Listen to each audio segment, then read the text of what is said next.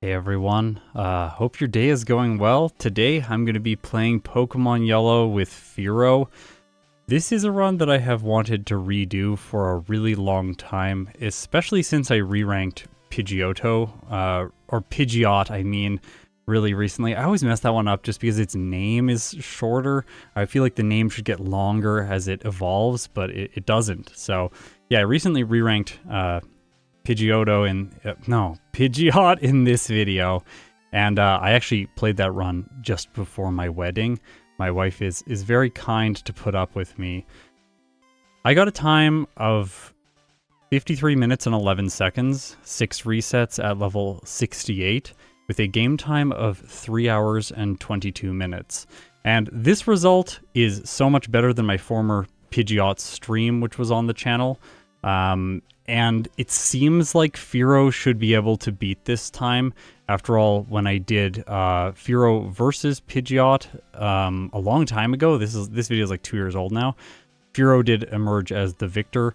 That video is a little bit strange in the context of my Versus series, just because both of these Pokemon started at their pre-evolution and then evolved throughout the playthrough, rather than starting fully evolved like they do today. So that's one reason that I need to re-rank them. I did a stream for Fearow and for Pidgeot doing that earlier, but I'm going to come back and do it again because I've learned a lot of things about the mid-game. Okay, so I think one of the main reasons why Pidgeot is going to be able to perform better, or Fearow is going to be able to perform better than Pidgeot, is because Pidgeot's game time is lower when we compare it with Fearow's most recent playthrough. So Pidgeot, number 5 on this graph, you can see that its game time is overall lower throughout the entire playthrough, which just means in general, I am playing more efficiently. Whereas Fearow's older time that was done on the stream, like about 2 years ago now, I think. Maybe about a year ago, I think. Anyways, that time, the game time is much higher. So I definitely think I can get the results down today. I have a couple other neat graphs to show you. So here we go. This is a comparison of all the splits between those playthroughs. So in this case, the real time, Pidgeot was 6 minutes and 37 seconds faster than my former Fearow result, which was 59 minutes and 48 seconds. I'm hoping today we can get Fearow under the 53-minute mark. It would be really nice if we could do under 50 minutes, get it into a 49-minute time. I don't know if that's going to be possible. The flying type's not great in Generation 1 as a solo type, just because Lorelei is so strong and Brock starts the game off. Here's a comparison of their metrics for these playthroughs, again, the most recent ones that I have. The formatting of this little chart is not quite perfect yet. We're working on the software to generate this stuff, so hopefully soon it will look better, but yeah, again, Fearow looks like it can perform better. Lower level at the end of the game, even with my older result, less resets. The real time and the game time are just both higher because I was playing inefficiently. And here is a nice graph. If we like graphs and you don't like a huge list of numbers, maybe you prefer this chart, which shows all of the splits graphically represented from the beginning of the game to the end of the game. Also, the one thing about this graph, I'm a perfectionist. The one thing about this graph that really bothers me, and I'm going to get it fixed, but the fact that time taken for each split is not centered on the entire graphic. It's centered on the bar chart, which really bothers me. Anyways, I want it to be centered on the entire graphic, so if I put this thing right in the middle of the screen, then that text is centered, but anyways. So, yeah. I'm curious what everyone else thinks is going to happen, so I'm going to make a poll asking you what you think Fearow's final time is. And we will see what the community thinks. So I'm going to say under 50 minutes as well, let's do under 49 minutes as like the most like, oh yeah, I forgot. This is going to mess everything up. Here, we're going to look at the tier list for a second. When I type numbers, it's going to ruin everything. We're going to do this like that, and then greater than 52 minutes. If I get a time over 52 minutes, wouldn't be surprised. So yeah, here's our poll. Here's the tier list as things stand right now. This tier list was updated since the last live stream that I did, which was last week with Raticate. Raticate was able to move itself from the C tier just behind Poliwrath up into the B tier behind Clefable and ahead of Parasect. Today, Fearow is fighting from the E tier, currently behind Muck and Scyther, and just ahead of Pokemon like Executor and Electrode, some of the worst fully evolved Pokemon in the game. Yeah, hopefully today Fearow is going to fight its way up past the D tier into the C tier. We will see. We will see.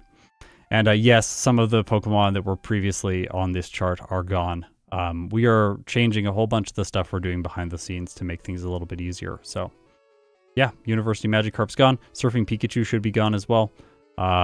Those Pokemon were always really frustrating when counting the Pokemon in the tier list because I had to skip them. Yeah, there'll be other tier lists in the future that will include other wild things that I decide to do in the game, but for now, we are just going to go with the vanilla Pokemon using the current rule set. Those are going to be ranked with their best playthrough, and that's it. Looks like people are thinking under 50 minutes, 45%, 44%. Thank you for having faith in me, Tyler. I'm a little bit worried, honestly. I think there's a lot that can go wrong with bird Pokemon. I need the bird type graphic. I made a type graphic for bird type. I only showed it off in a video very recently, though. It's been just sitting in a folder for the longest time. Yeah, Farfetch'd is actually pretty good. Farfetch'd is pretty good. Also, Zapdos, Articuno, they're really good, of course. In general, if you get Swords Dance or you're a legendary, you're going to fare pretty well. Exception being Moltres. Rip Moltres. Anyways. Okay, so I'm going to end the poll. Looks like 47% of you think that I can do under 50 minutes. Let's hope that I can do that. Okay, this stream is going to be a little bit different than streams have been in the past. So let me explain exactly how things are going to be different today. This has been an idea that I've wanted to try out for a long time. And so today we are going to officially try something new. So let's see if this is all going to work for me. Right now, it appears that I am playing, but I can clap my hands. I am not in fact playing. We are watching a replay of the game that I filmed last night. And the reason we are doing this is because I'm going to talk you through my first playthrough, hopefully give more in-depth insights, be able to show you the information or answer questions better from the chat, because I'm not just going to stare at the gameplay and try and play really well, that sort of thing. Instead, I will be able to control a bunch of things. So for example, right now we are looking at Fearow's current stats, but maybe, just maybe, we want to go through its base stats. And we can do that. So I can switch back to base stats. And actually, I have a really fancy thing, which is, check this out. For base stats, Fearow has 65 HP, 90 attack, 65 defense, 100 speed, and 61 special. Its speed stat gives it a 19.53% chance to crit, which is going to come... There's going to be a lot of really key crits in this playthrough. Okay, so... if you look over on the right-hand side of the screen, you can see that I have added a splits chart to the overlay for streams. We are going to be able to track Fearow's previous run with this run that I did yesterday. So this is Fearow 2 from the previous live stream about a year ago, and then Fearow 3 from last night's playthrough, okay? Also, we get battle summary stuff if you're really curious about some extra stats. I'm probably not going to mention this that much. It's more so there just for... extra value if you really want to see the amount of experience per second I earned in a battle. Yeah, not the most useful thing. All right, so I think we should probably go through Fearow's move pool. So for a move pool, wait, I gotta get good at controlling this. I still have to learn all of the shortcuts and stuff because I made all of these things very quickly this morning. Move pool is number 1. No. Oh, the screen is just real dark right now. I pressed on one that I didn't want to press on, and now I can't figure out which one it was. Ah! What is happening? There we go. Okay, we're back. We're back in action. I think I made one of the hotkeys in error, so we're not going to zoom in on the move pool right now. But we will be able to do that in the near future. So for a move pool, it starts with Peck and Growl and Leer. It's actually a really good starting set because Peck is super effective against the birds that I'm going to fight. Also, I am going to catch this Pidgey. I need a flyer. I do not want to teach Fearow Fly, even though it does learn it, because through level up at level 34, it learns Drill Peck. Just beside that move, at level 25, it learns Mirror Move, which is actually going to see play today. And it also learns Agility at level 43, which of course is useful for the badge boost, which we'll talk about later on. It has one of the most limited TM and HM learn sets in the entire game. It gets moves like Whirlwind and Razor Wind, which are absolutely useless. It can also learn Takedown and Double Edge. I think I will be using Double Edge in my follow-up playthrough, but I did not use it in this one. It could use Hyper Beam. That's definitely more of an old school strategy for me. I would have used Hyper Beam like a year ago or 2 years ago, just for consistency, but in this run, I don't think that Fearow needs it. Swift will become useful, but Sky Attack, of course, is useless. And don't worry, I'm going to use Rest at some point. Okay, so I have backtracked through the forest. My goal here is to go all the way back to Route 22 because I want to face the rival. So we're going to switch over to regular stats now. You can see I'm at level 10. So my goal is to level up to somewhere between 11 and 12 before I face Brock. I know that I can face Brock because I have Growl and Leer. I can lower his attacking stats so Fearow doesn't take very much damage, then lower his defensive stats so I'm able to do more damage to his Pokemon, and Peck has great PP, which I can then use to knock out his Rock-type Pokemon. The same type attack bonus helps me here, so its effective power is 52. After it is not very effective, it's still going to be doing decent damage. Also, you will have noted, I bought a escape rope in Pewter City, and then used that once I got back to Viridian Forest to teleport all the way back to Pewter City Pokemon Center, so that I can save a little bit of walking time. That's just to, like, if anywhere I can save 10 to 15 seconds, that is just going to be by far the best way to do it. Okay, so yeah, no save for Brock. If I lose, I will just restart. It's only been 5 minutes, and then I'm gonna go one Growl, and then 2 Leers on the Geodude, and then Peck it down. When I get critical hits here, it does a similar amount of damage as to when I do not get critical hits. If I had gone with more Leers, then if I get critical hits, it will do less damage, because in Generation 1, critical hits bypass every single stat change, even ones that would benefit your damage, which is really annoying. For Onix, basically lower its attack first. After lowering its attack, then I'm going to lower its defense, and then knock it out with Peck. Whenever it uses Bide, just stall for time with one of the stat-altering moves that I have. And by doing that, I'm able to beat Brock in 5 minutes and 34 seconds, which is 1 minute and 11 seconds faster than my previous split. So we are already at an advantage, or I'm already at an advantage in this playthrough. No need to heal in Pewter City. If you have around 20 PP, you can usually get through this entire next route. And I know that I'm going to go through it very quickly because there are a lot of bug types here that I can one-shot using Peck. So again, Fearow is moving quickly in this section of the game. Youngster Ben, he's not a problem today.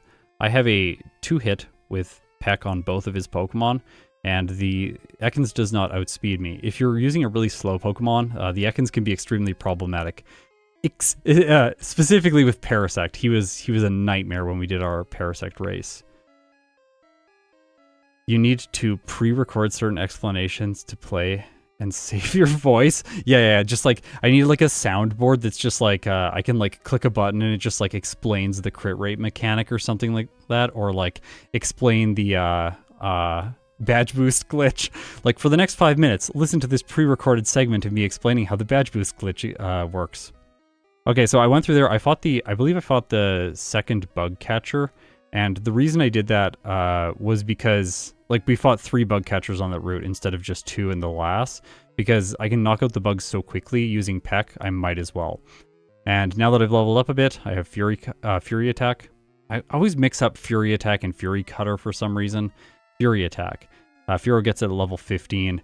It's a good move when you want to attack electric types or Pokemon that resist flying type moves. In general, though, it's not great. You can try and get some luck with it because overall it has the potential to do more damage than Fury Attack if both of them are new. It has more potential to do damage when compared with Peck if it gets more than 2 hits. But sometimes it'll just get 2 hits and other times it will just miss because it has 85% accuracy. Definitely not Fury Swipes either. Yeah. Yep. Okay, so again, no encounters in these areas. This is part of my rule set. I remove encounters for Pokemon that do not need them. If you have a problem with that, that's totally fine. I get it. Don't play the game that way. This is how I play the game. It gives me an easier time comparing the results at the end of this process. So I'm trying to be more scientific. That's my goal. Yep, beat the Super Nerd. Pretty simple. Our goal here is level 18 by the end of Mount Moon. I want to be over the next damage rounding threshold. By the way, if you didn't know, damage rounding thresholds impact damage more when your Pokemon is at lower levels. So going from level 4 to 5, it makes a huge difference. Going from 7 to 8 makes another huge difference. 9 to 10 makes a big difference. In this case, we're starting to get some diminishing returns set in, but still 17 to 18 is going to make a pretty big deal. And since I'm a flying type and I can get hit by Sand Attack, the rival Sandshrew has incredible defensive stats, I need to be extremely careful. So level 18 is essentially just to make him a little bit more consistent. Oh, also, notice my pathing here was all over the place in that backyard. I played like 4 or 5 Fire Red runs in one day, like last week, I think. Maybe not in one day, maybe 2 days. And the rare candy is on the lower tile in that game. So that was in my brain and I went to the wrong tile first and then I'm like, no, this is yellow. Go to the correct tile. So that's a mistake that is actually a result of me playing different games and mixing up between all of these. I got hit by a Sand Attack and I miss a lot. Check this out. Then Eevee Sand Attacks me again. I've been growled twice. I have had my defense lowered. I get taken down to 3 HP. It just keeps going for Tail Whip and I knock it out. So, first attempt, Rival 2. That split is 9 minutes and 40 seconds, and I am now 1 minute and 59 seconds ahead of my previous pace, which is, yeah, it's really good. Pretty happy with that, honestly. I genuinely thought I was going to have to restart the playthrough when that happened yesterday. I'm like, yeah, I'm done. Like, Sand Attack has made all of this fall apart, but no, we're okay. Have you considered making hidden items visible? Yes. The problem with making hidden items visible is, like, it would probably have to be a ROM change, and I don't know if we could make it toggleable easily. Superimposing it on top of the overlay and doing it like that there's going to be a bunch of problems with this. Like, the overlay is never going to be perfectly synced with the gameplay, so you might have some like updating, like slowness in updating if it's like trying to position something on a certain tile. I have thought about it, but it seems like a feature that is like, it would be cool to have, but it's so much work and I don't necessarily know if it's worth the amount of work that it is. Oh yeah, I just realized we don't have, like, the bonk counter. Why don't we have the bonk counter? Oh, no, do we have the bonk counter? Oh, we do. It just turns off in battles. That's right. Yeah. 101 bonks. 101 bonks. Check that out. I'm trying to... Normally, I think my bonks are around, like, 800 to 900 per playthrough in yellow version, if it's a short playthrough. If it's a long playthrough, then... if it's a long playthrough, then they're going to be higher, of course. Wait, are you playing this or is this already recorded? And yeah, this is a replay. This was recorded last night, so it is a replay. We are watching the replay, and my because it's a replay, we can have the emulator play the game back as if I'm playing it, and then my software can all dynamically respond to it in real time, and we can get all of this data visualized for us, which is really great. Essentially, by using a replay to record these playthroughs, I can record without my overlay if I want at the beginning. I can record with an older version of my overlay whenever I want. I can remaster it at some point with new visuals on my overlay. And we can also extract any data that was present in the playthrough at any time. So if I say, hey, I want to go in and like extract the number of times I had 69 bonks and got a critical hit or something like that. Something ridiculous, right? We can go in and do that. We can just write the code for that, then play back the run, and we're done. So yeah, it's pretty neat. There's also, I have some other new features. Stay tuned. I'm going to show them off in a little bit. Right now, it is not currently doing it. So this is not live. Live's deception. Yeah, it will be live in a second though. We're going to go through my first playthrough like this. Then we're going to go through a live playthrough where I try and beat the time that I got. Where I try and beat the time that I got in this run, essentially. Because, like, what's the chance that I get a worse time here playing it last night than I would have got a year ago? I've learned a lot since then, so hopefully that's not a spoiler for anyone.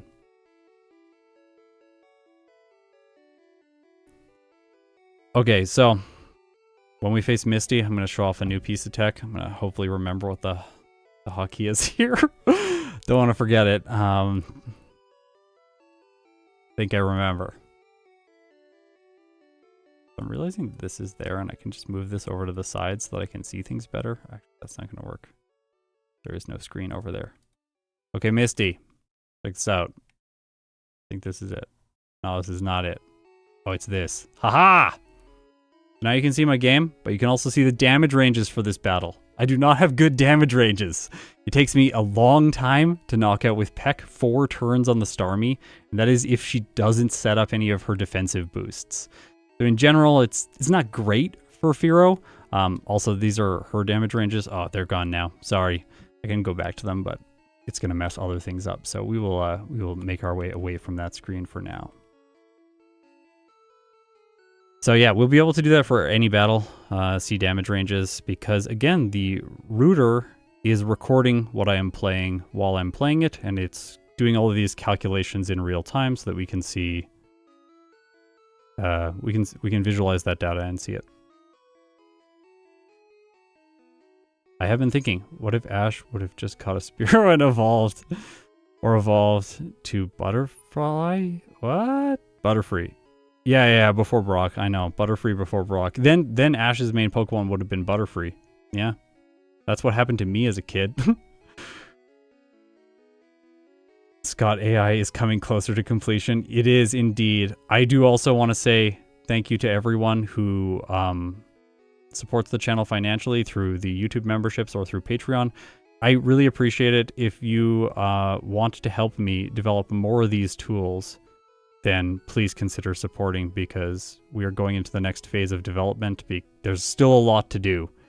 Even though we've come this far, there is still a lot to do. Yeah, I'm from Canada.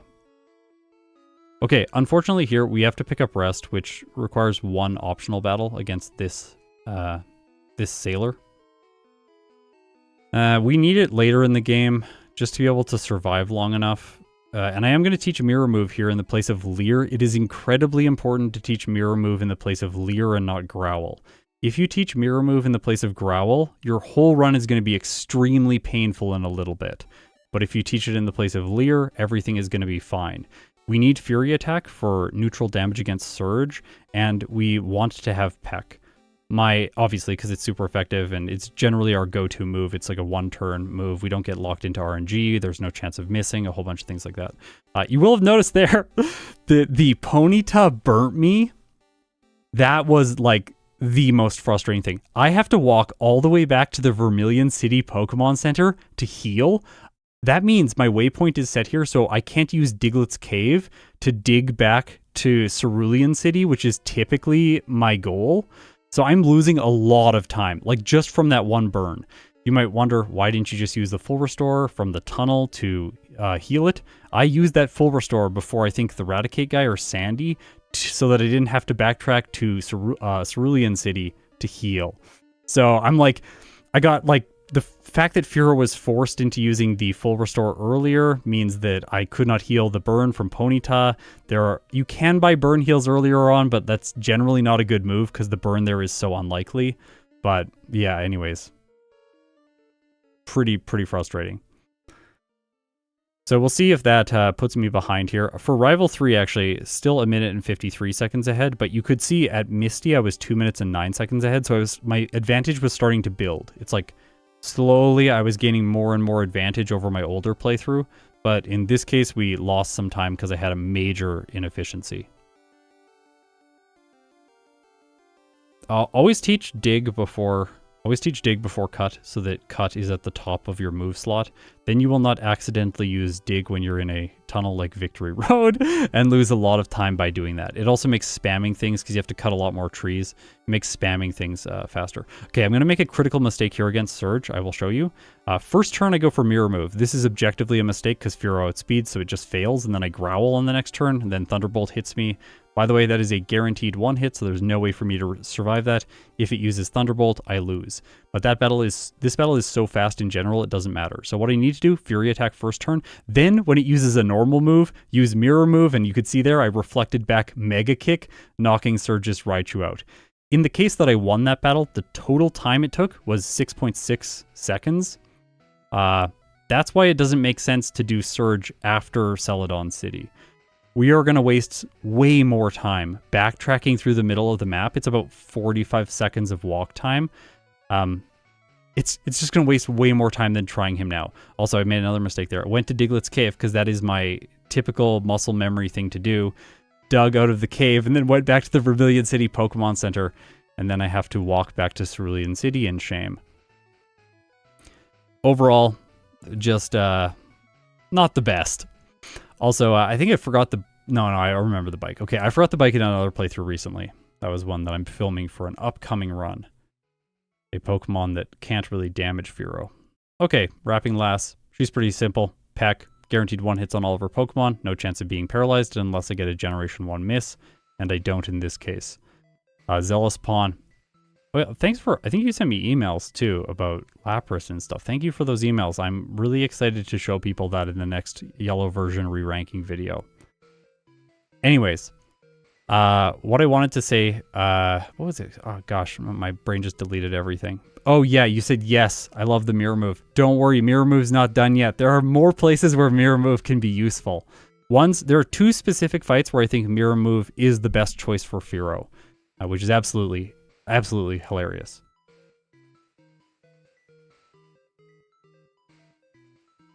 I don't know why it seems fair to do a poll for a run that I already know the time for, and plus the poll was for Fearow's final time, because I am going to do live runs after this. We are first watching this, then we are going to do the live runs, and I do not know the times for that, so I still have no idea how fast Fearow is going to end up being. Yeah, Mirror Move. You can Mirror Move their Headbutt to knock the Slowpoke out a little bit faster. It's pretty nice. Okay, check this fight out. Slowpoke, right? No threat. I'll just Mirror Move Headbutt. No, I get confused. Hit myself. Get Mirror Move disabled. Hit myself again. It keeps using Disable, then it uses Headbutt, hit myself, and knock myself out. So yeah, Fearow has to go back before the first guy, and I have to fight both of these trainers again.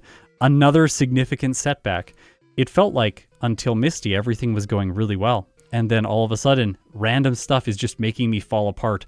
A burn basically caused the downstream effects of the dig error that I made. Caused, then this here is like the worst possible confusion luck. And I don't save the next time. Why would I save? Like, I don't need to save against this guy. The Slowpoke is never an issue. It's not an issue. It's only an issue if it confuses you again. I was so worried that it was going to get me this time, but don't worry, it doesn't. I crit it with Fury Attack and knock it out, so we're through that. I do have to say, if they had reversed the ordering of Mirror Move and Drill Peck, Fearow would be so much better. Like, that's one small change you could make to this thing to just dramatically improve its results. Because if we're going through this section of the game with Drill Peck, everything looks easier. We don't have to rely on RNG. Like, in that case, basically you knock the Slowpoke out quickly if it uses Headbutt, but if it doesn't use Headbutt, then you have to take quite a while to finish it off. Okay, self-destructing Hiker's coming up. We gotta talk about him. There is basically no way to knock his Pokemon out quickly, so we have to play the slow game here. I'm gonna Growl to lower his Pokemon's attack stat, so that when they self-destruct or use Rock Throw, they do very little damage to Fearow. Look at that. Took about half damage, but it's okay, because there's another play here. When they use Defense Curl, you can Mirror Move it, increasing your defense. That way, when the next Pokemon comes out, you already have a defensive boost, so even if you only get off 1 or 2 Growls, they can't do very much with Self-Destruct. That Graveler did 6 damage with its Self-Destruct.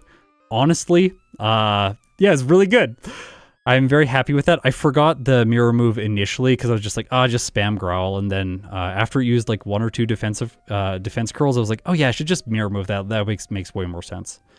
One thing to make Fearow even more invincible during that fight is that you could teach it rest in the place of Fury attack, because you can get through this entire fight against the finishing junior trainer with Peck, and then right outside of the tunnel you can pick up Swift for a much better normal type move. Overall, I think that is the worse approach. I am going to pick up Swift here, and I think I'm making what is a mistake with it. We're going to see with the playthroughs that follow this today. I don't think I should teach Swift now. I think I should hold off on teaching Swift and teach Double Edge instead. Double Edge is going to be far more useful throughout the mid game, but it's not going to be that useful in the late game because Mimic is far more useful once you clear Silph. But clearing Silph for Fearow is very challenging. The reason is, on Route 22 at the beginning of the game, I fought the rival for additional experience against Brock, meaning his final team is going to be the Jolteon team. If you didn't know, Jolteon is super effective against Fearow because it's an electric type, and my Drill Peck will do half damage to it. So, also Jolteon's really fast. I'm sure that's not going to be an issue at all. Yeah, Swift can be used for Sabrina. It's probably the best place since you have access to Agility. Agility plus Swift is essentially a free win on Sabrina as long as you don't level up during the battle. Okay. Here, I teach Swift. This is, I think, the mistake. I don't think I should be doing this. I think I should be just waiting. Now, it's like, you're like, well, Growl was useless anyways. Just teach it in the place of Growl. But, like, yeah, okay. But, like, then if I put Double Edge in the place of Swift, I no longer have Swift for Sabrina. So I could put Double Edge in the place of Fury Attack, but then I have to put Drill Peck in the place of Peck, and then Agility in the place of Mirror Move. And now I have no place for Rest. So it's like we start to get a little bit constrained in the mid game. It might be possible to do it if we just go restless, and that might actually be the solution. As is typically the solution when making content. Rest is not in fact a good move. The short route here, we just want the Double Edge TM and then the rare candy. I also think Fearow can probably skip all PP ups to save time because Drill Peck has a ridiculous amount of PP. I don't know why they decided, like, it should have 20. Why? Vine Whip has 10. It doesn't make any sense. It's like Razor Leaf or something. Razor Leaf has 25 or something. It's ridiculous. One of the best moves. Gotta get Repels. Here, 2 Pokédolls because we need Mimic. Mimic is very good. Yeah, I have stated in the past, Magneton is by far harder to fight than the Jolteon team. If you want to make things as easy as possible for a flying or water type, fight the Jolteon team. You'll make things far harder on yourself if you try to fight the Magneton, because it's far more likely at a slightly lower level that if you mimic Earthquake from the Sandslash, you will not be able to one-shot the Magneton. In that case, it will Thunder Wave you, then you move second, then it Thunderbolts you, and your life is just ruined, because using Rest in Generation 1 does not recover speed. So either it Thunderbolts you turn 1 and you take a ton of damage, and then it Thunderbolts you turn 2 if it survives, or it Thunder Waves you and then Thunderbolts anyways. It's just awful, and you lose all your speed even if you knock it out. Whereas Jolteon has lower defense stats, so against Jolteon you can just one-shot it with Earthquake. And if you're a bird, you have Agility, so you just raise your speed with Agility, and then it's not going to move first and you just one-shot with Earthquake. Much easier to face Jolteon than it is to face Magneton. Okay, beat the rival, Rival 4. I did this in a different order than I did in my previous playthrough, which is why we have skipped over the Erica split. I am now 4 minutes and 11 seconds ahead. But that's because we're doing splits out of order, so we're going to have to wait till the splits synchronize again. And in that case, then we'll have a better reference point to how the playthrough is going in comparison with my last one.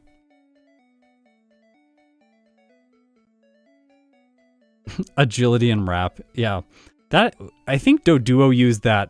I go back and watch my Doduo video. I believe I got myself stuck against Lance, and I had to use Agility and then Mimic Wrap, and then wrap the Aerodactyl and Dragonite to death. One of the most ridiculous plays that I've had to do. Also, a hilarious image in my mind of Doduo wrapping around the opponent Pokemon with its 2 necks. Tyler, yes, Tyler did tell me to do that when I was doing, I believe, a live stream or something like that. It was like, hey, you could do this strategy. Yeah. And then I think Doduo was the one place where it has been useful so far. Deadpool. So what's Fearow supposed to be? I think it's kind of like a vulture. I'm not sure. I do want to say, Fearow is one of those Pokemon that has not aged well. I tried to get Brian to draw it more like it was portrayed in Generation 1 and 2. Like this fearsome beast. It makes sense. It's in the name, Fearow. But nowadays, like, they kind of made its, like, neck always really curved. And they made it feel less angular and intimidating. And its face is just a little bit less, like the art that we have on the overlay right now is not the most intimidating art. I don't know. It's like it and Typhlosion, I feel like, are the two that I think of when which Pokemon got the biggest downgrade moving from 2D to 3D? It's like Fearow and Typhlosion, I think. I'm sure there's others, but those two stick out in my mind. We go through the middle tree and fight this cool trainer because she gives far better experience yields when compared with the other person, who is the beauty with Execute, who's on the left-hand side of Erica. Okay, let's face Erica. I have 2 hits against all of her Pokemon, but because of my typing, I have the flying type. I don't think her Pokemon ever use Sleep Powder. I think they spam Acid, because it's the only neutral move that she has when she checks type effectiveness.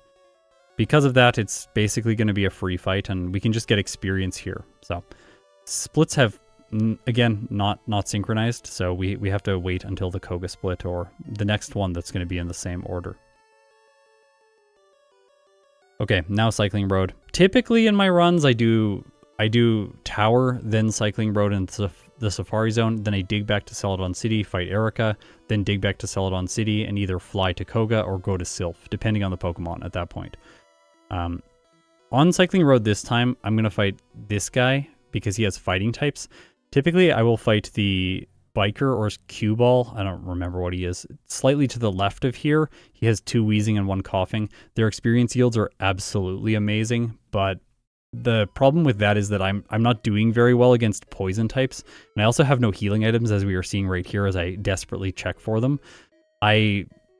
If I can't heal, I don't want to go up against the Wheezing, get hit by Sludge and it crits, or get hit by Sludge and it, what's it called? Poisons me, and then I get slowly worn down because Drill Peck can't one-hit his Pokemon. After all, they are highly leveled. Although, I did make the choice to fight this guy, but I'm going to save for safety. So, I think in my follow-up playthrough later today, my goal is going to be to buy more healing items. I might skip a vitamin or 2 in the department store and go for healing items. And I'm probably going to do Erica before the department store so I have more money. That way, I can buy like maybe 5 to 10 super potions. And by doing that, I can just heal on this route and not be worried and fight some trainers. Instead of having to be like forced into certain battles like I was here. The Smash Math tree, he showed me this tree by accident, but I saw it and I was like, why am I not doing that? This tree is by far better. It's so much easier to navigate that little portion of the map than going to the other tree or looping around on the bike to the top.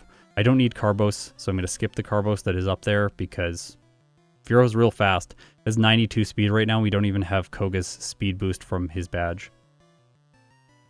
We should remember, and I should remember this yesterday, that I do have a type advantage over Koga with Drill Peck, and I should probably leverage that, but I'm going to forget that in this run and go to Silph first instead.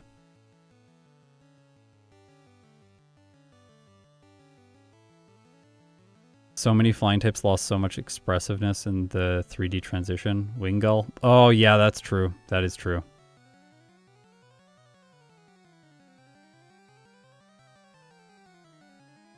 Drill Peck is not super effective against psychic types. Yeah, it's true. The Venomoth is a rock type, so we got to be worried about it, but everything else should be fine. Okay, one reason I wanted to go to Saffron City is because there's so much useful training here. The dojo is like compressed training. All these Pokemon give decent stat experience. By the way, look down in the bottom left. You can now see my stat experience. So this is, and as I knock out Pokemon, you will notice that that Pokemon's base stat total is added, or those base stats are added to each one of the stat experience buckets that we have down there. Of course, attack is far ahead of all the other ones because I bought protein in the department store, so that's why we have more attack and less of everything else. Also, if you want a little bit more information on stat experience, because I am a sucker for numbers, Here is a little bit more information. It shows you the amount of stat experience I have out of the total stat experience, the amount that stat experience is full. So even though we have a ridiculous amount of attack stat experience at this point, we are only 29% of the way to filling it up to the maximum amount. We will not max out any of our stat experience buckets in this entire playthrough. That it almost never happens in my runs. I think the only one that it has where I was consciously aware of it was the Magic Harp run, where obviously I had to go to level 100. Yeah. Okay, so back to regular stats. We're now going to Silph. I'm going to fight this guy. He's an optional trainer. He's easy to defeat because he only has one Pokemon, so it's fairly quick battle. We can actually see how quick it is if I bring up that. How do I bring that up? No, not like that. Oh, here's some damage ranges. Cool. Drill Peck one hits everything. Super easy. Going back to the overlay. What was it saying? Oh, I was just saying the battle's fast, so you might as well fight him. There's a rare candy there, so it's essentially like you fight him, you get a level, and you get a little bit of experience, and you can potentially pick up a Carbos in the Earthquake TM if you need those items. But I don't need those items. Yeah, don't need those items today. This guy's good to fight because he has 5 Pokemon. You spend less time during animations going in and out of the battle and less time watching trainer text. Because of that, you gain more experience per second in a battle like that when compared with one like the previous one I was mentioning that there's only one trainer. Those PP ups, see, it's like that was like 2 seconds of wasted time, and there was like maybe 10 seconds of wasted time picking those items up. If I just remove the PP ups entirely, I can just use an Ether right there, replenish Drill Peck's PP, and continue playing.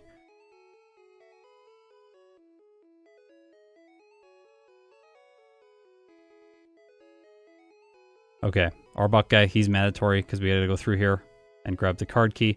The card key gives me access to a protein right above here. I think with Fearow it's probably useful. Again, the vitamin cap, you cannot use vitamins on your Pokemon in Generation 1 and 2 when the stat experience goes above 25,600. And it has to go above that. So if it's at 25,599, you use a vitamin, it adds the full amount to your attack stat experience. So you can push it far beyond the vitamin threshold by just min-maxing a little bit like that. But you can't use any other vitamins after that.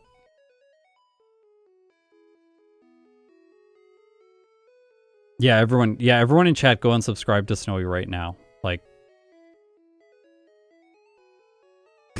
do it. It's great. Absolutely great content. Much better Generation 2 player than I am.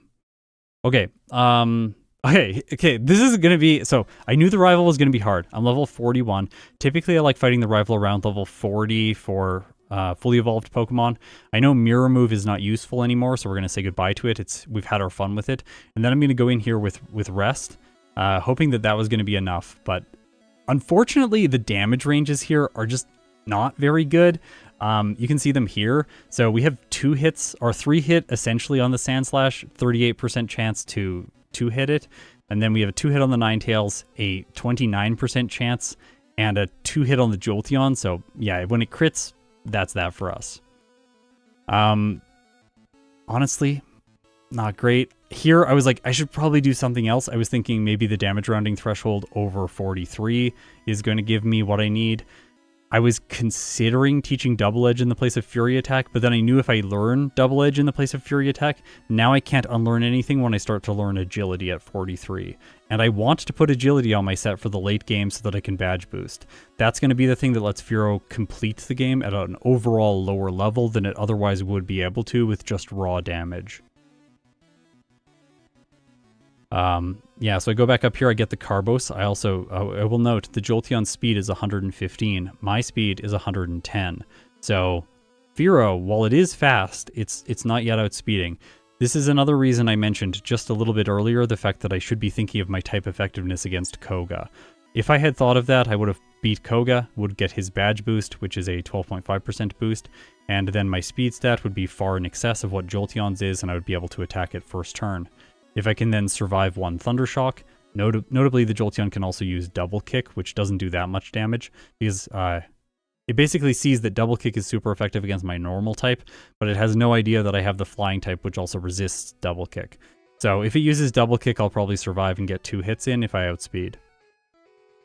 Which, dramatically improves Fearow's chance in that battle. Hopefully you're seeing all my mistakes here. I tend to, someone commented the other day, and I read it, and they were like, not sure I always like, I like your content, but I'm not sure I always like when you're really like self-critical. I'm like, I don't know if I'm ever extremely self-critical. That's at least not how I want to come off. I tend to want to just frame my mistakes and show you what they are so that I'm being transparent, and then also by acknowledging my mistakes, I have a chance to become better.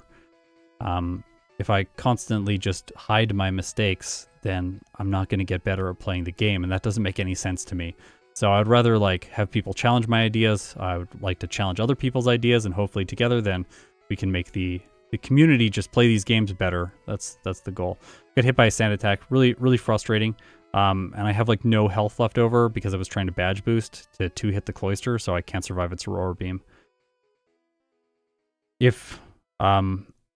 Yeah, the cloister is just, it's kind of brutal. It has ridiculous defense, 144 defense. Like, what? None of my stats, not even my HP is above that, and I am massively over-leveled. This cloister is only level 37, and you see here, I have to 3-hit it if I don't crit. I have 2 hit points left over. It lowered my attack, which is just so painful. I risked it there that the Kadabra was going to go for recover or disable, and I lucked out, but the Jolteon is still going to finish me off. Again, hoping for a crit. Like, maybe if I crit the Jolteon, it'll faint, so I'll keep playing the battle. Since I didn't intend this to be my final Fearow playthrough, I'm okay taking some resets. At some point, it'll become the case that it's like, there's a risky fight at some point in the run, and you just need to get through it on no resets to get a better time. When that happens, it's always a little bit disappointing. By the time I was doing this battle, I think I had clued into the fact that it's just not going to work, and I probably need to do something else. I don't think I fight him one more time. I just look at my bag, and I'm just like, yeah, I'm defeated. Let's go somewhere else. So obviously Koga is the next choice. Basically, you can't do anything else. You can't fight Sabrina without clearing Silph. You can't surf without defeating Koga. I've already defeated Erica, so yep, that's that. Isn't the Cloister at a lower level for the Flareon team? It is, but then you have less experience for the Brock fight, and you also have a harder champion battle. So, again, like, we could optimize here to switch out for the Flareon team in Silph and then beat him in Silph, but it just doesn't make sense to do that. Instead, it makes more sense to come here to Koga's gym, defeat Koga fairly easily because of type advantage. I don't even save in front of Koga. I don't know if you saw that. Drill Peck is going to one-hit all of his Pokemon, just for proof. There is the one-hit range on all of his Pokemon. 101 to 119% damage against the Venomoth. Super simple. So, yeah. No problems against Koga.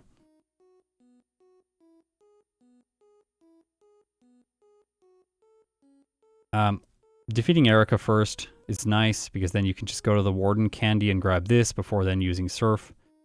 Everything kind of lines up well when you do things in the order of Erica, Koga, Blaine, Silph. That tends to be the best order. Excuse me. Tends to be the best order for yellow version. It's a little bit different in red and blue.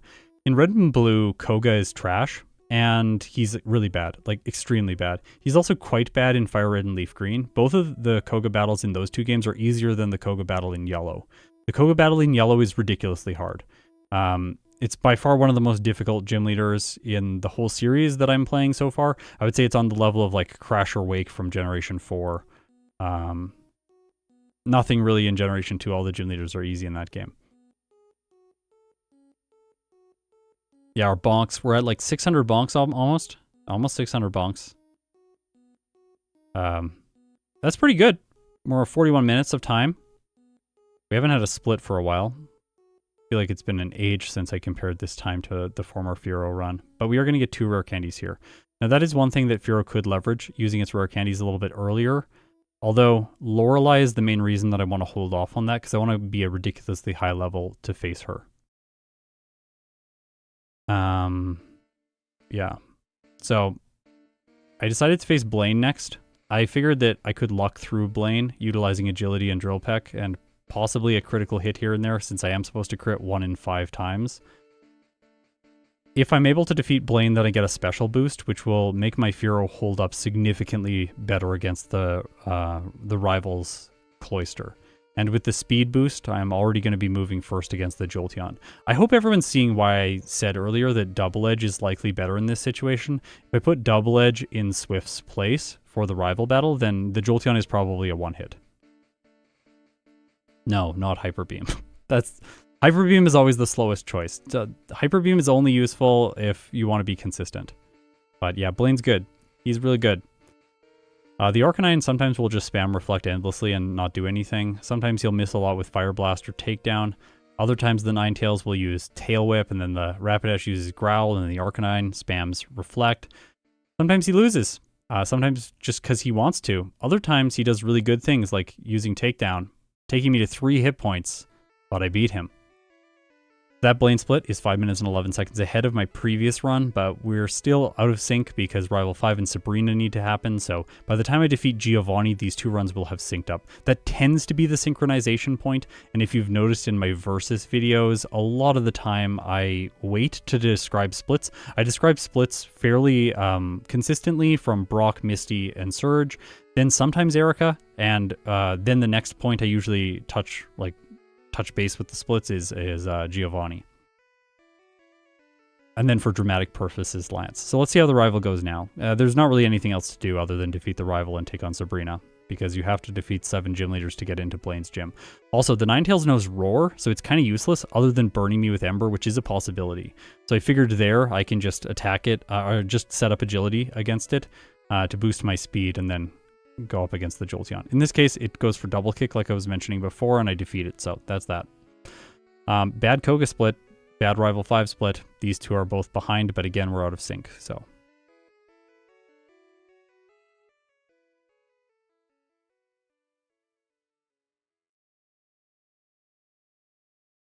Do you just kind of say to yourself, why didn't I do this from the start when you fight Koga?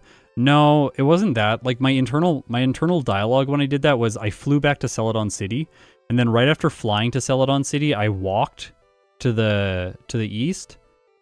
And while I was walking to the east, I was like, I should be fighting Koga right now because that makes more sense from a type effectiveness perspective. And then I said to myself, I don't want to just stop walking now and waste the time from like the fly animation and the walk here. I want to like let's like continue with this and make it into useful time. So I'm going to go to the fighting dojo. I'll go to Silph. I'll train a bunch. And since Fearow's pretty good, I might be able to luck through the rival. And then I just like did all the Saffron City stuff, hoping that I could complete it all in one go and not have to backtrack at all. And then by the time I had lost to the rival over and over, I was just like, okay, I'm not lucking through this. It was the right choice to just backtrack or just discontinue my current motion and go to Koga instead. Usually it's the case that like I notice what my mistake is quite soon, but I've made like a little bit of an investment into the wrong choice, and then I double down on that wrong choice going like, well, it'll be fine, and then it ends up making me pay for it. So it's like I need to avoid the sunken cost fallacy. That's really what I need to do. Here, agility comboed with flash badge boosts my attack. I don't level up. I level up right after the battle, so Sabrina is essentially free. That split was 17 seconds ahead, so like you can see these runs are kind of getting quite close together. But again, out of sync. Gotta wait for Giovanni. One thing here I'm going to go to the power plant to pick up 1 additional rare candy. This is because Fearow is a flying type, and it's also using badge boosts. Having more rare candies is useful when you're using a badge boosting Pokemon because you can manipulate experience by using the rare candy to reset your experience bar to the lowest possible value, which is 0 out of how much ever experience you need until the next level. By doing that, I can delay the time when my Pokemon levels up in battle and hopefully maintain my badge boosts throughout the fight. That's going to be important later on. Could be StarCraft mentality carryover. Yeah. StarCraft is a game that like you have to be extremely decisive, and if you if you commit to something, if you go with it for like 20 seconds, there's no like going back. It's like, now I'm in this strategy. I need to play it out and see if it works, because like flip-flopping between 2 different strategies is just going to undermine my entire game plan. So I tend to like have a intuitive approach that's similar when playing these challenges. And you'll see it in a lot of battles. Like I'll be using the wrong move or something, and it's like I'm locked into a strategy saying like, no, I can't teach a move in one of these slots because I need these 4 moves for a later battle. So I'm not being flexible with my thinking because I'm like there's a plan for something else later in the run. Also, this is the most painful optional trainer battle that I do right here. I knock out the Machop and the Machoke, and look at how close I am to leveling up. It's like, it looks like that experience bar is completely full. Ridiculous. So I fought this guy too. Like, 2 trainers instead of 1 to get the level up before Giovanni to go to 50 because I wanted to use rare candies before fighting the ground type specialist.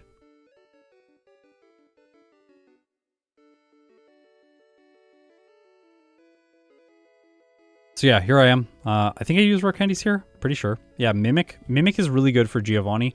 Mimic in the place of Swift. So what I would have done if I had gone Double Edge first, Double Edge until Sabrina. Swift for Sabrina to make the fight free, then Mimic over Swift. That's what I think the best mid-game normal type move play is for Fearow. Yeah, and then a bunch of rare candies up to level 60. Obviously, I outspeed all of his Pokemon. I just want to make sure that I'm not going to die to the Rhydon's Rock Slide, excuse me. We will show damage ranges here for a second, and I'm going to show you the enemy damage ranges so you can see how much Rock Slide does. In this case, a non-crit Rock Slide will deal between 63 and 74% damage. So no matter what, it is not going to knock me out even if it hits me. The only way it would get me is if it crits, but of course he uses a guard spec. And with that win, I am 2 minutes and 26 seconds ahead of my former pace. You can see on the right-hand side of the screen the time that I'm trying to beat, 59 minutes and 48 seconds. That run, Fearow 2, was played like a year ago or so on stream, I think, and the run that we're watching right now was played last night in preparation for this stream. I've wanted to try this style of streaming out for a little bit. I think my commentary can be more insightful if I don't have to play while I'm talking. When I have to play and talk, my brain is being like divided in 2 places, and I tend to not doing either of them very well. So I want to lead the stream off with more insightful commentary like this, and then finish the stream with some live runs trying to beat my time that I get in this playthrough. So you can mimic Slash in that playthrough, and then quickly sweep the team. Slash has a guaranteed crit, well, a 99.61% chance to crit. There is a 1 out of 256 chance that it will not crit. But it has that as long as your speed stat is base speed is above 64. And for Fearow, obviously, its base stats has 100 base speed, so it's going to crit every time with Slash. Better question. Why not solo Crystal with Beedrill? I will solo Crystal with Beedrill. It's going to be fun. But I have to do that when in like Beedrill versus Butterfree, and I really want to redo Butterfree at some point. But there are a bunch of other bugs that are native to Generation 2. Well, I know the other ones are too, but like they were introduced in Generation 2 that need to get their runs first. So I got to redo Heracross this year. That like it's been one of my like top Pokemon that I've wanted to redo for the longest time because the original run is so bad. I think it was like my second gold run that I ever did. I really want to redo that one, so hopefully we'll get to that this year. Well, it's planned to be done this year. Ladian and Ariados are another 2 that I'm going to do this year. Those are redos as well, because I've done them before. In gold, though. They were painful. I think one got like a 6-hour time when I played it originally. Yeah, I played gold for a little while at the beginning on my channel, and then I switched to crystal. Can't bike in Victory Road legit so hard. Victory Road's not that bad. Not with the bike. It's not that bad. There's lots of walls you can bonk into to aim your motion. So I'm doing extra training here. We might want to go through the numbers at some point just to figure out if this is actually required.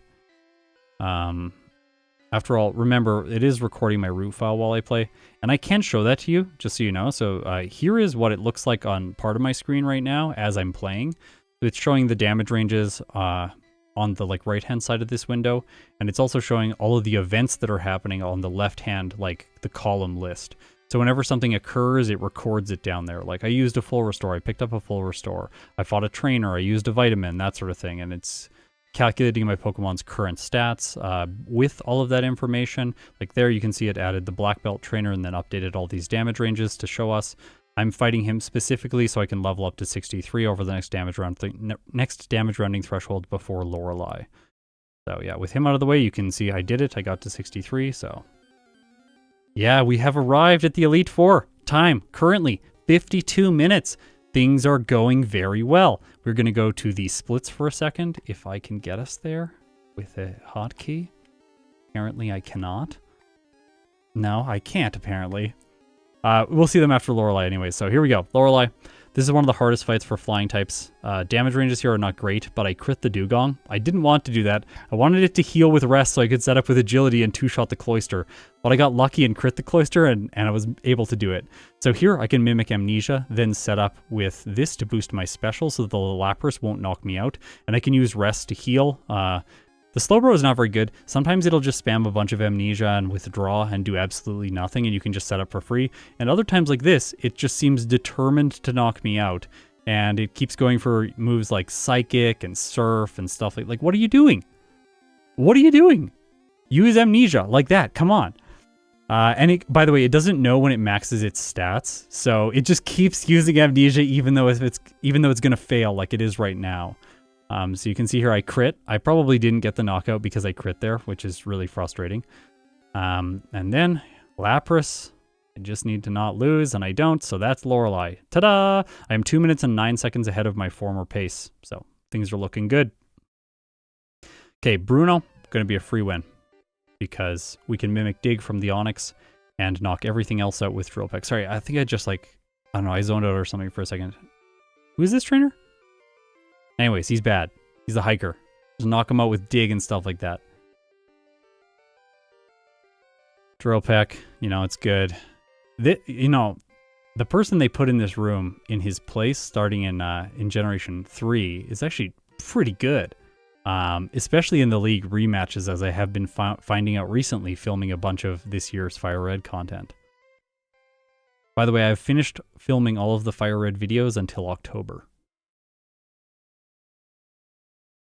Okay, so Mimic Substitute here. This is not exactly important. You could just do this spamming Drill Peck. I like the slight added safety if the final Gengar survives somehow. Uses Hypnosis, puts me to sleep. Then I have a little bit more time to wake up because it has to go through my substitute first.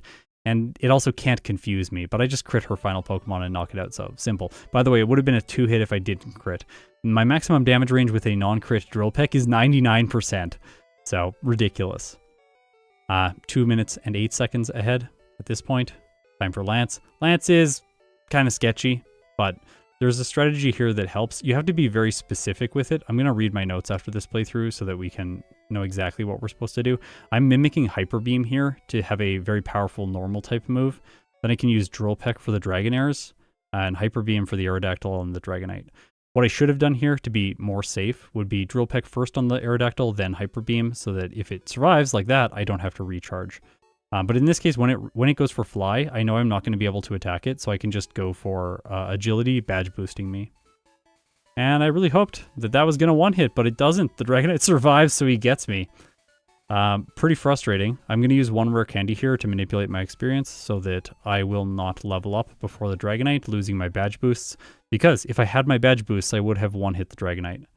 And then, because I figured it out last time, I'm going to set up one Agility against the Gyarados and then knock it out with Hyper Beam. Drill Peck is a guaranteed one. Or it's actually not guaranteed. It's 54.6% chance on the Dragonairs, but it feels guaranteed because I just kept doing it. And as I said, I figured out the strategy, so Drill Peck into Hyper Beam for the Aerodactyl, but then I miss with Hyper Beam on the Dragonite, and it survives. So, apparently, you need 2 Agilities. This is learning in real time. Because I'm finishing this at a different level than I was last time. I didn't go in and look at the damage ranges or my strategies from before. I just went for it, that kind of thing.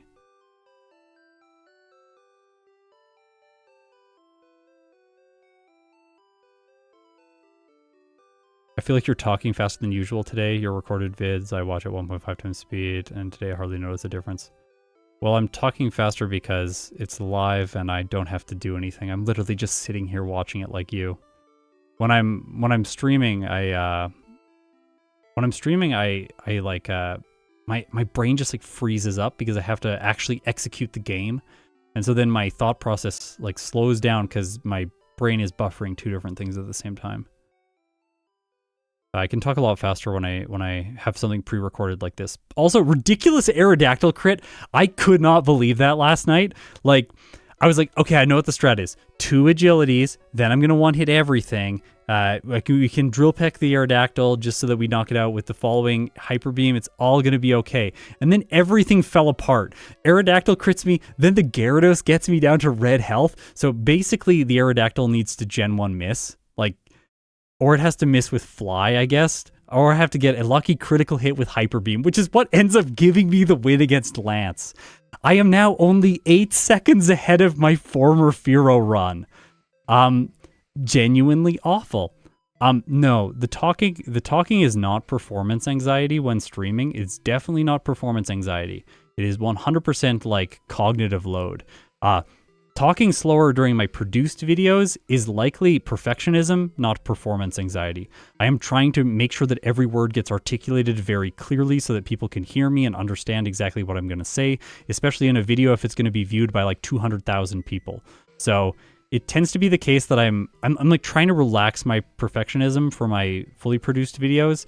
I want them to stay at a high quality, but I want to relax the perfectionism because I think if I can do that, I'll actually improve the quality. Like I'll be able to speak faster, speak more fluidly, articulate my points more clearly, that sort of thing. It's something I'm working on. It's going to be a long path. I don't know when it'll be fixed, but yeah. Anyways, if I just speed the audio up in post, I'm not gonna learn, so I'm not gonna do that. Yeah, without a crit, can't knock out the Cloyster, and I leveled up during the middle of the fight because I didn't use my final rare candy. Bunch of mistakes. Ended up with a loss against the champion. And yeah.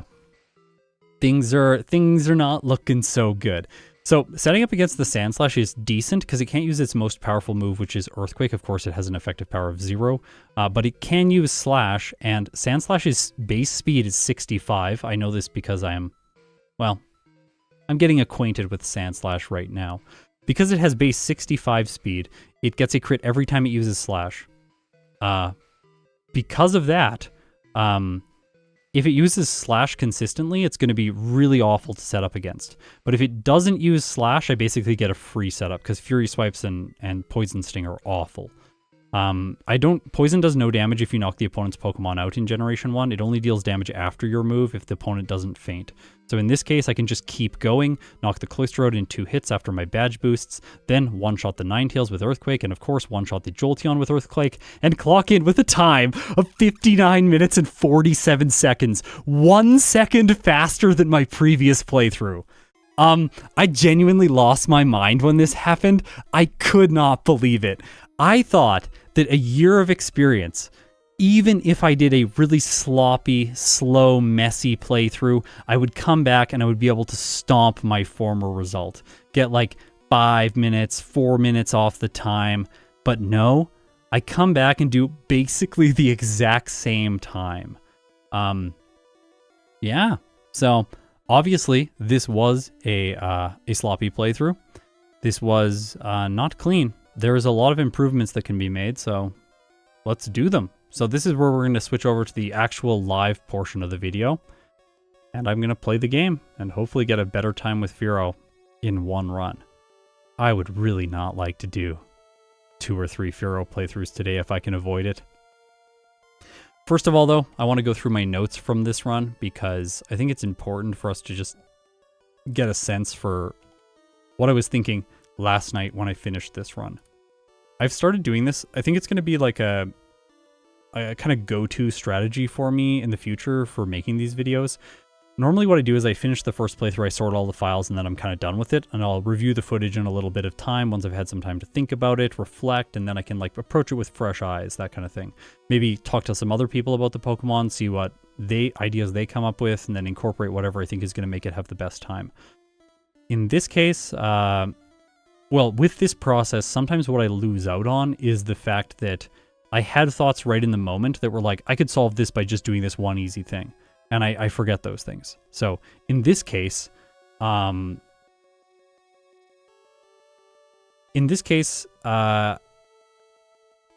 can write notes within RBY XP Router. and you can actually sort this stuff by notes. So like here, there's like, it's just like allows you to sort by certain things. So like use rare candies. There's where I use my rare candies. You can see them. You can click on them.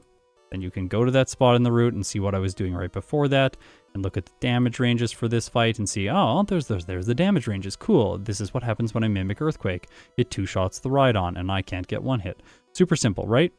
But you can also sort by just notes. And these are the notes that I wrote for myself last night. So you can insert like a note anywhere you want in this run and then sort by them and then like just like look and see like, oh. So here I said Surge, turn 1 Fury Attack, turn 2 Mirror Move, if Mega Punch or Mega Kick. So that's the mistake I made. Thunderbolt is an instant loss. Growl is just annoying.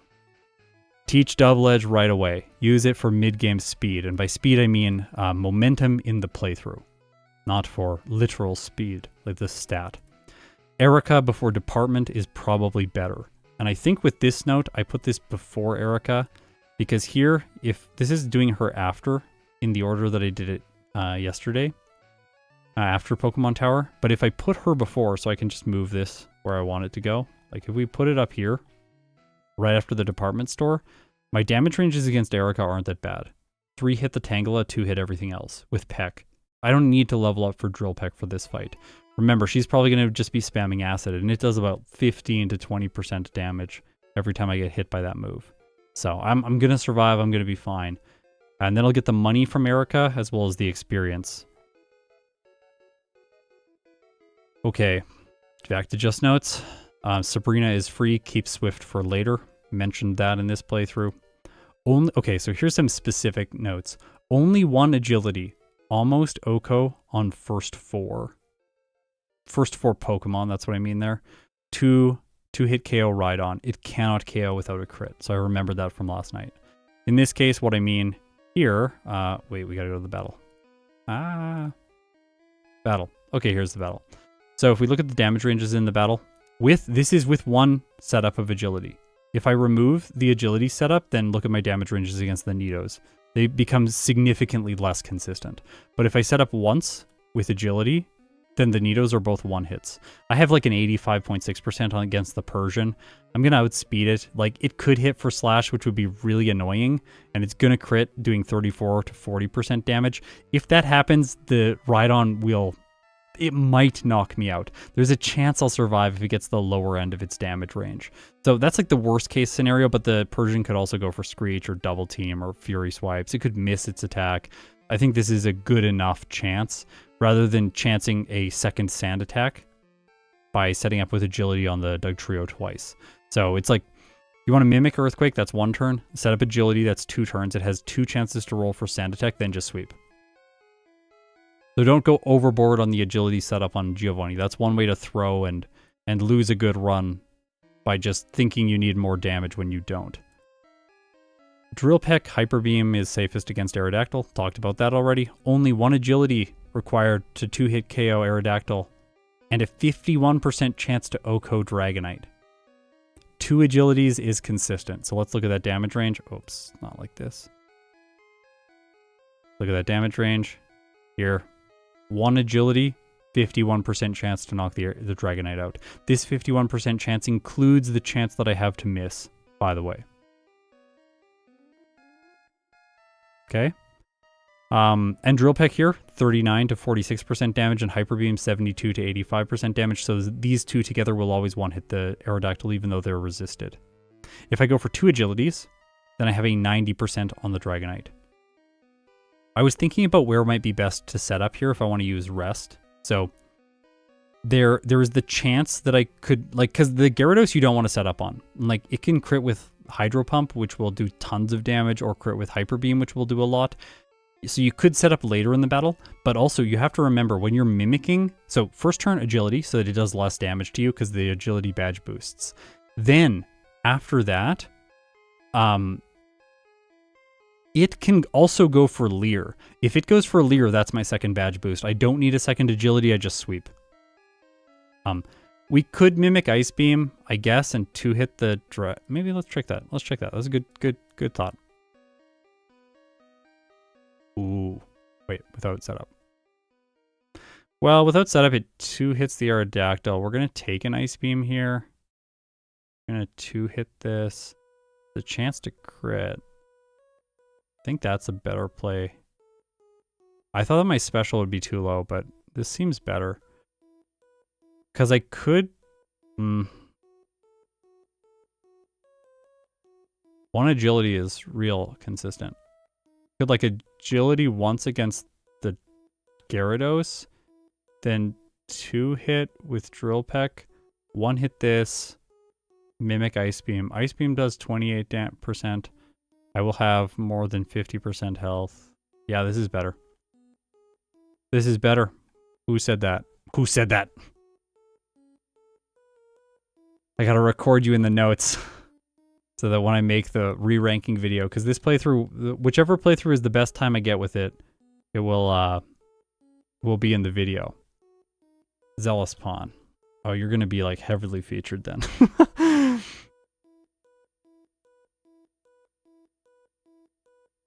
Okay, cool.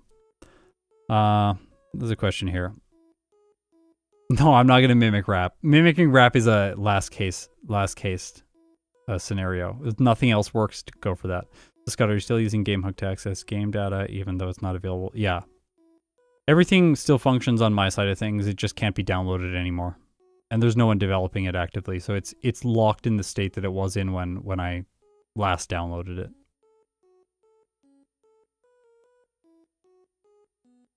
Yeah. Luckily for me, didn't lose that. Okay, so more notes. Earthquake greater than Slash. I checked that because I knew everyone was going to ask about it on the champion. Is Earthquake the right thing to mimic? Maybe you should mimic Slash. No, Earthquake is the better thing to mimic. If you mimic Slash, you take 2 turns to knock out the Ninetales, and you spend overall 1 more turn in battle. It's a small thing. The Ninetales could crit you with Fire Spin and do a 5 turn and knock you out. I don't want to play around with that. I would rather just 1 hit with Earthquake and have my only fail condition be a Gen 1 miss. Yeah. Earthquake is better because of badge boost. Yeah, that's one reason. It's super effective. That's the main reason. Because like with the crit, the slash goes up to about 130 effective power. But Earthquake goes to 200 effective power. Now you could reduce Slash's effective power because Slash will bypass your regular badge boost, which I think is what you're referring to. But that does make sense.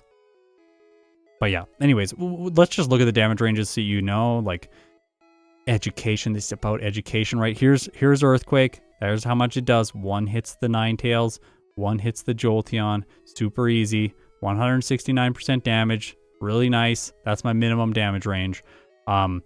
This is with 3 agilities, by the way. With no agilities, that's what damage ranges look like.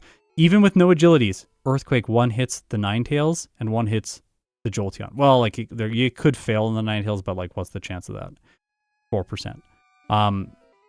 The reason I'm setting up agilities is because I want to 2-hit the Cloyster.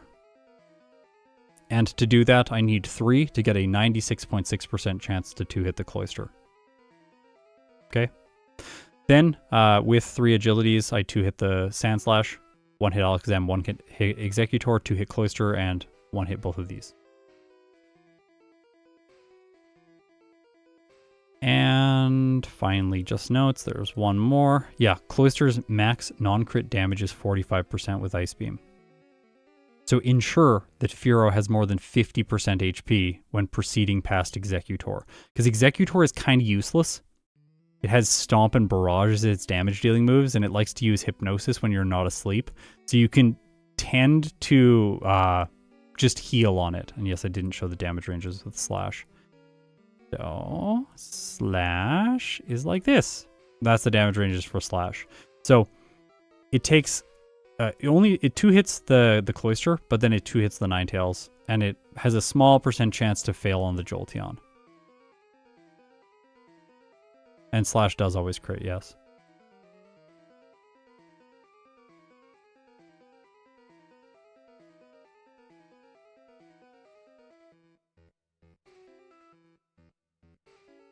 You could potentially go through this with mimicking Slash and then not setting up agility, which might actually be better, honestly. Now that I think about it, maybe Slash is better. See, this is why we examine things. Maybe Slash is better. Think about this. Right now, Mimic 1 turn, 3 turns of agility, 2 turns to knock out the Sandslash. That's 7 turns. Okay? No, 6 turns. That's 6 turns. I can't count. Alakazam, 7th turn. Executor, 8th turn. Cloyster, 9th and 10th turn.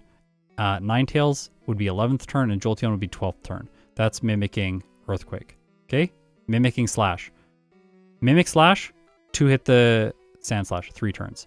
1 hit, 5 turns. 2 hit the Cloyster, 7 turns.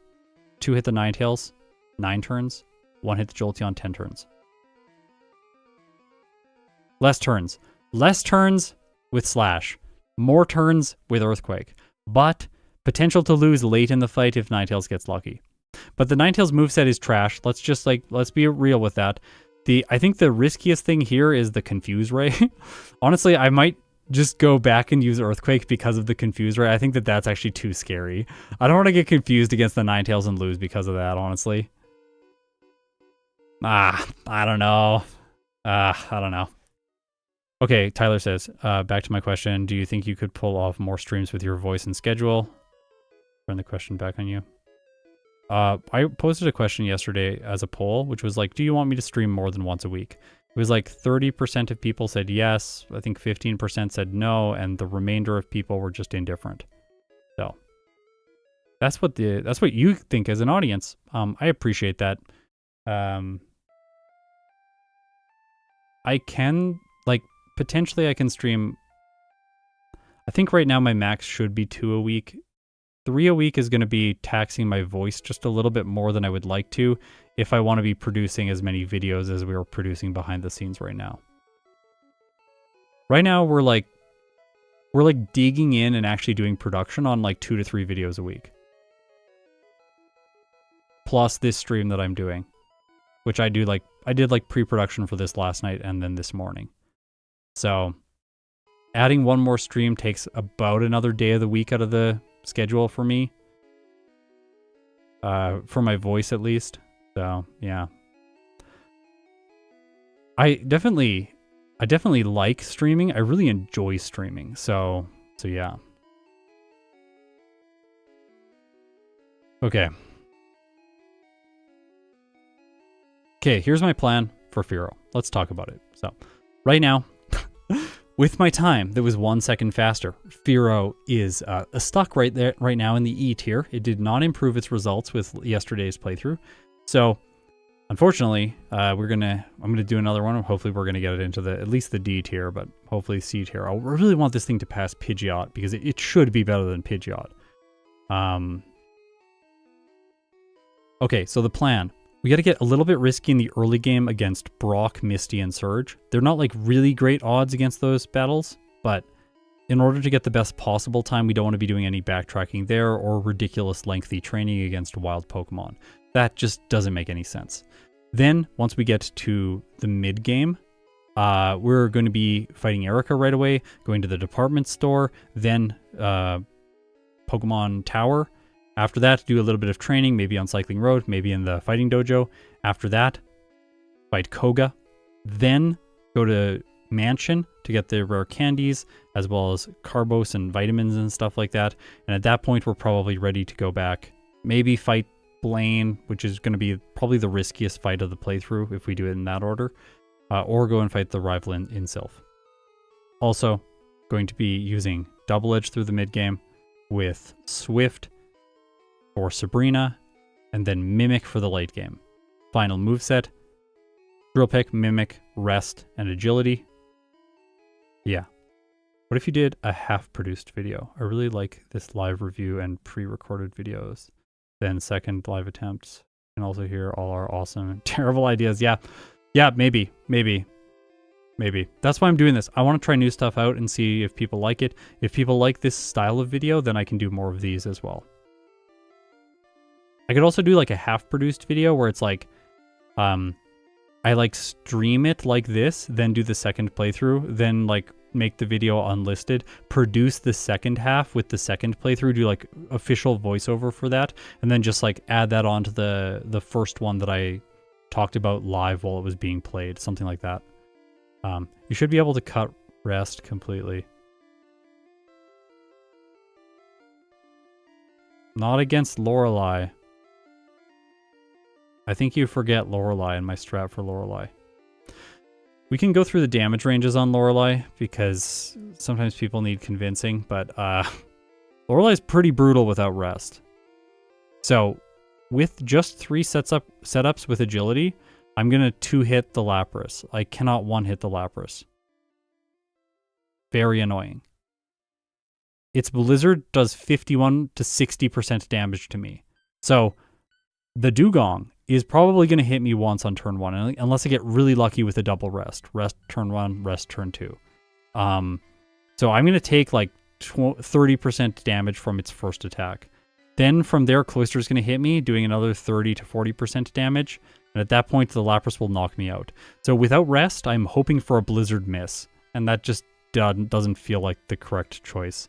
So rest is probably, like, because of that, I think rest is the better move.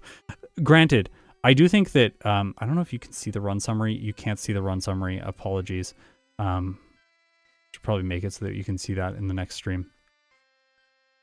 I can put off teaching rest till later in the game, or I can teach rest earlier in order to have a more consistent strategy against the self-destructing hiker. Because I could put rest in the place of Fury Attack for that battle if I have enough PP left over with Peck. So there's the possibility for that. Yeah. A cool idea for your artist are animations of funny, interesting, or tense battles. Wonder what type of content could do in rapid fire production. Well, we're already thinking about like how to do as much rapid fire production as possible. I hired a programmer to write a bunch of Adobe Premiere transitions for me. So like all the transitions that we currently use, they're okay. We pay for them. They're a subscription service. They're okay, but the main problem with them is we have to change all these sliders and like drop-down menus and stuff when we want them to do the things that we always want them to do. And there's no way to assign shortcuts, keyboard shortcuts, to apply those to the timeline. So we're just going to make a whole bunch of new transitions that do all the stuff that we want right out of the box, assign shortcuts to them, and then reduce editing time that way. So we're doing a lot to improve run rate. My goal is like, if my video editor can edit a full video in 1 day by the end of the year, we will have succeeded. Right now it takes about 2 days of work for him. So we're just like, we're going to keep pushing towards higher levels of efficiency and automation.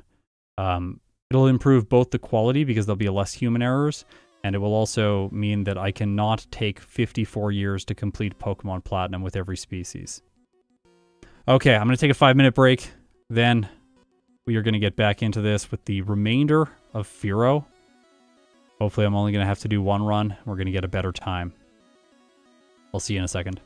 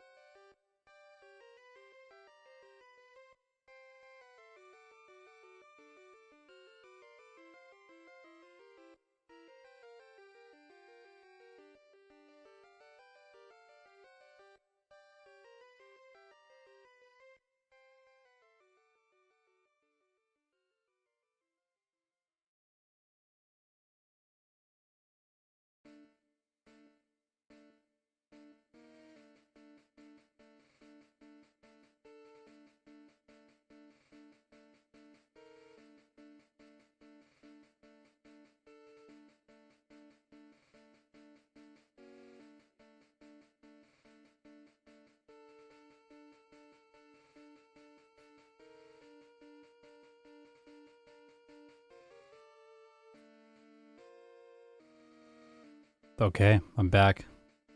I actually just sat here and didn't do anything else. I just like cleared the root file in my save file and then looked at my notes again, and now I'm ready to go. Super excited about this. This is my yellow warm-up. Today I'm going to try and record more of my next versus video. It's going to be super effective against the last one, you could say. Hopefully not super effective on my time. We're going to approach this one slightly differently. I try to approach every versus video with a different like creative intent in mind. Like sometimes I like put a Doctor Who joke at the beginning, and other times I try and make it just as detailed and long as possible with Electrode. Other times I try and be short and concise, or I try different styles like the incognito versus video, which is my ride-on video. Go and check it out. There is another Pokemon in that video. If you skipped over it, you're missing out. I gotta update labels. Sorry. Fearow 3, this is Fearow 4. There we go, we got some good labels on the right-hand side of the screen. So you will be able to keep track of all of the splits. The splits on the right-hand side of the screen that are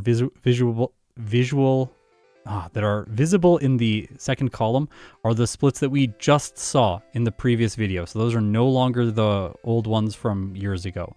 Those are the ones that I played yesterday. Yeah, I'm ready to play yellow with Fearow. I'm a little scared, honestly. I have a feeling that I'm going to fall apart at some point. I'm going to try and not talk that much. We've had the talking portion of the stream, so let's see how this goes.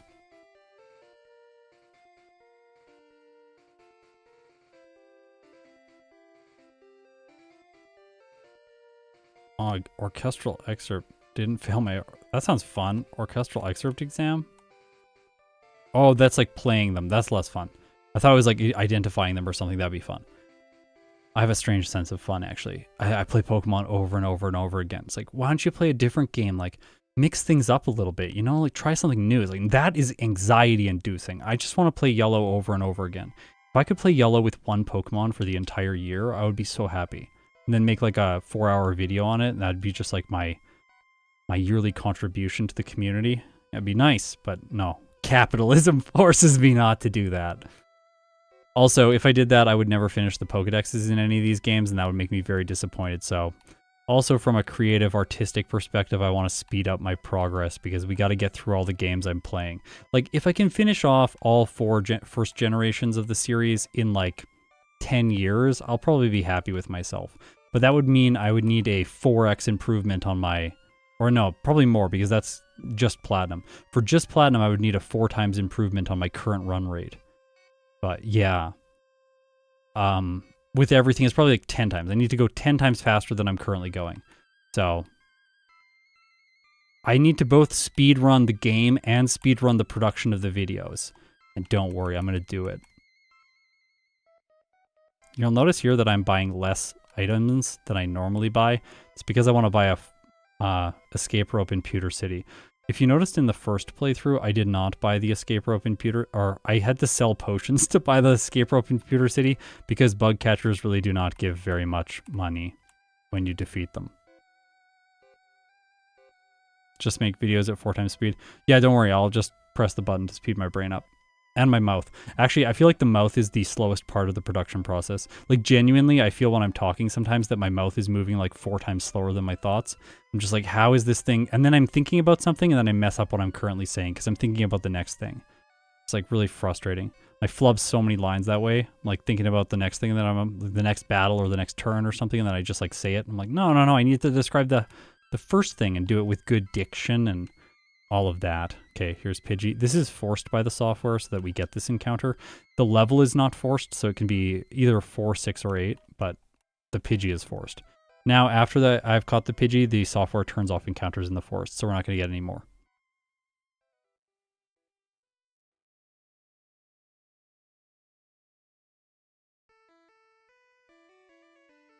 Flubs are fun. Tell that to my Grimer video and all the comments there.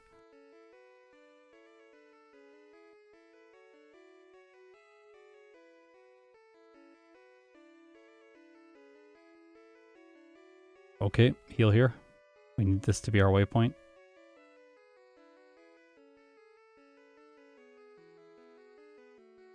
get the escape rope, backtrack. So Ike the Killer, who does not appear to be here today, surprising, but Ike the Killer tends to really like to black out on the rival on Route 22. That means you don't beat him, meaning he will not take the Jolteon team, but he will also not take the Vaporeon team despite what people think on the internet. No. He's going to go Flareon like you never fought him at all. You have to win again on Route 22 or you skip him. Those are the only two options. It's binary, quite literally. So yeah, fighting him here is going to make him choose Jolteon, but I want him to choose Jolteon. Jolteon is the intention because it's easier. But you can blackout here, and then that sends you back to Pewter City, and you get the Spearow experience. But in this case, I'll just take the experience from this battle.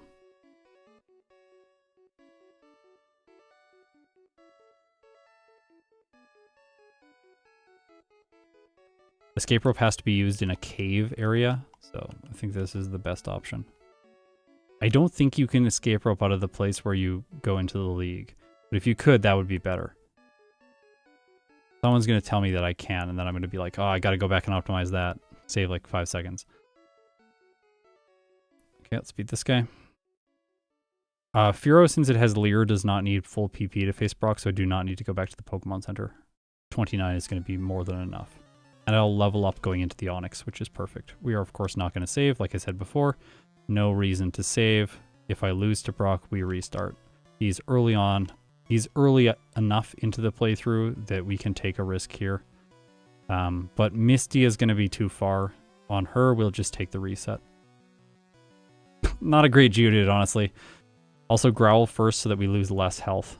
That's the goal. Oh, gosh. Okay, Bide. Bide is very good. Peck. Uh-oh.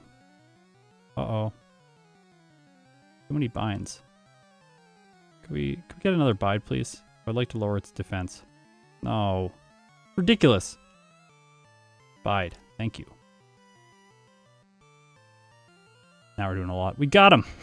A little bit slower than yesterday. That's okay.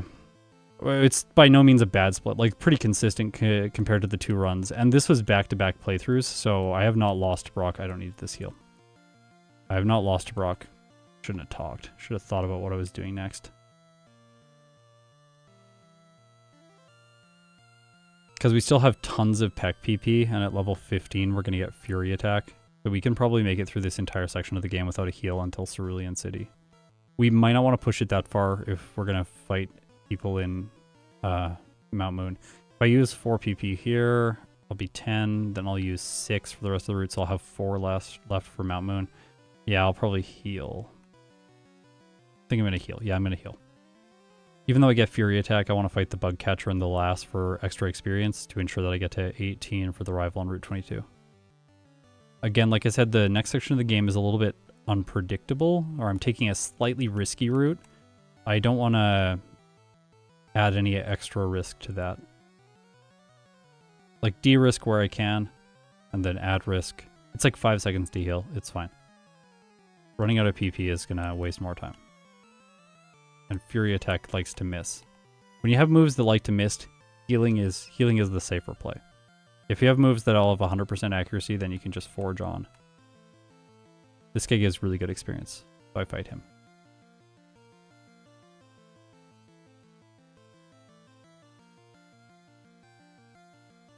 One second, I just briefly have to pause here.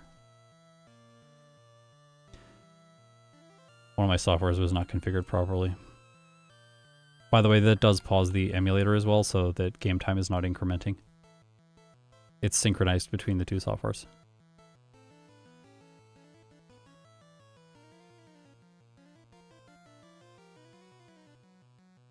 How do you decide the time of day to stream? It's super simple. I decide to stream when my wife is out at work. Like, that's literally the entire reason the stream happens when it does.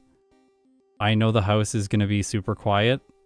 There is not going to be anything that's going to immediately demand my attention, taking me away from something. And so I just like, well, I got like 5-6 hours right now. Let's do it. Stream. But then like at nights, usually I spend time with my wife. Like sometimes like she'll just come and hang out with me in the office while I work for like 14 hours that day. But other times, we'll like play like we like the game Ticket to Ride. I don't know if anyone knows the game Ticket to Ride, but we play Ticket to Ride. And this game is definitely better when you have more than 2 players, but we just play it ourselves and we're like really polite about it. We don't try to block each other's tracks or anything. We just build our own stations and tracks, and then at the end of the game we just show all the routes that we got and we're like, hey, I took people from here to here. We don't even count up the score or anything, and then we just start again. Really weird. But for some reason it's really fun. We just get to hang out and it's good.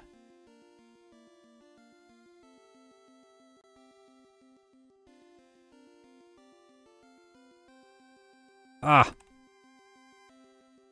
Hey, I remembered where the rare candy is. I didn't get seduced by Fire Red. Exceptional really inspired me to play more of that game. I haven't played a lot of the game lately. It's really fun. I'm getting better at it. Getting better at the second league attempt too. Oh, I'm so lucky it didn't hit that growl. That growl would have made this Sandshrew much worse. Yes! 5 turn into a sand attack. Ah! The pain. The pain. We're still gonna win. No, maybe not now. 2 sand attacks. That's too many. Come on. Yes! I don't even think I need to go back to the Pokemon Center. You will have noticed last time I went back to the Pokemon Center, I don't think I talked about that. When I was playing the playthrough last night, I wanted to mention that on stream. I never go back to the Cerulean Pokemon Center after the second rival unless I know that I don't have enough PP to get to the Elixir. If I know I don't have enough PP to get to the Elixir, I will go back to the center. But I heal before fighting the rival just to try to ensure that I do make it to the Elixir. This person is going to ruin my day, apparently. Oh my gosh. I gotta get real lucky now. Ah!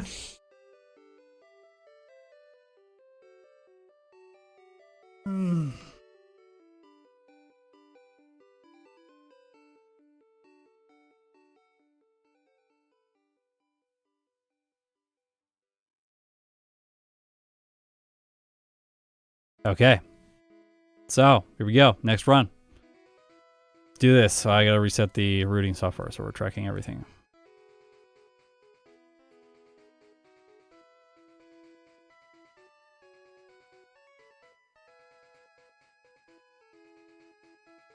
All right. Everything appears good to go. Let's do this.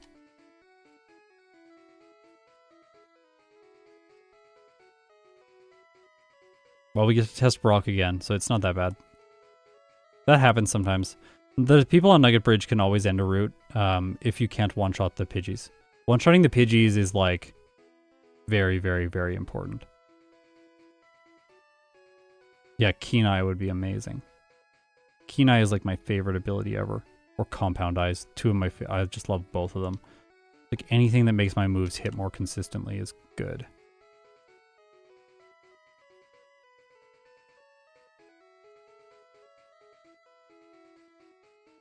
Okay. Ah, still 1 second. That 1 second is probably my lack of focus looking at the chat.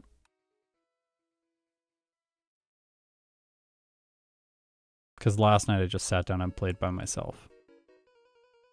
Quietly.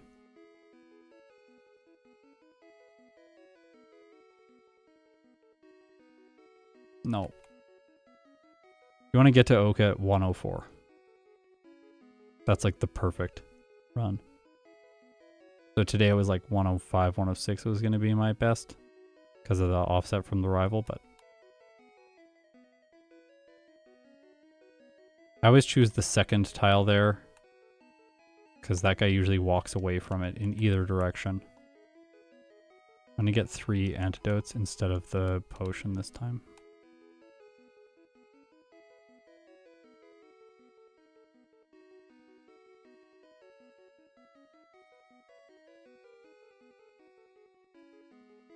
Alright, I'm going to say it. I'm going to do the YouTuber thing. I want the channel to grow. I want us to be able to complete every Pokemon species in every game. One way that you can help me do that is actually by liking this video, because then the YouTube algorithm says, hey, show this to more people. If more people watch this video and then I get more ad revenue, we can develop more tools and make it more realistic that all of the runs will get done in a timely fashion. meaning not longer than 10 years. Like, that's like my weird Starshot goal right now. It's like all the runs in under 10 years.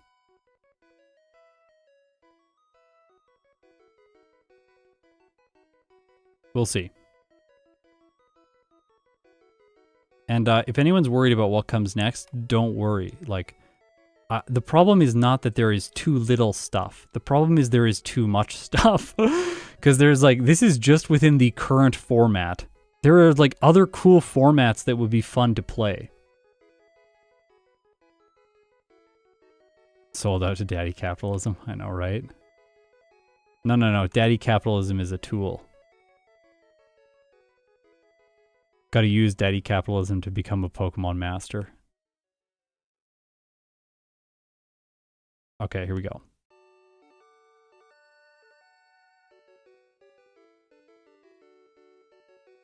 Back to the rival we go. I know that path is longer, but technically I should be taking that path because it would have minimum encounters. Okay. When that Nidoran gets Growl turn 1, it's so painful. I'm just so glad that it didn't Growl first turn because then that whole battle slows down, but we're not going to get slowed down there. What just happened? What just happened? Something just like flashed on my screen for a moment. Then I lost control of my character. Kind of weird.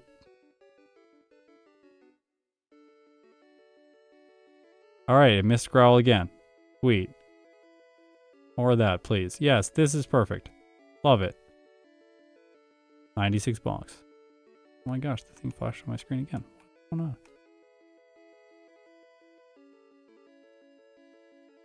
Oh no. Very bad. Very bad. Oh. Don't autopilot. No. We'll be fine.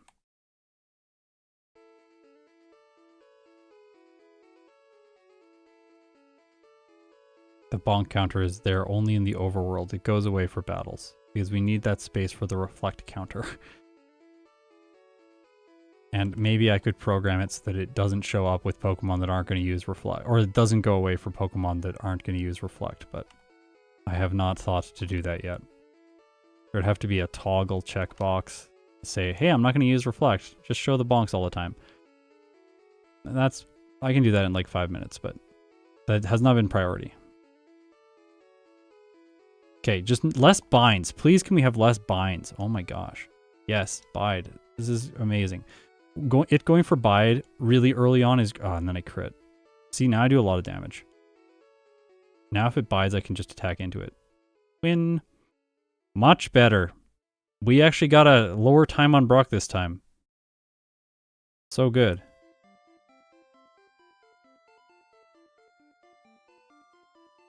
Even despite some messy early game. Happy with that.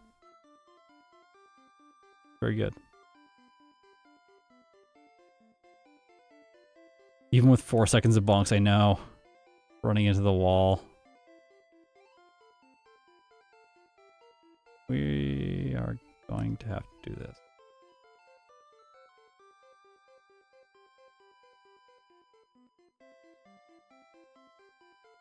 I don't know if I'm going to get the... I might run out of PP. I think I have to go back. It could have fought the last and leered, but... If I get to... Well, we can just start again if I don't. Let's see. Yes! 15! Oh my gosh, I'm so happy I pushed that.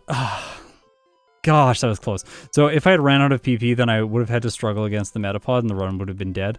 But the Caterpie gave just enough experience to level up going into the Metapod, and then I got Fury Attack and could complete the route.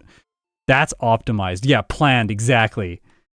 These are the kind of plays that you come to this channel for. You want to see that degree of tight optimization of PP.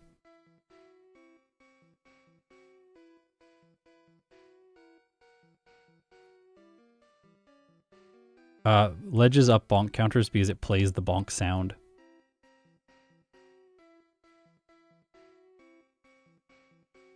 when the bonk sound gets played.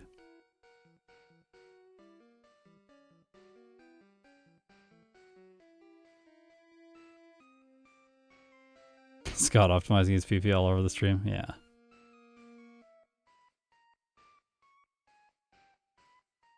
Oh. Watch out for that. Don't want to go down that ladder. Oh. Gotta be careful. I'm getting like... I have to say, from like 2 years ago or so, my overworld motion movement has got much better.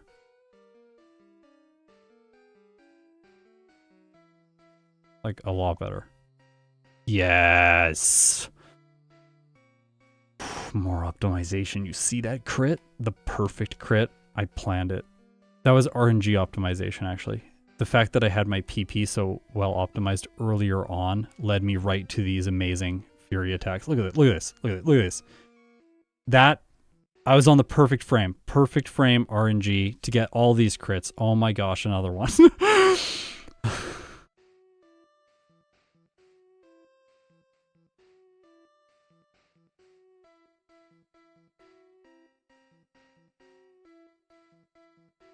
Yeah, you can't do a bonkless run because when you bump into the rocks, the boulders, to push them, it also bonks.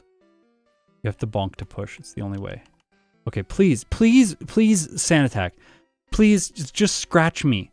Just scratch me, Sandshrew. By the way, I'm using Peck here because I don't want to miss on the Spearow. Missing on the Spearow seems more painful than hitting it.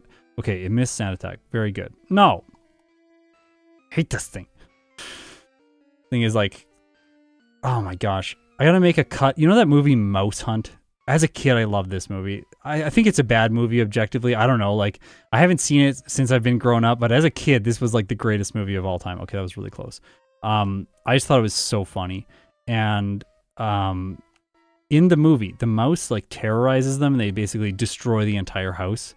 Trying to kill the mouse.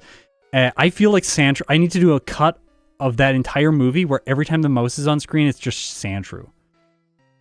Like, that is like how I feel inside when I have to deal with that thing.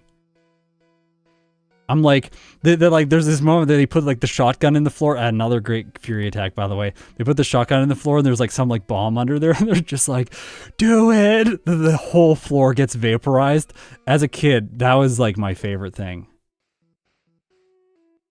I used to watch like the same movie over and over and over again. I don't know if anyone else did this, but like I would watch Mouse Hunt like every day, just on repeat. And apparently that's my personality type. It's just like, well, thank you, but thanks for that crit.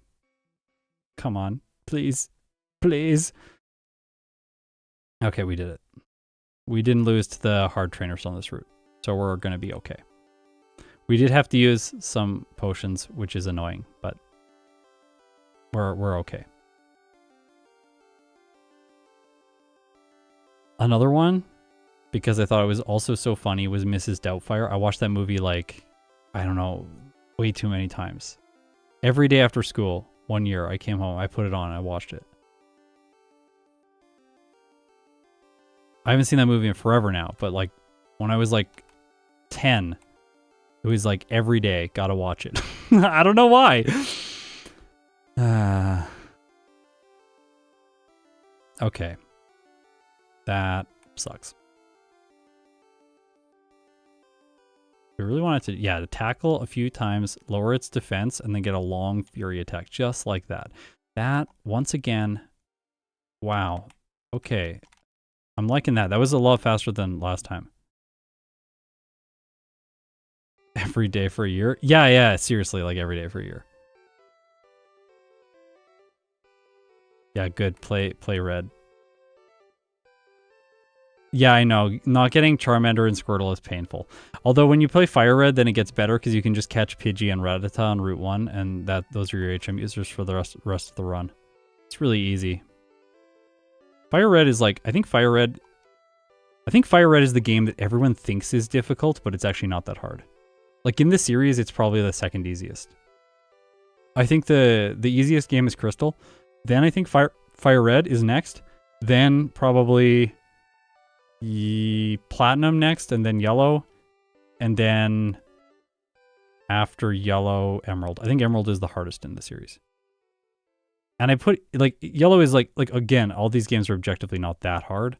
But it just like there's so many like little things about yellow that make it like really difficult. Red and blue is very easy. I don't know where it would be, but oh gosh. Making some mistakes here. Shouldn't have been. Did I fight the swimmer? INTJ. Hello, my friend. Yes, I am an INTJ. Well, good guess.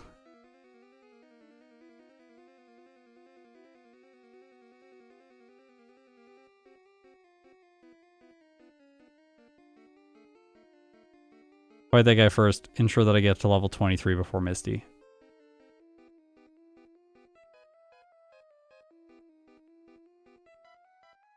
I feel like my ADHD works against my INTJ tendencies because I have like a plan for everything, and then I like can't follow through on it. It's like really hard to just be like, actually I'm gonna do this thing for a year, other than like watching the same movie over and over again. Apparently that's fine.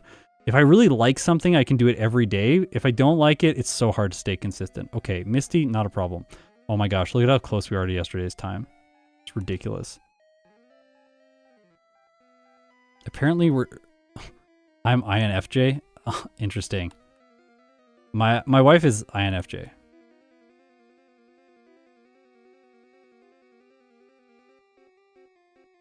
Apparently this is now Myers-Briggs channel. I play Pokemon in the 20 different personality types. This is how. Oh man, I should actually do that. That's a good video. Don't steal my idea. Ideas are free. But anyways, it's just like this actually sounds kind of fun. There's this guy who does like, he does skits where he's like, I don't know, like how like an INTJ is in the workplace. And he does a bunch of skits on it. They're really funny. My wife always shows them to me. Anyways, I could do that with Pokemon. This is how like an INTJ plays the game. Apparently, they do multiple playthroughs with every single Pokemon, build software to ensure that they're ranking the Pokemon correctly. It's like, whoa. Calm down. Don't need to do this. Yes, I do. So I picked up that healing item that I didn't get last time because Fearow had some problems where it couldn't heal on Cycling Road, and having one more max potion will help me. I also don't want to mess this up. I need Growl. Unlearn Leer. If you don't change your moves, and you always have your moves in the same order between playthroughs with the same Pokemon, then you're less likely to make moveset ordering and teaching errors. Whereas if you reorder and you're trying to go really fast, sometimes I make errors. So like, the goal is not to make those errors. Just don't burn me. Oh my gosh. Again? 2 playthroughs in a row? I think that is the first time that's ever happened. It's ridiculous.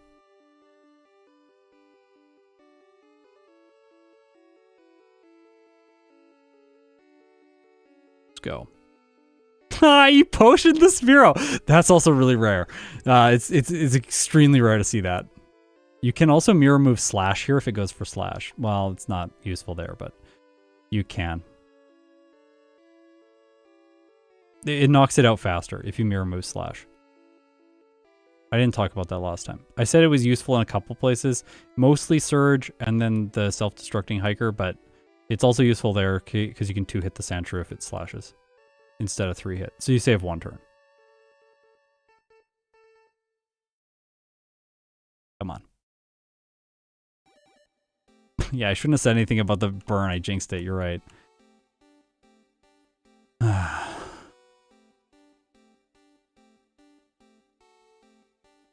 Oh my gosh, thank you for the 19.99. I need to focus for a second because I need to catch this if it mega punches or something. So apologies if I don't get to that message.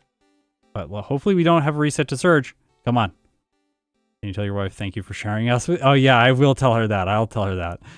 I'll get her to come and look at this video and then she can... Yes! Yes! Mega kick right away. I'm ahead now. Let's go. I'm getting excited. Okay. See, that's how that's supposed to go. That is how that's supposed to go. We're supposed to just mega kick first turn and knock it out.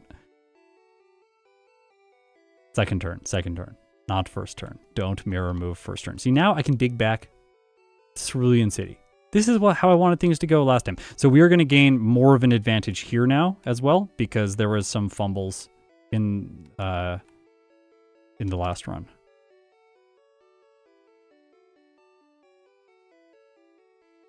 Oops. Go. Okay, let's just hope this Slowpoke is not awful. Should I save before the Slowpoke trainer? I don't think I should save before the Slowpoke trainer. If he gets me a second time in a row and ruins this run, it'll make an epic moment. I'll mention it in every video. Hopefully it'll go viral like my Drowsy stream. Someone said to me that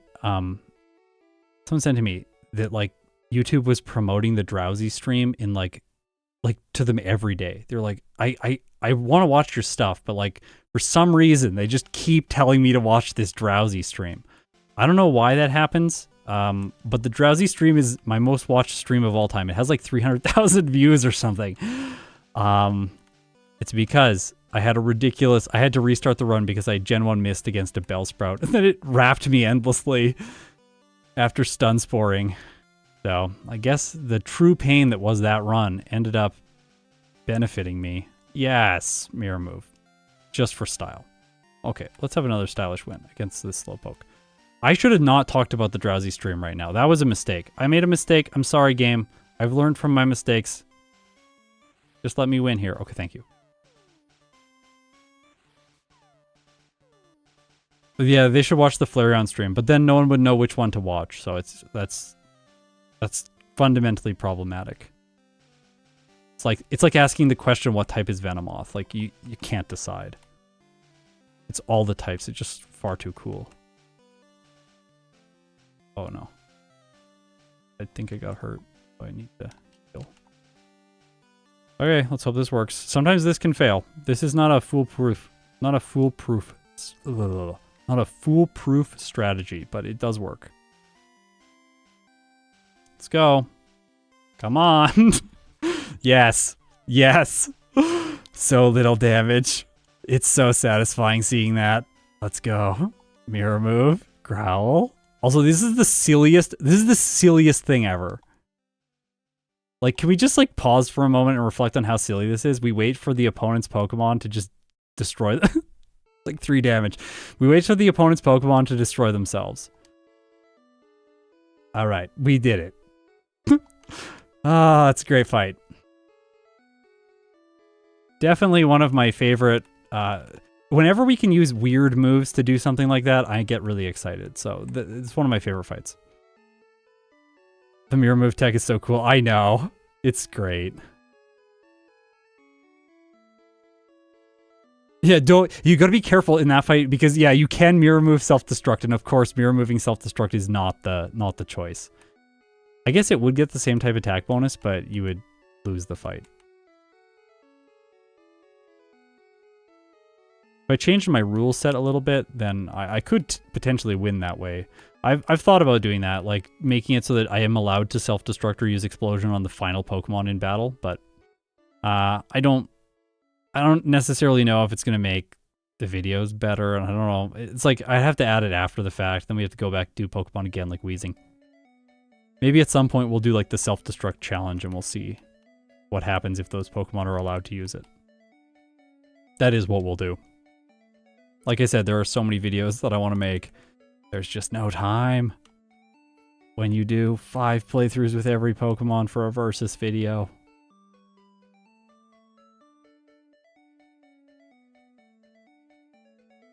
I'm going to avoid the PP up there. Cut one.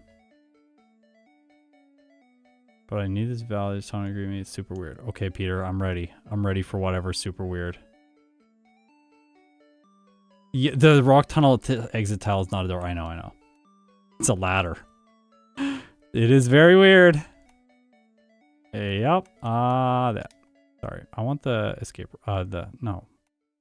What am I saying? I want this. This is a small investment in getting super potion.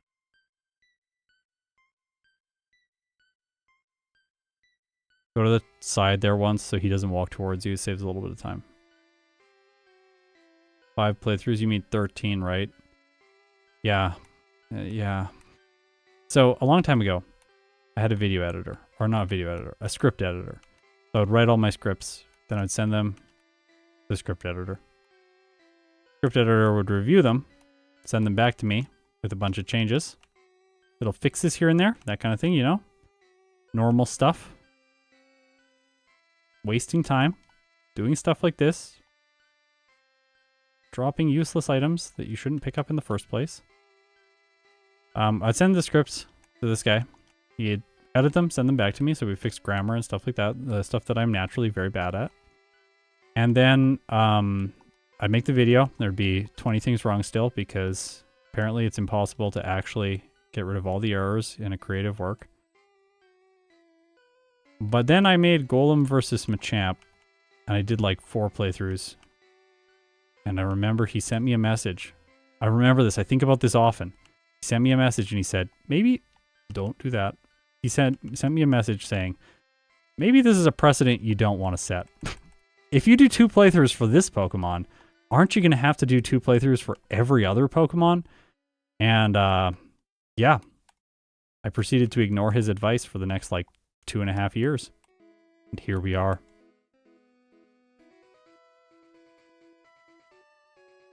Nope.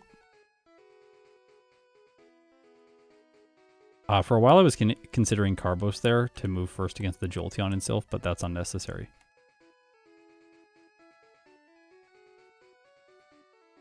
Oh.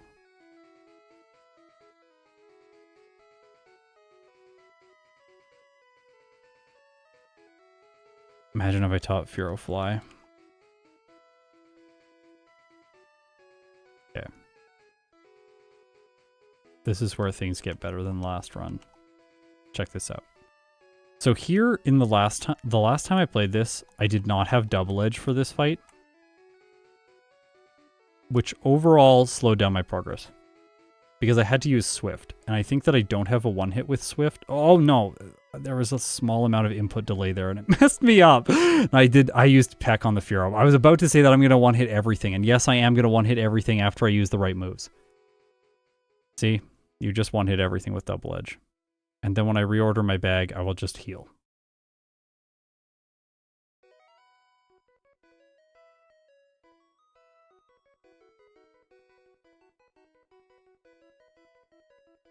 Nope, didn't use the repel.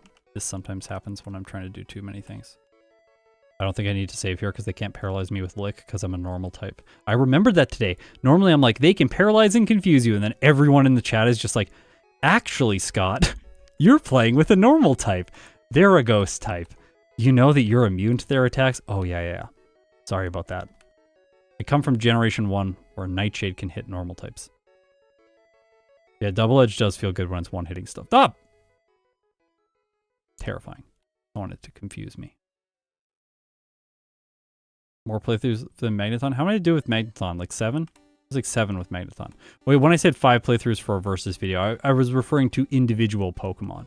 So if it was a threesome, then it's going to be 15 in total.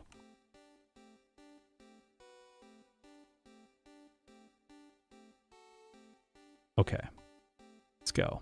77% chance to one-hit the Arbok. No! Fine. Fine.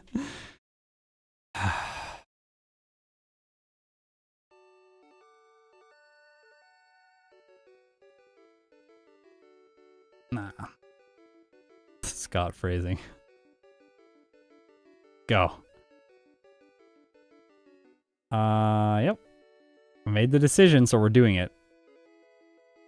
Nope, we're not doing it. You know, I decided Erica was going to be what we were going to do next, and I only spent like 5 seconds walking over there. I should have got the waypoint and then flown back, but again, I made a snap decision. Apologies. This is the right choice. This is 100% the correct choice. We want to go in here first. Oh. Did that last time too. Fun. The Cool Trainer is one of the trainer classes that can switch Pokemon. It's like a rare AI thing that not very many people can do. It's like Jugglers, the Cool Trainer female, and Agatha, I think. Probably one more person that I'm forgetting, but like a cue ball or something random rocker. I don't know what it is. One of those trainer classes that you just like never see. By the way, Double Edge does more damage than Peck, which is hilarious, but I don't want to use it for the recoil because I'm going to have to heal at some point. If I can avoid healing, I'll avoid healing. Okay, we're about to get Double Edge. I was supposed to do this before the department store, but too late now. I'm going to go here. At the waypoint here. This waypoint is basically where I want it to be whenever I dig throughout the mid-game. We're going to do Dojo. Because Dojo requires a fly to get back anywhere. Well, you should probably fly. You don't have to, but you should probably fly.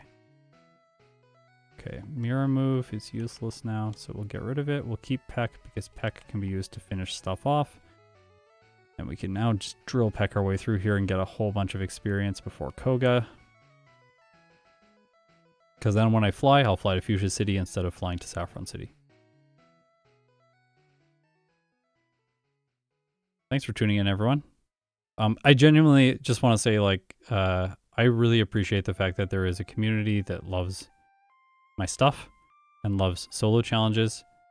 And yeah, I'm really happy every day because I get to get up and work on this project.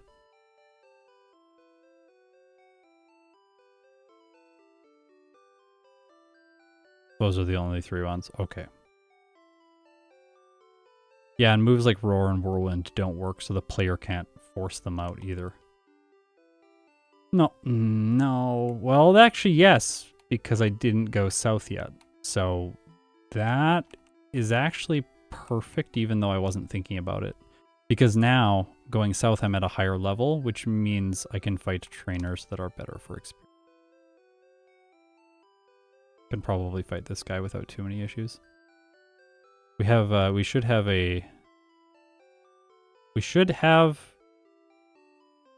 this one hits, but we're gonna go for it. Drill Peck doesn't, but we'll 2-hit this. I don't want to take recoil damage if I can avoid it. The rooting here is really nice because no, I'm not doing that. You go 1 step up and then you move. Oh, sorry. There, were candies there. I want to fight these 2. They have fighting types, or just this guy actually.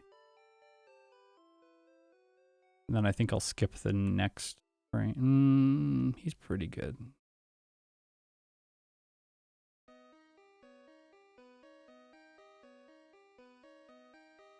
Remember, I said that waste of time, but I'm gonna do it. They're in my bag, might as well. Don't have to use an ether. Because when you use a PP up, it increases both the total amount of PP that you have and the maximum PP you have. Which is weird because when you use an HP up, it increases only the maximum HP you have and not your current HP. Kind of strange. By the way, this can 1-hit, so I'm going to go for it on the first one so that it's less likely to poison me, and then I'll drill pick the second one because I want to be consistent and not lose too much. We can just actually do this. Because if we... Yeah, sweet. Fastest possible battle. It doesn't matter if we lose time there. I could do Pokemon Center first because I want to come here next, but I think I want to keep my waypoint set to... I want to keep my waypoint set to Saffron City. Imagine if there was a substitute move tutor in Generation 1. Imagine how broken that would be. Also, everyone, Churro. Churro is making his announcement. Hello, buddy. Hi. Yeah. How's your nap? It been good? Come on in here. Rosie's sleeping on the desk. She's really quiet. You never know when she's around, but she's always around. Who follows you from room to room.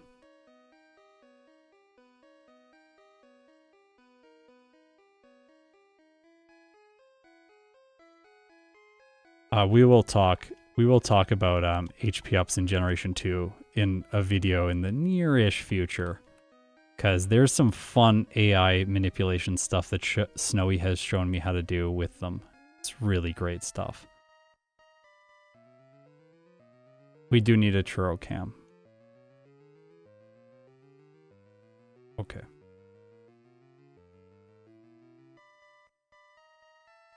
See, I'm like almost level 40 here, and I'm gonna be speed tied with the Venomoth. Maybe outspeed after this experience and then the Venonats. So this is gonna be consistent,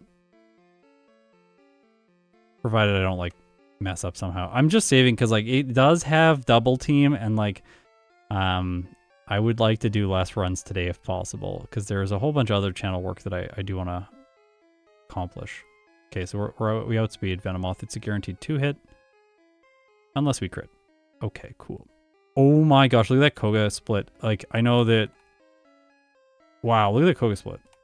Just like, that's what happens when you don't spend a bunch of time in Silph losing to the rival. So much better. This process of doing multiple runs is so satisfying, because look at what just happens like that. You get lovely, beautiful results. You feel like you've improved your play. It's great. This guy's amazing. You just always fight this guy. Always fight him. He's amazing. He's got a bunch of Seeking, the most forgettable Pokemon of all time, but they give incredible experience. Poor Seeking. It gets Waterfall, but look at its moveset. Not a single water move on his entire team. That's why he's on the island. He's stuck there.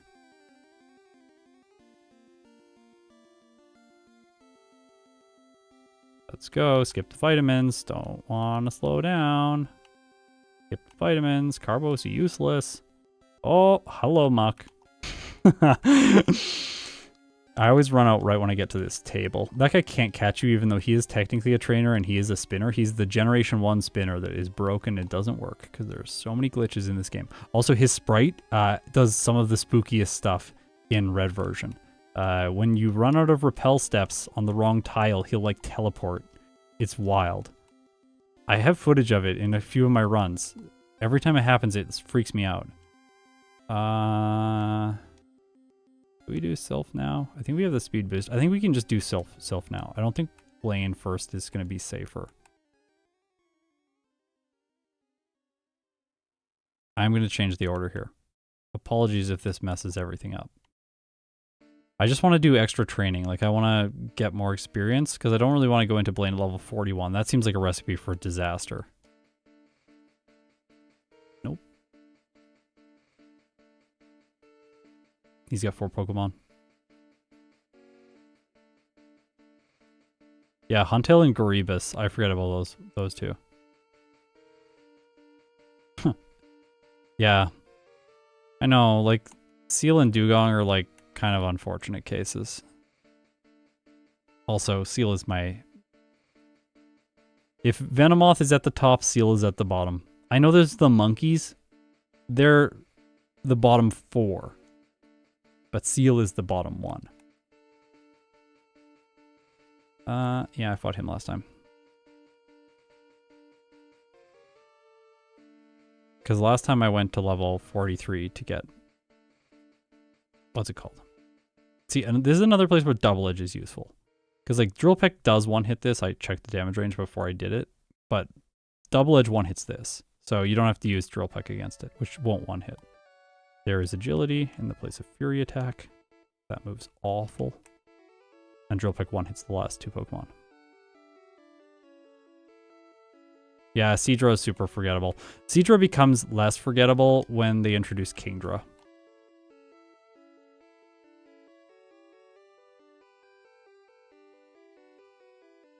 Drill Peck's 73% chance on the Wheezing. I'm going to risk it for a one turn with no recoil.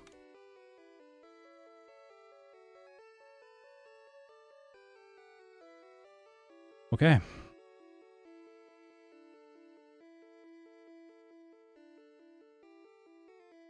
That's getting annoying. Gotta use something.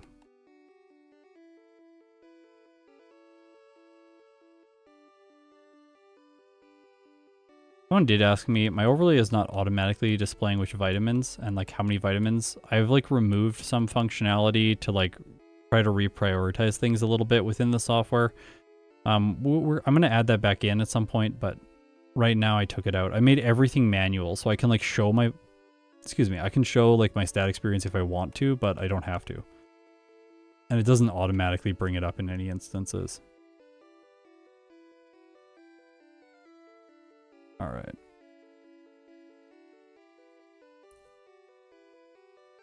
We're gonna fight our way to the next guy, and then hopefully have no issues here, because we're very over-leveled. Yeah, we have 1 hits on everything. Even the Hypno, which is decently defensive. This will get us to 45, then we'll fight the rival. This is the Hypno sandwich, that's correct. Wow. Nope. Just leave it. No! Ah! Silly me. Got a double edge twice. Kind of annoying.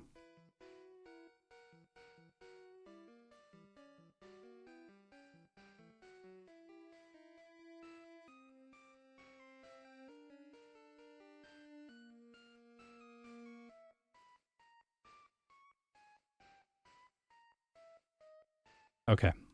Pray. It's the only way. Seriously. Okay, well, that was really good. I will take that. Thank you for the badge boosts, Ninetales. You're so bad. Whee! Oh, it lowered my attack. That's unfortunate. Real unfortunate. Now that I am not going to one-hit this. Okay. Oh, Churro walked by right as I did that move. I had no idea, but we got him. First attempt. Okay, not bad. 4-star. Going. Don't you? That Ninetales is bad. I think you can objectively say that Ninetales is bad. And if you can't, then you have lost objectivity. It knows Roar, Ember, Tail Whip, and what is the other move? I don't think it has Fire Spin yet. It has like Confuse Ray or something, maybe. Confuse Ray feels like it would be too good for that night. Roar. Yeah, anyways, yeah. Ninetales is really good. I think Ninetales is one of the best fire types in this game, at least. Drill Peck is 1 hit. The cats are sleeping next to each other. It's the cutest thing ever. I'm going to be really inefficient for a moment. He's making biscuits. Very cute. Sorry, it's a cat stream now. We have more speed than Sabrina's Alakazam, so we can fight her now without having to backtrack, and I have enough PP to one-shot all of her Pokemon. I don't even think I need to teach Swift, so we could unlearn, or we could like remove from the route picking up Swift, which would save some inventory management time, so I guess I'm going to have to do another playthrough because it seems like there is still stuff that we can squeeze out of this one. Yeah, he's supporting his family, making the biscuits. I have to double edge the Alakazam. Otherwise, it's only a 26% chance to knock it out. But if we do that, we win. Easy. No Swift required. Go. Yeah, no, yeah, I know. I do need to set up the cat cam. We got to get like a really high def like Canon camera and like beautiful lens, like spared no expense. Just then you have like this gorgeous cat cam. We can do a full screen mode for it. Be like 4K. I'll upgrade all my overlay technology to be 4K just so we can have 4K cat cam. When I make mistakes, I'll just bring the cat cam up and everyone can look at that instead of viewing my shame.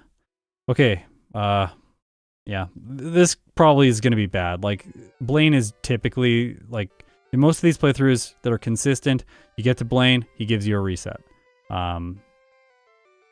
He does that. Okay, reflect like 5 times in a row.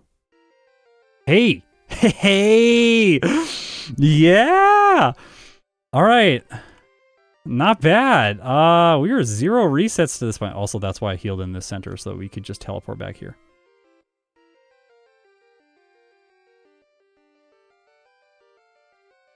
Alright, save. Like, you don't want to make a mistake and somehow lose to this Rhyhorn. Like, I don't even know how this thing could win against you, but it's so bad. Like, it takes like 5 turns to knock it out, 4 turns to knock it out, and it's still not good. But you don't want to accidentally lose to a random trainer after winning like that. So I tend to play a little bit over safely. That's like from a pure optimization perspective and like getting the lowest possible time. That's definitely a weakness of my style as a trainer, and as a player. But again, I'm like, I used to play Protoss and just like wait until Mothership. Yes! Okay, so like I did a few other things and now we get level 50 from that guy, so we don't need to fight the extra trainer in here. There's also going to be a little bit of time saving here for Giovanni, provided he doesn't get awful somehow and ruin our day with, ruining my own day. Focus.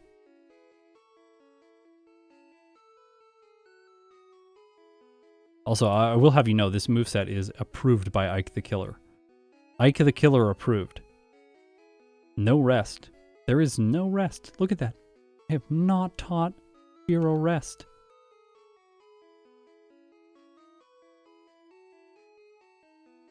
Okay. Remember, 1 agility. Just 1. Hey, it used dig. Perfect. You know, Double Edge can one-hit this thing, so I don't even need to risk it with Earthquake, like, because the Earthquake range was like 85% last time. Don't crit me. Okay, I crit it. Perfect. Perfect, perfect, perfect. Let's go. Don't worry, we're going to teach rest real soon. I'm going to go to the power plant. I think eventually I'll be able to cut this, but for now, we're going to keep it in.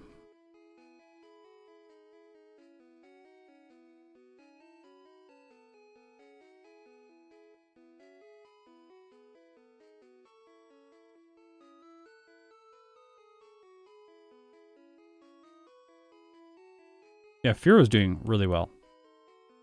If you had told me about this run 2 years ago, I would have just laughed in your face and been like, there's no way Fearow can do 0 resets to the pre-league portion of the game. Like, yes, it can. I think it's really good.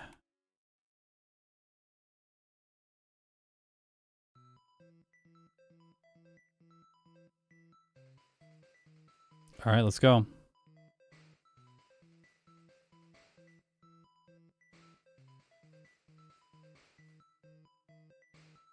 Thank you for the poison sting. Honestly, great. Oh. Kind of frustrating. I just realized I'm about to level up, so don't do that. It's fine. We're going to be okay. We have Slash. And 2-hit the Cloister with it. It lowered my attack. Now I have to use Slash because it bypasses the attack change, so I don't have -1. Yeah, I can just one-hit everything. All right.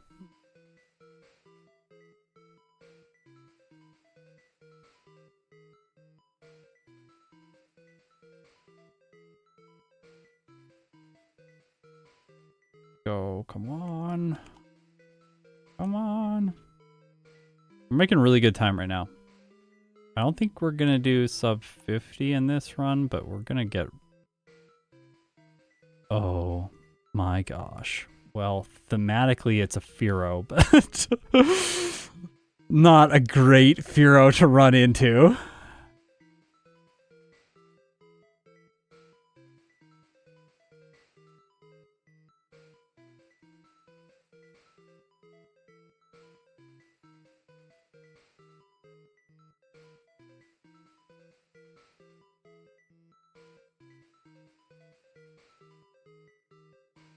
Gonna be a dramatic improvement over the previous run. Like I think no matter what happens now, even if I reset like a bunch of times, I think we're still gonna have a much better time. Because this is going quite well.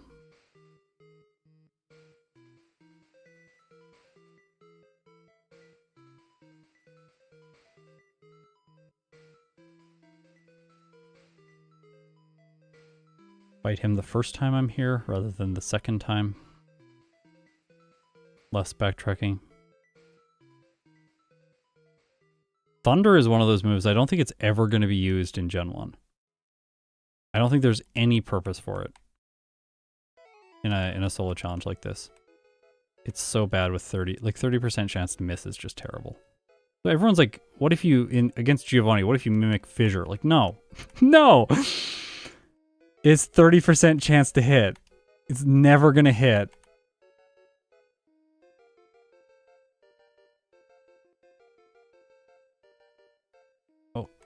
Well, there we go. Go. I think I'm likely overtraining here. I'm going to 63 again like I did last time, and then we can reevaluate after this playthrough to see if that is a mistake or not. This guy has amazing experience yields. You want to fight him if you can. This thing can crab hammer, but he can also just like X attack it and stuff, so it's not that good. I have a guaranteed one hit with double edge on the Blastoise, so I'm going to use that. Save a little bit of time.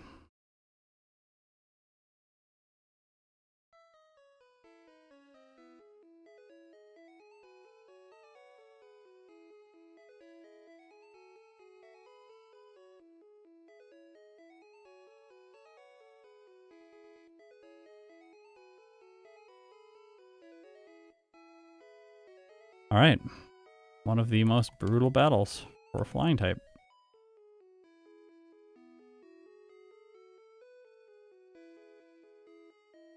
As Ike would say, the forbidden move, the place of double edge. Okay, here we go. Lorelei. Hopefully we don't crit. Turn 1, please no crit. Thank you. Okay, don't lower my... Okay, rest. Give me my time to set up. Thank you, Dugong. Bye. Alright, 2 hit the cloister. Alright. Don't attack, Slowbro. I'm gonna chance it. I'm gonna rest now. Yep. Let's go. Crit, because it set up a lot of withdraws.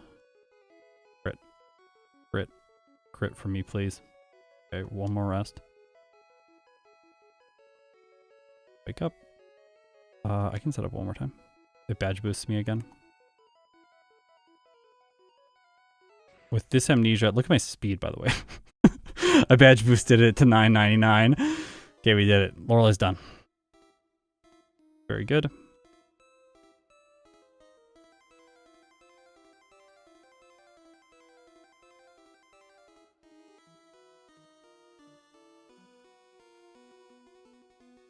I'm gonna play Legacy Yellow. No! I had input delay again. Well, thanks. Okay. Not a problem. I'm gonna play Legacy Yellow. I will try and have a Legacy Yellow video out as soon after the release as is humanly possible. But that probably means 2 to 4 weeks, realistically for me.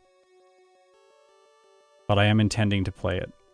And I will be playing it before Legacy Crystal, and then I will also play Legacy Crystal at some point, but I really do want to... I'm excited to jump into Legacy Yellow. I just want to see what they've done with the game.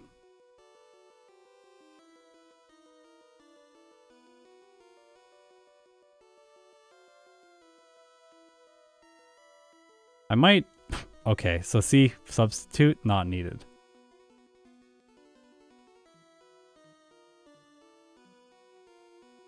Where are we, rare candies? There you are, will not level up. My little song, by the way. Okay, here we go. Lance.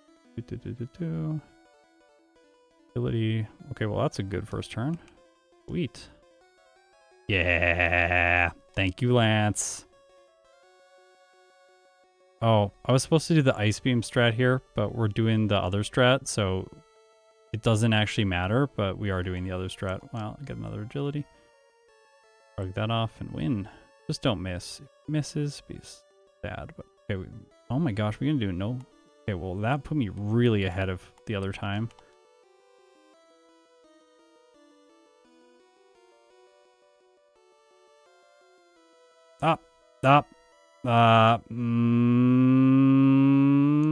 We forgot a rare candy. We have to approach this fight slightly differently because of that. Well, that's fine. That actually means I can't be put to sleep by the Executor. It's actually good because I want to one-shot this, and then on the Executor, I'm going to set up my agilities. And then I'll heal against it. And it can't sleep me while I do this, so it's going to be fine. A little bit annoying, but I'll be one level lower for my finish, which will make some people happy when they think that level at finish is the most important metric, which it is not. I will have everyone know. Yeah, survive, just don't freeze. Good. And now we win. Oh! Terrifying. The Jolteon can't use quick attack, by the way. Okay, final time. 52 minutes and 34 seconds with 0 resets at level 67. And we're about to see the game time when we get into the Hall of Fame. My auto splitter collects it when we get there too, so I don't actually take the game time from when that other split happens, which is inconsistent, and I know. Yeah. 3 hours and 28 minutes. Yeah, this is a major improvement over my previous run. For some reason, OBS is putting 7 minutes and 13 seconds faster. So, yeah, this is like that's a big improvement. Typically, I don't get improvements that big when the time is around this. Like, it usually is like I'm shaving off like 4 or 5 minutes per playthrough, sometimes a little bit less. But yeah, I'm really impressed with Fearow. This is just great. Like, whew. Okay. Tier list. So, this new time for Fearow. Just see one thing. Gotta get this right. Cannot do it this way yet. We have a new cool piece of software that lets us input. We basically, we're tracking now. We're using a piece of software it's tracking all of the attempts. So every time I get a result, I just put the time into this spreadsheet, and then it automatically generates the tier list for me so that it looks like this. So I'm just like updating that spreadsheet that Fearow has its new time, and then we can update it here and see what it looks like. There we go. So, Fearow now has moved from the E tier into the C tier. It is just slightly ahead of Electabuzz and Lickitung, and behind Arbok and Bulbasaur.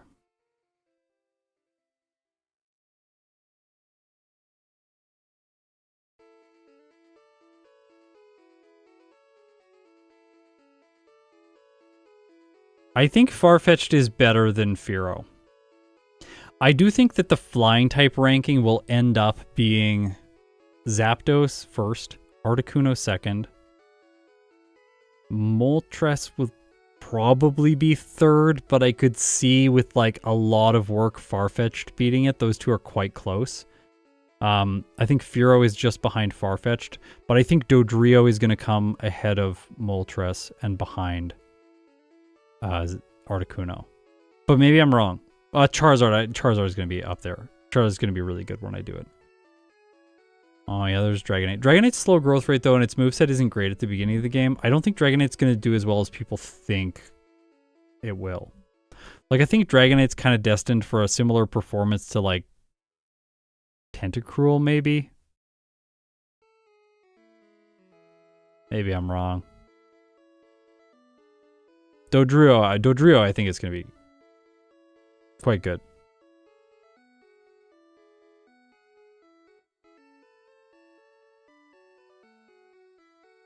Yeah, the starters aren't on this list because I played them with different rules, so I removed them. There was a point, I don't know when, I don't remember which video it was, but there was a point when I changed my rules, and then I decided after that to change how I was doing things. By the way, I counted it, and Pidgeot versus Fearow was the 12th versus video I ever did. And it honestly felt like the 40th versus video. Like I feel like I had done a lot by that time, but no, I only did 11 before. And the starters was the one right before it. So that was number 11. It's still fairly early on into the channel. Yeah, Rap is too slow. Exactly. Rap just like wastes time. We burn time with Dragonite.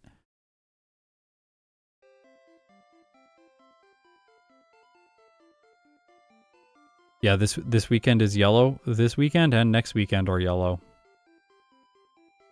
Pidgey this weekend, and then next weekend Spearow. Which is why we're doing birds today.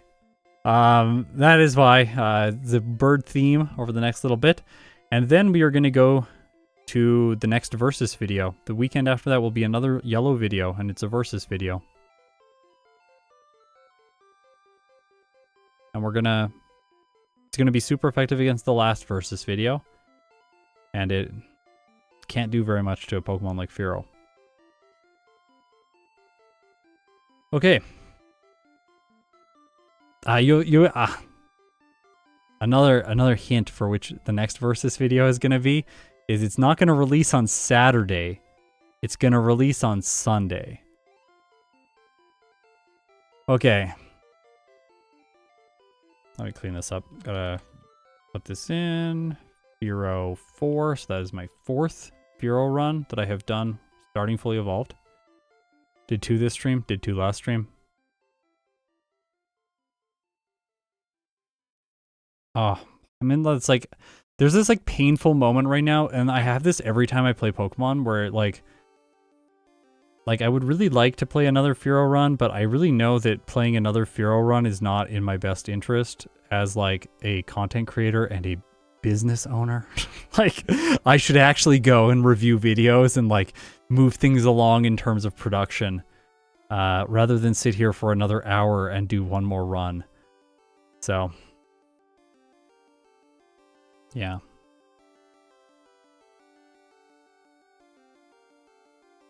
Let's play Fearow again.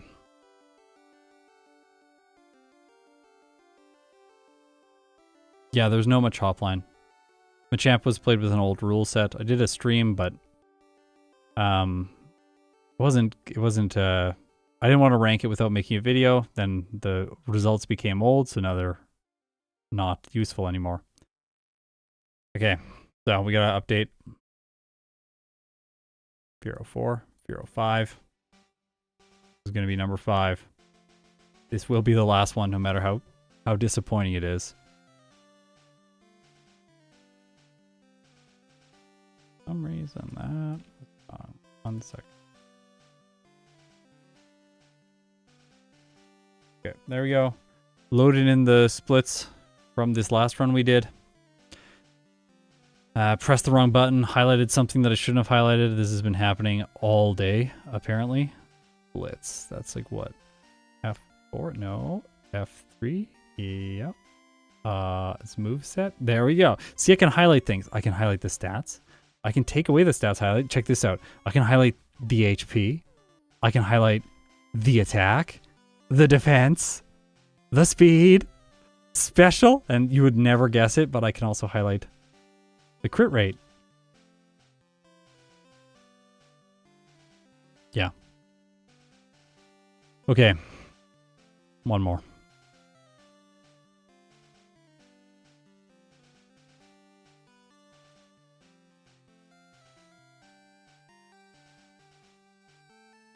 Okay, win or lose.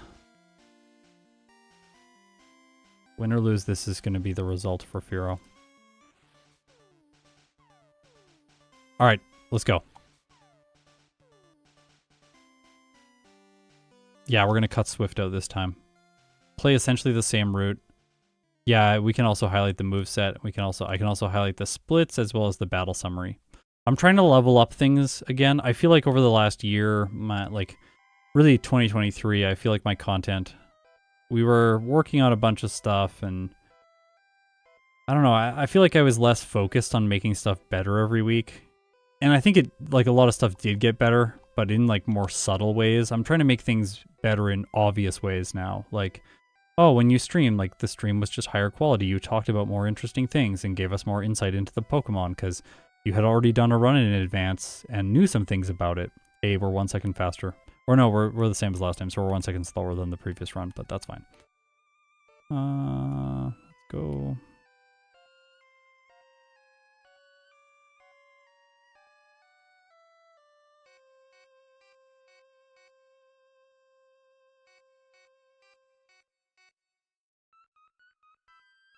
Okay.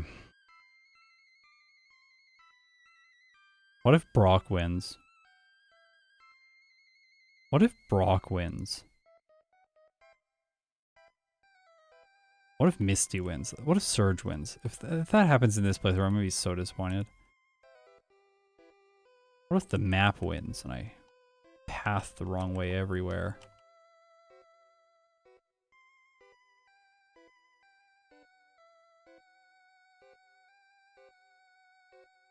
Soul Rock.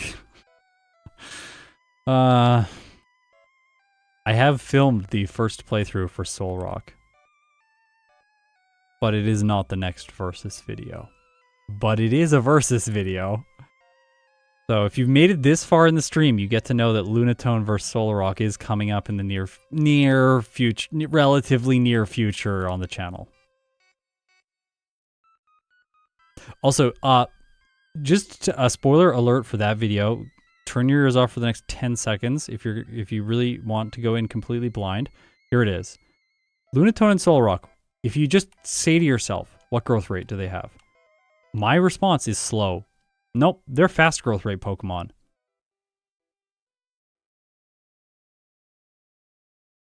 Very weird.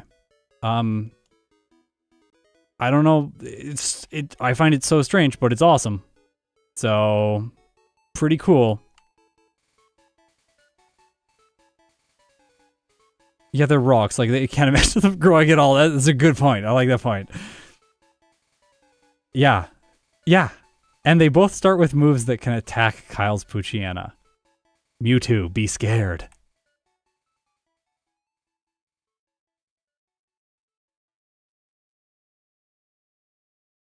Yeah, it seems like slow is the right answer. Like, intuitively, it's just like, obviously slow.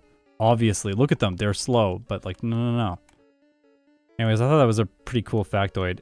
I was not really looking forward to making the video when I sat down to film them. And then I checked their growth rate, and then I immediately got excited. I was like, oh, this is going to be really fun. Plus, they're very different Pokemon. Lunatone is better in both special stats and has more special moves. And Solrock is better in attack physical stats and has mostly physical moves. Solrock gets the rock moves, Lunatone gets the psychic moves. It's really interesting. And I think they have the same HP and speed. So those are identical. It's genuinely like you feel like it's yeah, I've done Love Disc. I think Love Disc was fast, maybe? I'm not sure. It might not be. I don't know if I've done fast in...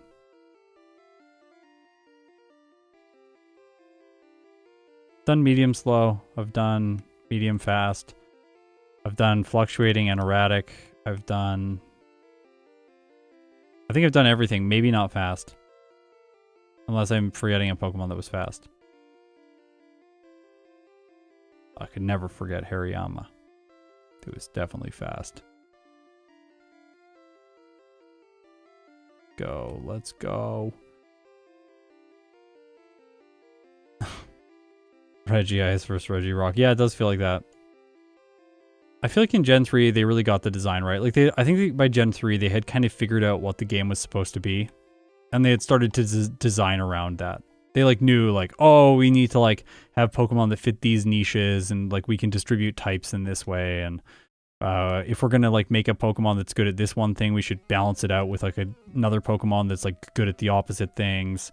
If you look at the Gen 3 Pokedex, pretty much every Pokemon that is recorded in it would be fantastic in a versus video with another one of the Pokemon. It was one of the things that I first discovered when I looked at starting that series. Yeah, we're going to lose.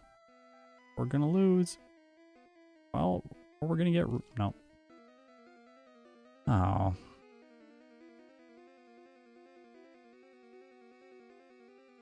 Snowy, if you're still here, there's a bug in Super Shucky that once you record a replay and stop recording the replay, when you start recording a replay again and then stop recording the second replay, it errors out and stays as a temporary replay file, taking up like a gigabyte on my hard drive. Can we fix that? I would like to fix that. Yeah. Just give me 1 second. I'm actually, whoa, bad graphics. Look at that. It's beautiful. So professional over here. Okay, I'm just going to restart my emulator because I genuinely don't want to have another one have this happen to it, so. Give me a second.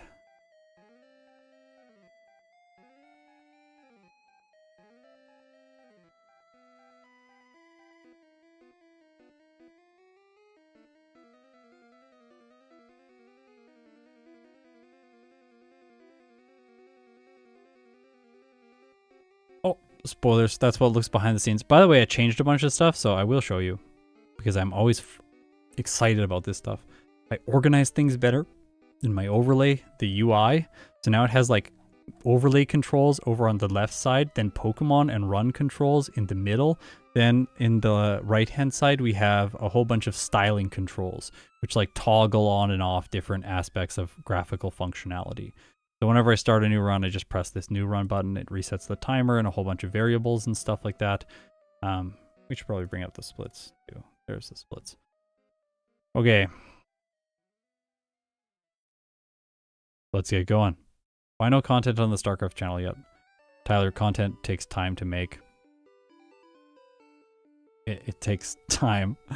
I don't know what else to say other than just like, yeah, stuff takes time to make. I don't have infinite time. I am working on the StarCraft channel right now, not as a business, but as a hobby. So all the needs of this channel always come first. As a result, because like the StarCraft channel is not going to make any money, unless it somehow gets larger. So just like for now, I'm just treating it like a hobby. I'm going to work on it when I have time. And my voice has been needed to do voiceover for a bunch of projects here, so I haven't had time to record all the voiceover for that video yet. It is edited. I've like cut out all the footage that I want to include in it, but I haven't assembled everything yet and done the voiceover for like half of it. There's half the voiceover is done, and all the footage is, like I said, filmed and edited.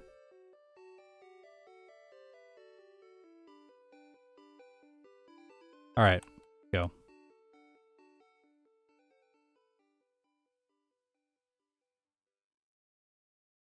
Does it have 700 subs? I had no idea it had that many. That's cool. Neat. I haven't looked at it. I just like put the message up and I was like, well, we'll see what happens. Sweet. I guess I should release something. I played this ridiculous game the other day on, what's it called? It's one of these maps. It's in ASL. Don't know what it's called. Anyways, I played this ridiculous game where like we mined out the entire map. I was against the Zerg, and it was genuinely like Dark Archon versus Queen, High Templar versus Guardians. I had 3 scouts. All of them had parasites on them. It was so much fun. I was gonna make a really low effort, like this is why I love StarCraft video, and put that up as the first video if I can't find time to record the Infested Terran voiceover in the next week. Are you able to tell when you're starting to overuse your voice? Yeah, I am. I can tell now. I can also tell the things that overuse my voice. So for example, harsh onsets really strain my vocal cords, and they cause it to degrade faster than it does without harsh onsets. Oh my gosh, I crit the Pidgey. Yeah, so like starting sentences with really like trying to be really energetic at the beginning of sentences is a really bad idea if I want to have long-term vocal health. So if you've noticed, like my voiceover over December was much more mellow than my voiceover has been since then and also before then. The reason is before then I had a whole week to record like 30 minutes a day trying to be decently high energy. But then in December when I had to release a video every day, it's like, no, I have to like do the thing that's going to give me the ability to speak tomorrow. And so then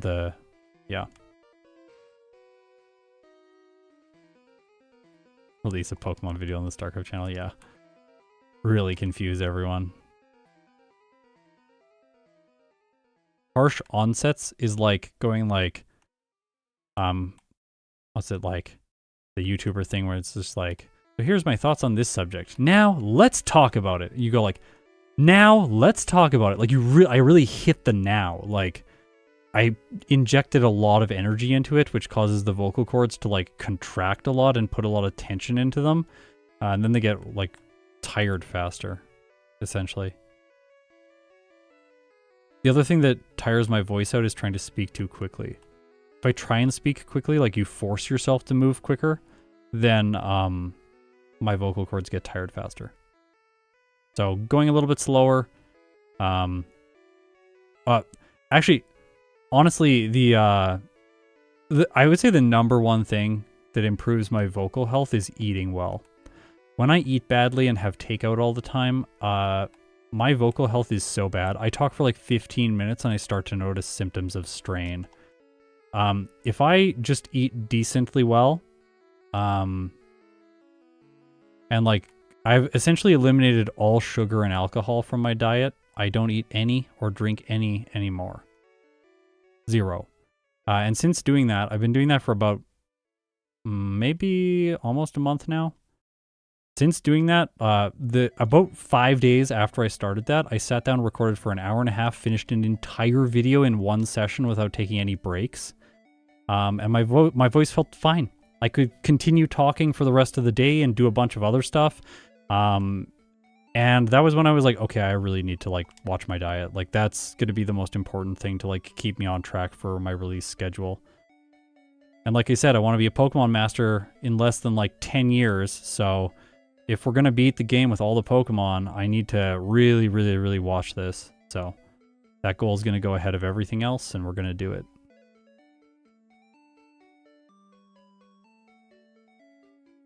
Yeah, my wife is a big horror buff. What's her favorite scary movie? Like she watches like Midsommar, I think it is. It's like spelled slightly differently. She watched that like every day for like a couple of years. She likes it a lot. I'm healing here. I'm not having the PP problems the last time. It's fine. It's like 4 seconds. Yeah, hydration's also really important. Hydration was really key to pulling off December. I like had a regimen of like, I drink this water bottle at this time of the day so that I know that I'm having the exact same amount of water every day. And exercise is the third. Those are like the 3 pillars of like good vocal health that I'm finding. It's like on the weeks that I exercise, I feel like I can talk longer with less strain.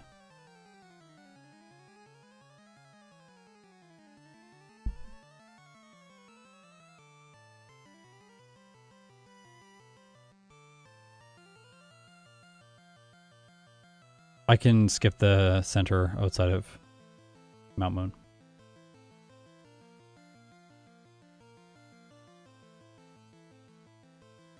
Yeah, we did a really good time with Fearow as 0 reset playthrough in the last run. Went really well, but there's like some small things that we can still do to improve the time, so I'm going to try and pull it off in another run, but then if it doesn't work this time, that'll be that. I am still going to spin class. I haven't gone for a little bit, but I'm going again tomorrow.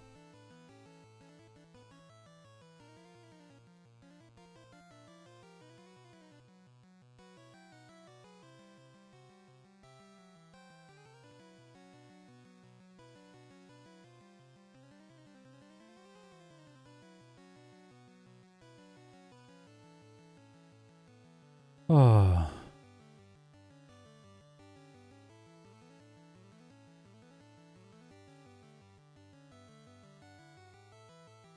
No major mistakes in this run. Things are looking pretty good.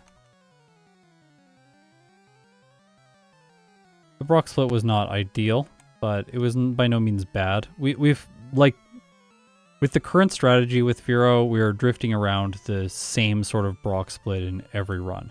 Now there is one other potential strategy that is worth investigating. So if someone's going to go and do this run on their own time, you might want to consider playing around with blackout training instead of fighting all the Caterpie. I don't know if that's going to be faster or instead of going back to fight the rival, because it might be possible to just blackout over and over and over again against the what's his name, the super no, the junior trainer. It might be possible to just blackout against the junior trainer over and over again and level up by doing that, and then save some walk time and also get the level that you need to face Brock. Because you have Growl and Leer, so you can black out on him as many times as you want. You choose, essentially.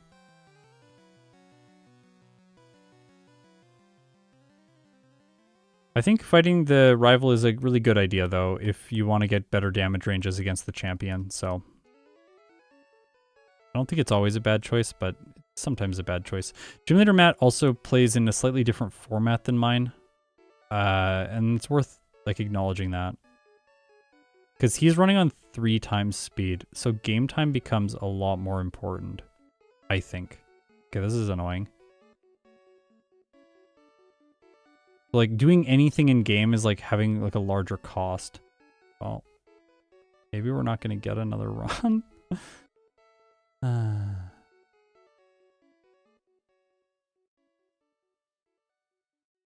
did save there. I should not be saving there. That's definitely a mistake. This also seems to happen. It tends to be the case. You get a really good run, and then following that, you get a lot of bad RNG that just prevents you from doing the same run twice in a row.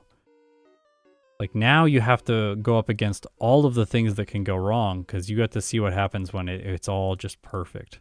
Okay. Gotta reset the emulator so that it doesn't complain at me.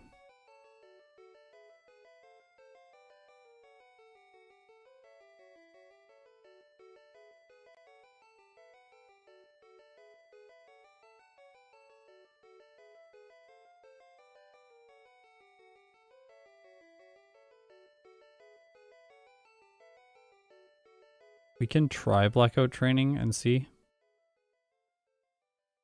Sure. I guess let's try that. I'll try blackout training. We'll see if blackout training works. If we don't get a run this time, I think I'm gonna have to call it without another full playthrough, which would be really disappointing, but I can't actually stream for like 4.5 hours today. There are other tasks that do need to get done.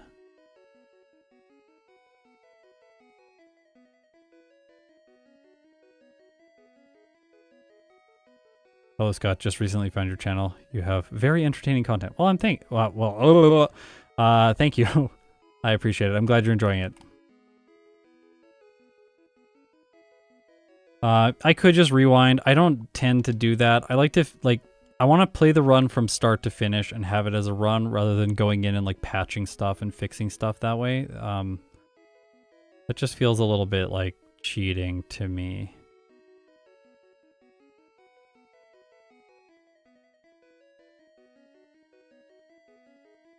There's this from like a content, I've been wrestling with that a lot. I've been thinking about it because like if I did allow myself to rewind and change stuff, I would only ever have to do 2 playthroughs because I would be able to splice the second one and that would save a ton of time. Like, you have no idea how much production time that would save. Like a versus video could be filmed in like let's say a 3-way versus video.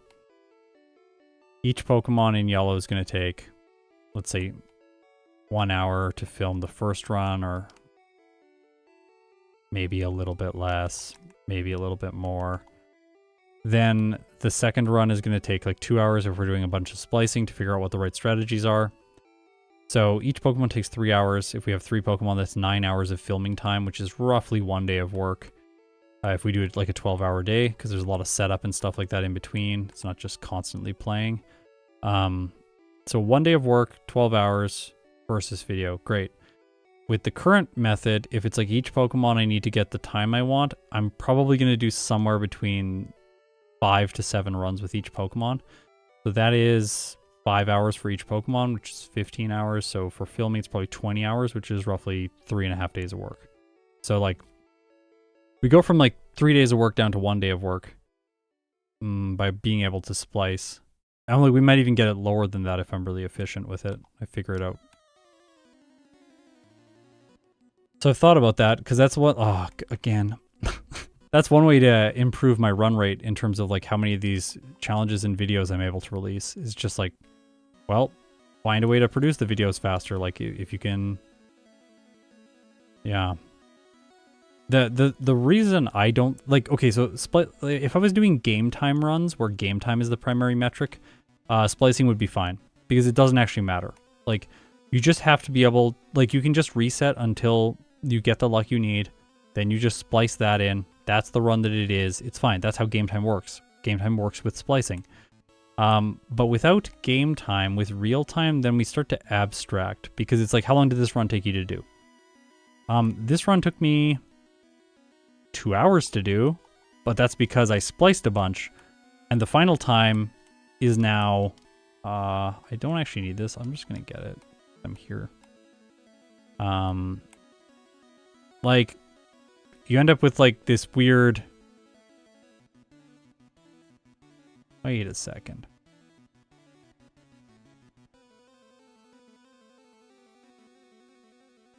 Wait a second.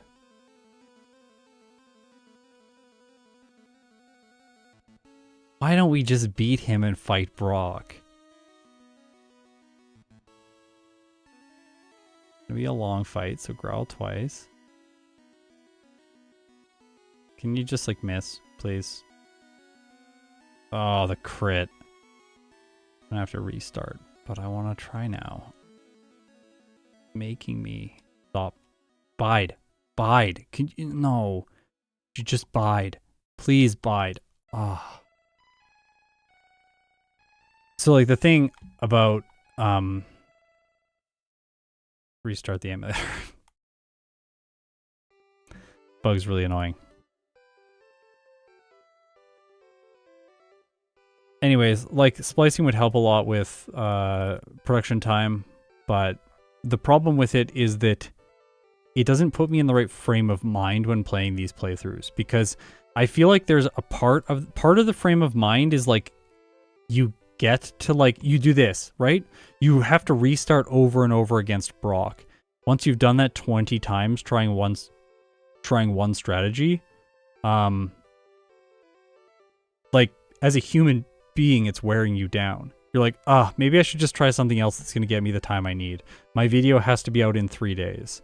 Like, am I going to sit here for another 2 hours and reset to Brock when the video has to be out in 3 days? Like, I should probably like face a more like consistent trainer. Whereas if you're splicing, you're like, it doesn't matter. Like, I'm going to get the luck I need in the next like 15 minutes. Once I get that, I'll just proceed with the run and we go forward. So then like the psychology of how you approach solving problems changes. And that feels like, number one, it changes how all the Pokemon relate to each other, because then I approach them with different mindsets. But number two, I also don't think being able to do that gives us an accurate sense for how the Pokemon can actually do in the run.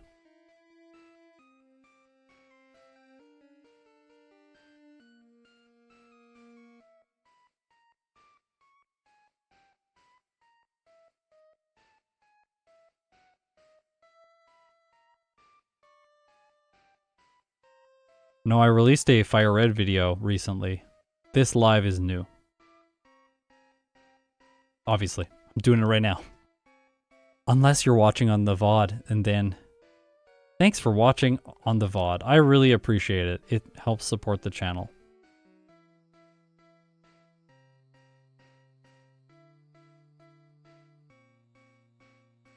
Yeah, like, okay, so like, yeah, there's different levels of splicing also. We should be clear about that. Like, to what degree are you splicing? Are you splicing turns in battle, or are you splicing from battle to battle? Because, like, you could do it where it's turns in battle, and that gets really awkward. And, like, very quickly, it's not the game anymore.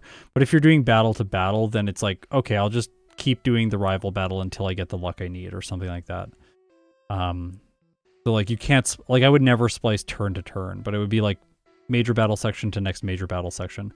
There is, like, there is the potential to get a higher quality result for each Pokemon by doing things that way, but also I think it might take out some of the joy, which is just like doing these runs and having them feel tense.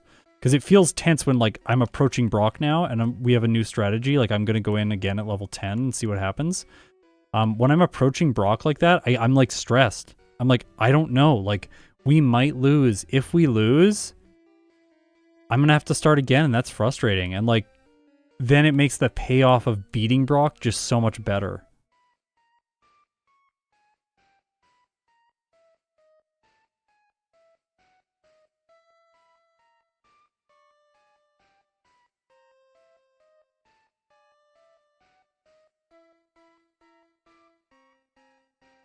No.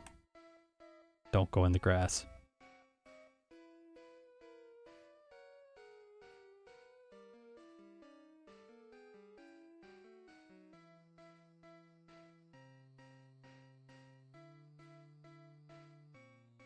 Yeah, like I'll splice, like obviously I'll splice when it's like Weedle or something. It's like splice when it makes the video more interesting. Don't do it as a default. Yeah, splicing will also not improve my play. You're correct, Hammer. Because then like I'm always playing with this like, oh, if I just mess up, it's fine. I'll just go back and fix it. Whereas right now it's like when I mess up, that choice is permanent for the rest of the run. I have to deal with it. I made that choice. And then that makes it more interesting for me because then across runs, I can more effectively evaluate my progress as a player. Like, oh, I'm making less mistakes now. That feels really good. Or I'm making more mistakes now. Somehow I've regressed.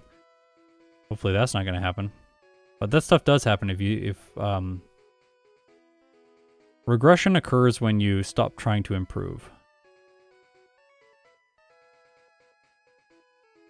I am not going to do that. I'm not going to stop trying to improve. I refuse.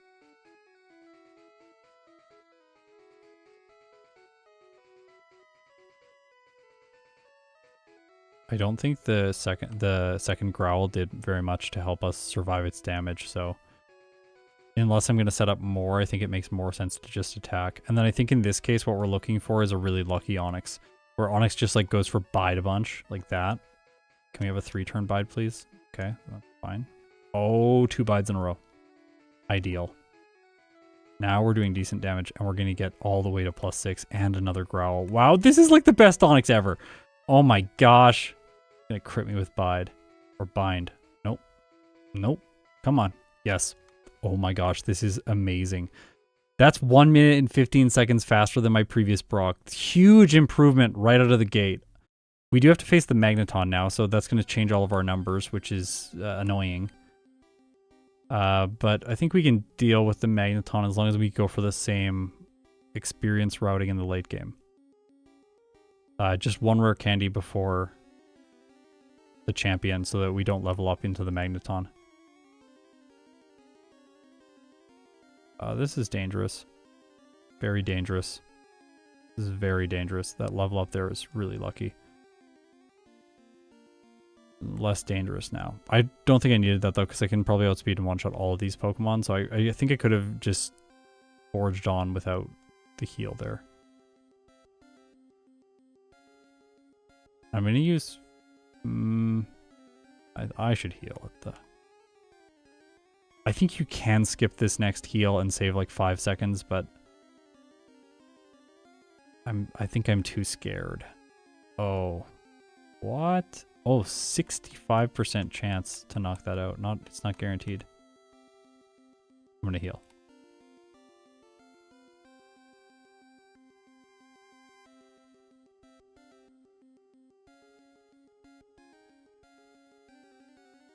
I like how I don't have Fury Attack for this guy this time. I should have fought the Bug Catcher first and then him, but I'll get Fury Attack after this. Oh, I thought it was going to be after the Magnemite. It's not. It's after this. Kind of annoying. This fight takes longer. Yeah, I wanted the PP. I don't want to get messed up by Fury Attack running out of PP at the end of the cave. Or like, because it misses too much because it's inconsistent by its nature. We might have to fight one more trainer in here if we want to be level 18 for the rival. Because we cut a level early on. But when you cut a level early on, you get faster overall level. Like, so if we spent, like we saved 1 minute and 15 seconds, I can just fight this next junior trainer. And like his Pokemon will give me better experience yields than I ever could have dreamed of getting from like the early game rival and all the time it took me to walk back there. So in this case, we're still going to be more time efficient and we're going to get more experience. Because that guy's also like right along the path. There's no backtracking required to get to him.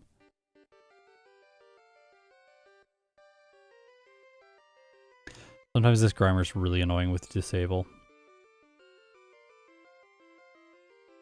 Not today. Oh, maybe? No. Oh my gosh. Fury Attack. Okay, well, it did not come through for me on the first Pokemon, but it's coming through for me now. Kind of. Gotta take the Dome Fossil.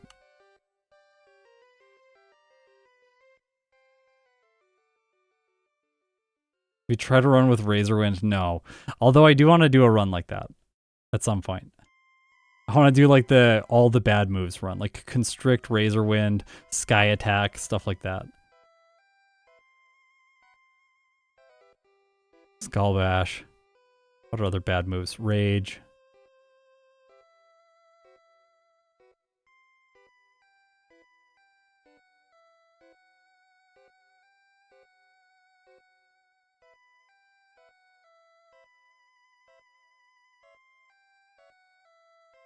Yeah, Razor Wind is so bad. It takes a turn and does nothing.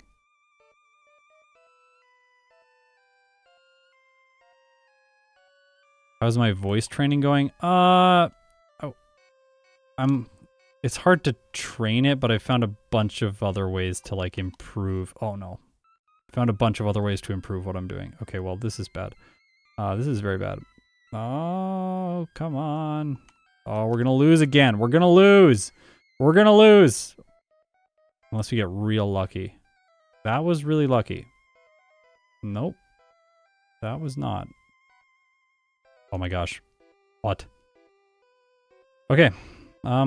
Yeah, we'll take that win. I did not expect that to be a win. That was genuinely falling apart, but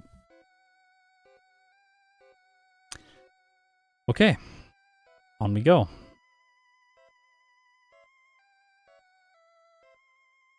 I hope you can catch up too, Jackie. Okay, no sand attack. Oh, come on. Don't miss. Come on, Peck. Peck is a 2-hit.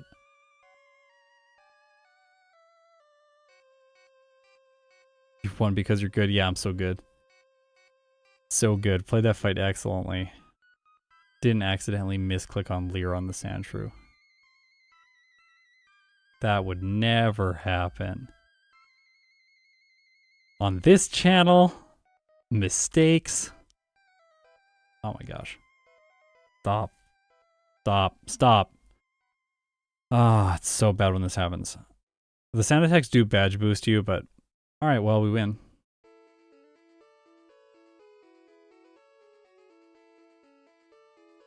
Okay. Okay.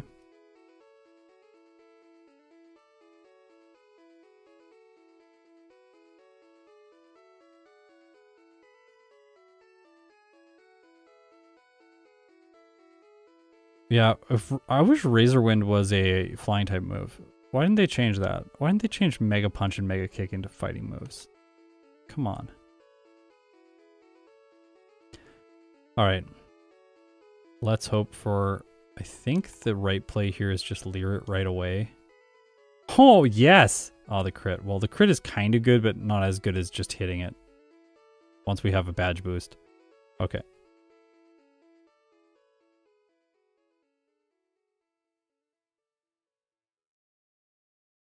Constrict is like the worst move. It's so painful.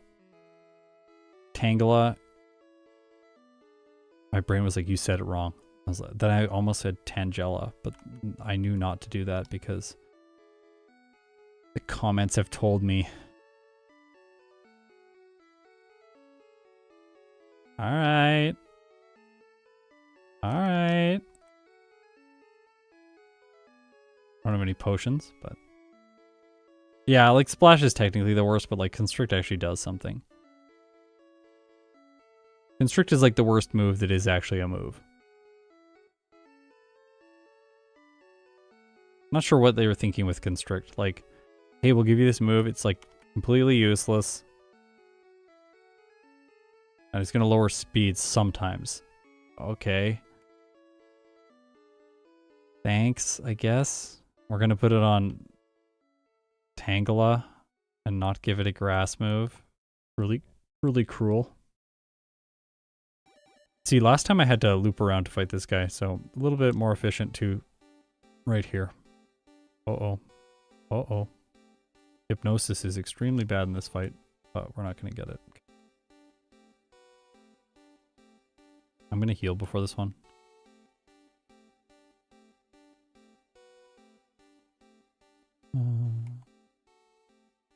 Nope, don't need to save there.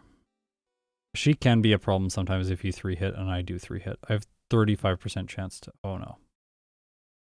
Confusion is what gets you. Really, it's confusion into tail whip. Oh, what is this though? You gonna make me heal again? I think I have to heal again. There's no way I'm, no! That's painful. Okay, fine. I'm getting tired now. Darn. Maybe I can cut something later.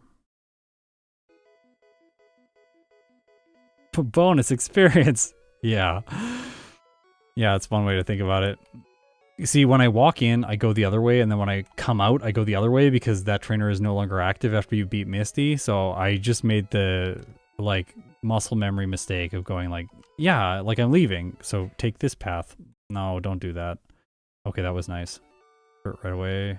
Okay, it's not going so well now. Okay, another crit. All right. Fine. 20 seconds faster on Misty. We're still faster. We've dropped some time, but still faster. I don't need another heal.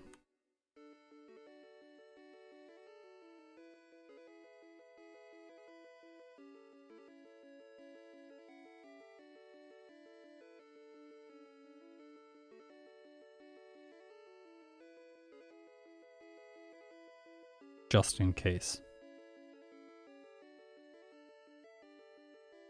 Yeah, Shelter, that swimmer is really good experience when you're trying to train early game.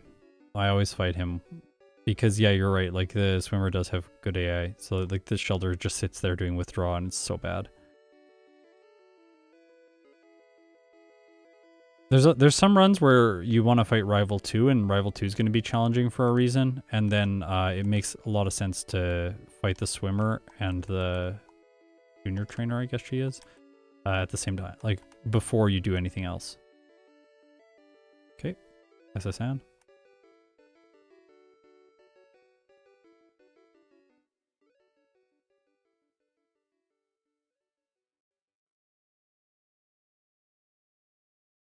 Oh yeah, the guy with the Butterfree. Yeah, I know. He's pretty good. Especially if you have a move that's super effective and you can just knock it out in one hit. It's like quite good to fight him then. Because he gives a lot of experience. Like in Fire Red, I've been fighting him in a lot of my playthroughs when I have rock moves. You may know the Pokemon I'm going to play with next now. Or soon. TM soon. 6 months from now. I use a controller. Keyboard wrecks my wrists. Controller I find more ergonomic because your arms can be more naturally positioned, like facing in towards your body and kind of in a fish shape, whereas a keyboard is like you're forcing your hands to open and spread, which is a little bit less natural. Can we get a mirror move slash here? That would be really fun. Nope.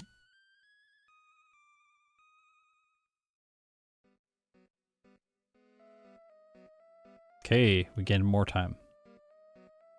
You have to remember we are polishing because the results we're chasing are my best results, not the results we started with. So we're like, you have to, if you put it in that context, we are so far ahead of the initial run that we were running up against today.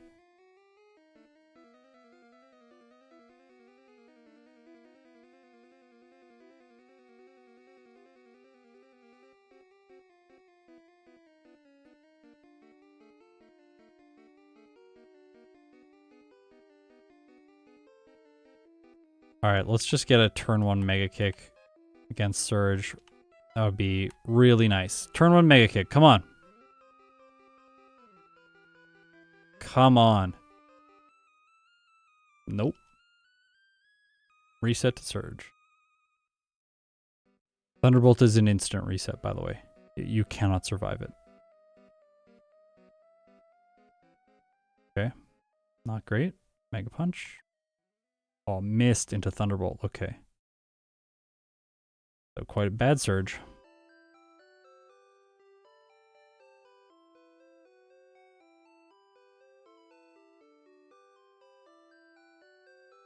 I hope I've convinced everyone, though, that it isn't worth optimizing Surge. Like, there's not really a reason that you would ever spend more time here. Like, backtracking here is going to waste more time as well.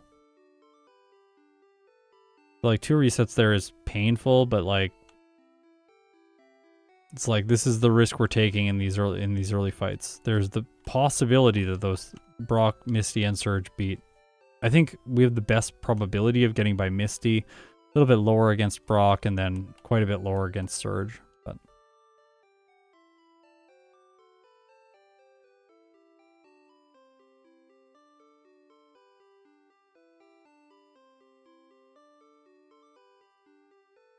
yeah, never backtrack to Surge. Like, early on, when I was inexperienced, backtracking to Surge does make sense with a Pokemon like Pidgey or Spearow or Zubat, because you almost have no tools available to you, and you're so weak that even like Mega Punch and stuff does too much damage. So then, in those cases, it's like more acceptable if you want to play a more consistent run to just like move on with the playthrough, do some other stuff first, then come back. But with a Pokemon like Fearow, it's just like doesn't make sense. Also, I just noticed something.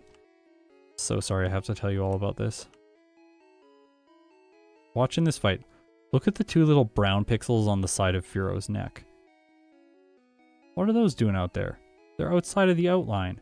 There's an outline. I missed the headbutt reflect, or mirror move. Annoying.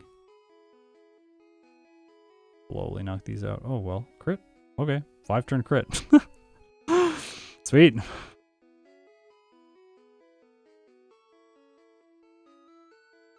Why is those pixels out there? That's going to bother me forever now. I'm going to look at that every time I look at this back sprite.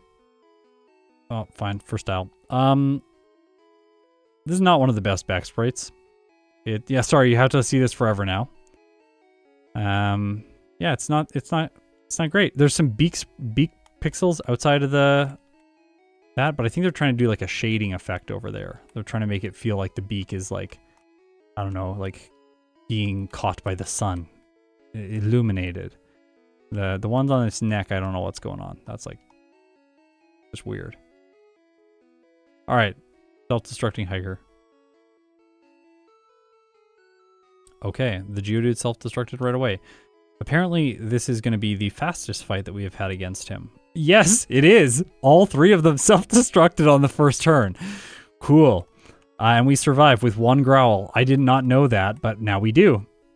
This is what happens when you do a lot of runs. You learn little pieces of info like that that give you either more or less confidence in the Pokemon. And that's interesting for me. That's another reason why splicing is a bad idea.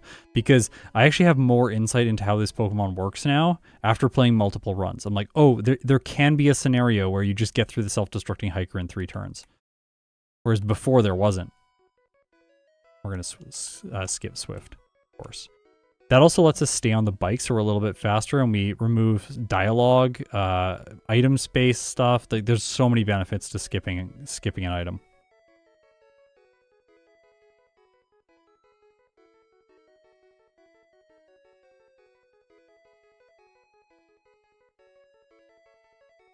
To 1,000.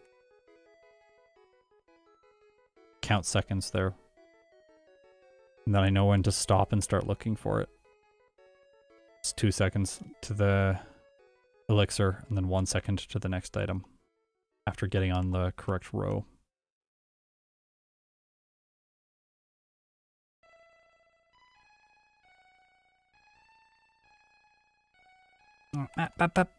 Doors.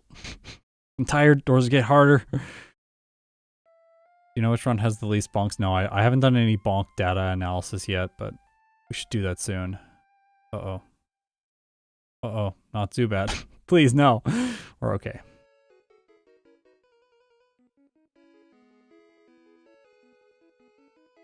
I actually did want to mention this, but I'm really surprised how quickly I got used to my speed stat being in a different spot. I'm totally used to it already. It took me like 3 runs. Like, it really was much less painful than I thought it was going to be. And the colors have also, like... It took me 2 days of looking at them just being like, those are the worst colors that I have ever seen. Why would anyone want those in Bulbapedia? And then, like, after that day, I was like, no, these colors are actually way better. And I do think the colors are better.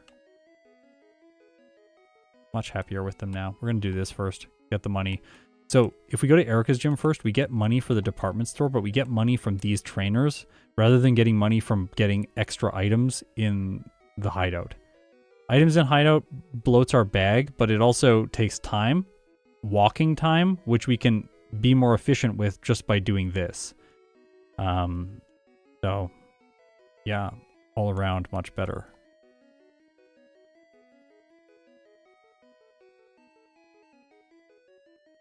Scott bonks. Yeah, I should change my channel to that. Just do bonk analysis in every video. Here, I bonked into the wall because I did this thing. Okay, crit that. Nice. 2 hits on everything else. See, they're just using acid. Hopefully they don't crit acid like that every single time. It's a little bit scary, but nope, we're good. Level 32. Beat Erica. That's obviously way in advance because we did it out of order. Last time I forgot to take her on. One thing I don't like about doing Erica first is you have to walk back, cut this tree again, and then go over to the department store. That's very inefficient. It would be better if you could fly, but you can't fly if you haven't gone past the department store yet. I don't think it makes any sense to go past the department store, then to Erica. Like, what are you doing? This is just unfocused. We want to get these, 10 of these, like 6 of these or something. Could buy more. Could buy like 3,000 more. It'll just take time to do that.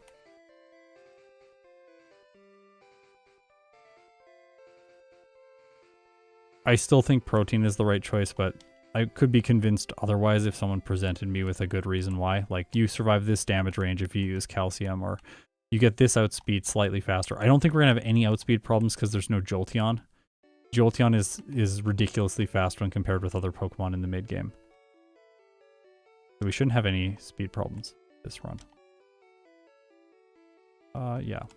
We'll just potion before him. Double edge.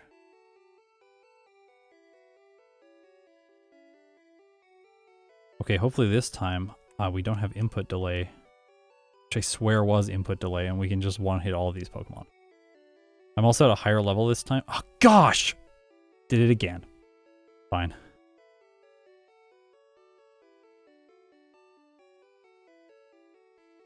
Yeah, the ice type attacks, yeah. Could definitely see that. Okay, I'm still ahead. I'm still ahead of place, so... No, that one was not input delay. That time I just fumbled. So...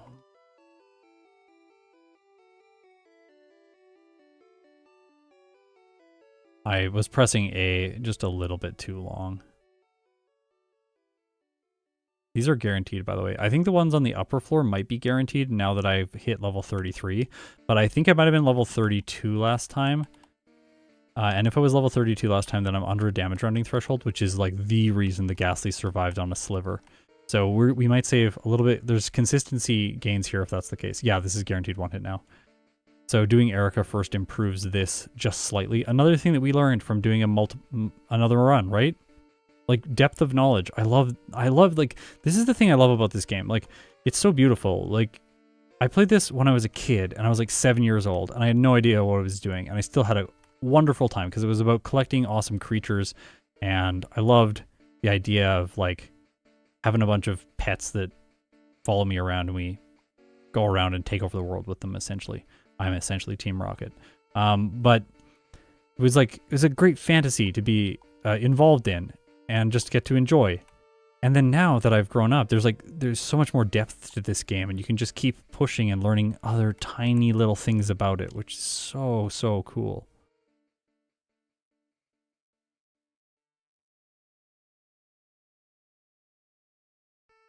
So now that I did Erica, instead of having... Last time when I did Dojo, I did not have Drill Peck, and I had the first Machop was annoying. Then I got Drill Peck, but now I have Drill Peck right away, so I can just one-hit everything, and then this fighting will be faster. And I have Fly, and now I have this Waypoint. It's like, I'm going to be a higher level for Cycling Road, I think. Did I do Cycling Road before Erica? No, I think I did Erica first last time. I don't remember, but yeah. There was someone who posted the other day, I just saw it on like X, I think, or Twitter, whichever you prefer. And they were like, everyone should stop doing damage calculations. Pokemon has never been about numbers. I was like, wait, don't take my joy away.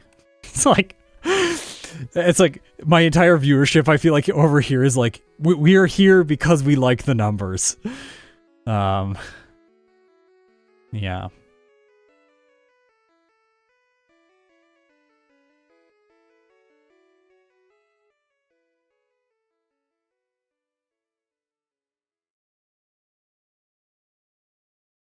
Nope, nope. That spot. That spot. It's very hard.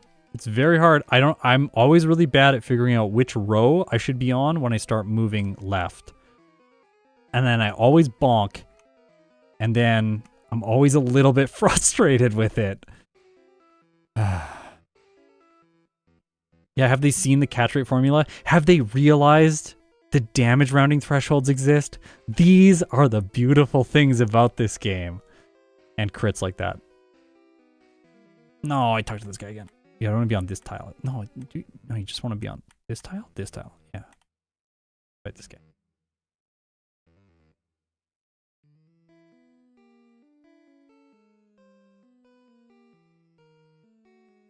Yeah, the bonk counter. That's actually why people are here. I forgot. Sorry. Definitely, it has... Yeah, the bonk counter is everything to do with the bonk counter. We can, like, optimize bonks. Yeah, semicolon, you're right. Gotta optimize those bonks. Do everything in our power. I'm cutting out a lot of saves in this run. I don't know if you've noticed. Like, I'm starting to realize... Okay, also the levels here. Whatever I did, I now have a 91.7% chance to one-hit this. So there's less chance for this fight to take 2 turns longer. Whereas before, there's a higher probability of that. Okay, we did not get extremely unlucky. That's good. There's also a max elixir there in Fire Red that I've been thinking about every time I bike by it in yellow version, but it doesn't exist. Max elixir is under the biker, not by the high ground. Oh gosh. See that bonk? That was a good bonk. I quickly turned, got the bonk, moved on.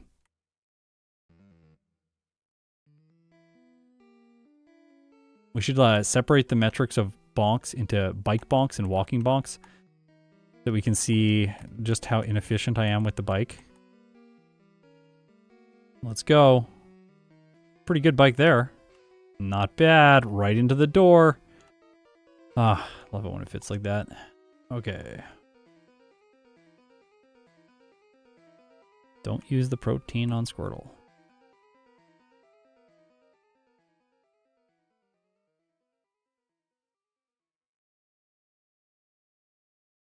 This mid game is so much better, by the way. Like, so much better.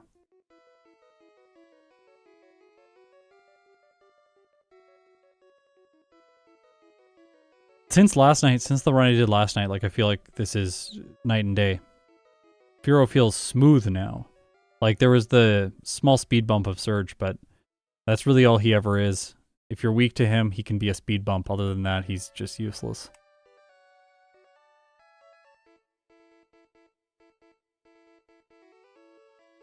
I kind of like the fact that the Safari Zone Pokemon can run away, Jacob.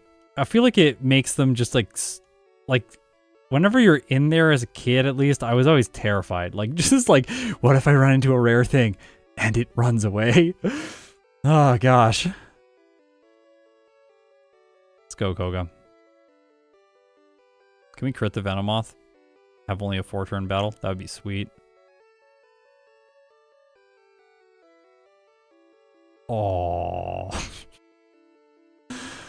Oh my gosh.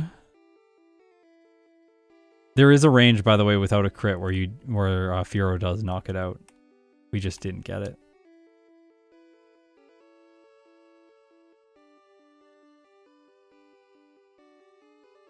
Here's one thing I didn't do last time, and I had some bag problems. I didn't drop the Toxic TM. Dropping the Toxic TM opens up a bag slot and rebuffers the cursor to the top of the inventory, which means then here it takes less inputs to get to the Super Repel, and then you can use Strength and exit your bag like that. So don't do what I did. Do what I was talking about. That reminds me of this little like storybook that my parents used to read me when I was like 2 years old. My mom used to always read it to me because it was relevant to my life. It was called, "This is what you should not do." It was about two little bears, and there's a bear dad and a bear son. And the bear dad and the bear son, they went on a bike ride together, and the dad like crashed and everything and did all this like really silly stuff. And he ended up coming home very injured at the end of the book. And every time he would do something silly, he would say, "This is what you shouldn't do." I don't know. I loved it. It was like I was like 2 years old, but I loved that book.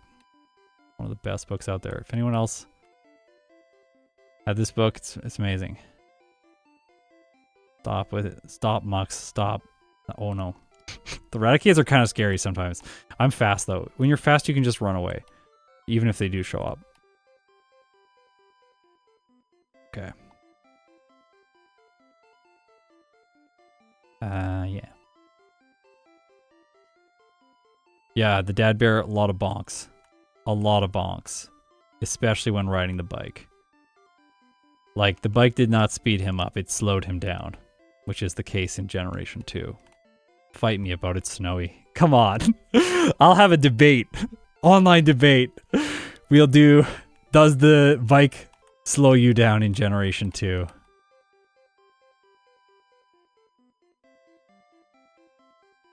See, lies, lies. I knew it.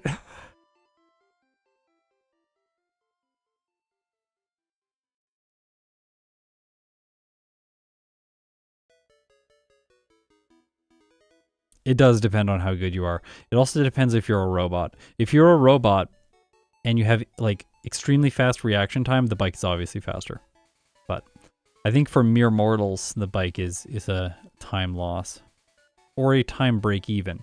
And like when it's a time break even, you have to ask the question, why would I do this thing that has the potential to lose me time, but only breaks me even if I play well? That to me seems like not a good reason to do something. It seems only like a good reason to do something if there is upside and no downside.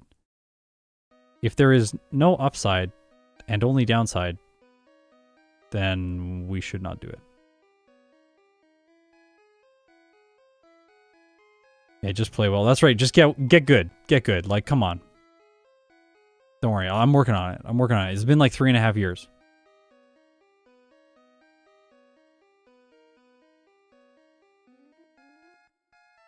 Oh, I fought this guy last time.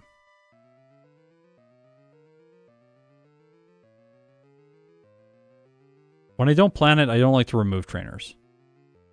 Because then I get scared I'm going to level up. It's I'm like, oh, that's unfortunate. 73% by the way, and I did not get it. I wonder if I one-hit this thing with Drill Peck. I do. Sweet. We'll just use up the last PP and then max elixir it. Max ether it, sorry. That gets another item out of our item storage. And I fought the swimmer earlier, so now we're going to do the thing I just said not to do, which is skip a trainer.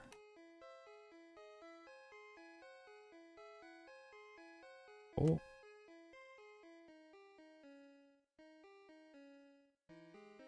Fight this guy.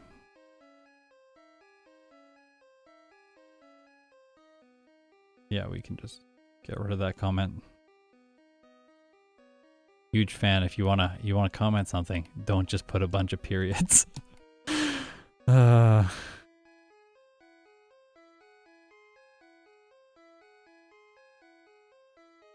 Yeah, that is the best channel art, I think. I think that's definitely like peak.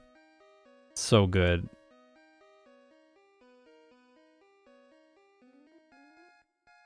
All right.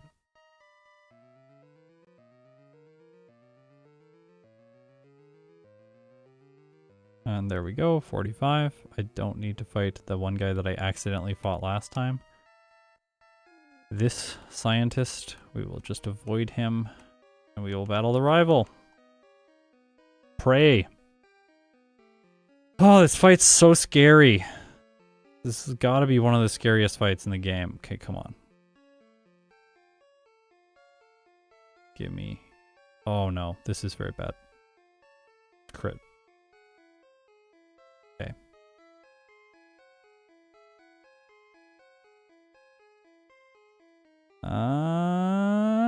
Poison sting 3 times. Nope. Well, maybe. Nope. Definitely not. Yes, potion on cloister. Oh my gosh. No! I wanted to double edge. Hey, we're okay. We're okay. We're totally fine. This is fine. No, that's not fine. I guess I still have a sand attack. We have to be careful. Come on. No. No!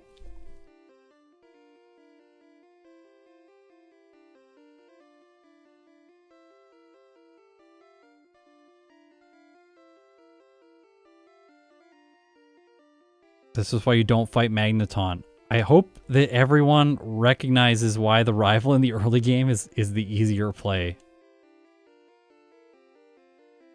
Magneton is awful. It is so awful. This is a loss.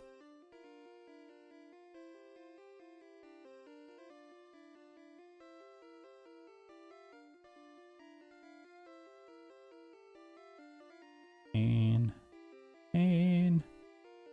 Oh. So this is a place where rest might be useful. Apparently I can get it into potion range. I think that was with a crit.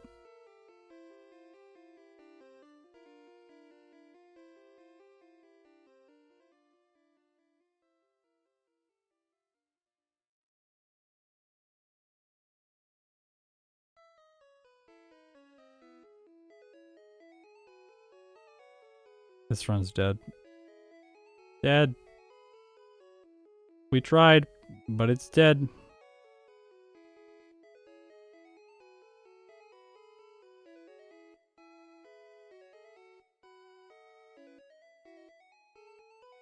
So we can try it like this. Try to take less damage up until this point, and then hope that we one-hit the Magneton. Which we do. Okay. So, skill issue. Not, in fact, a Fearow issue. We are now behind former pace, but only by a little bit. Interestingly. This will be one of those frustrating runs where you finish the game. I think my least favorite run is when I finish the game with like 7 or 8 resets. Because it's like, what if I just didn't have those? Like, this would be so good. But then you have like a few. Like I either want to finish with like 15 and go like, oh no, I need to change stuff. Or there were none. Or there was one and it was unlucky. That kind of thing. Like finishing with like 7 or 8 is the worst.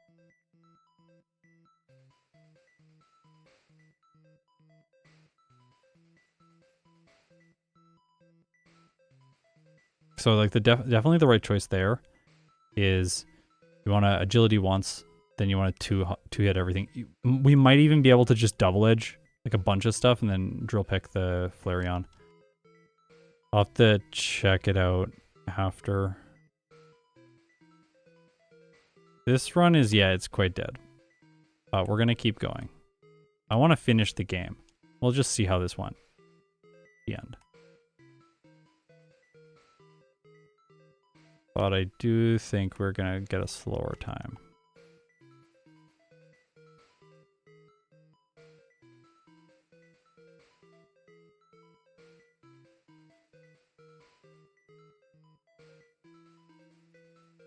Okay.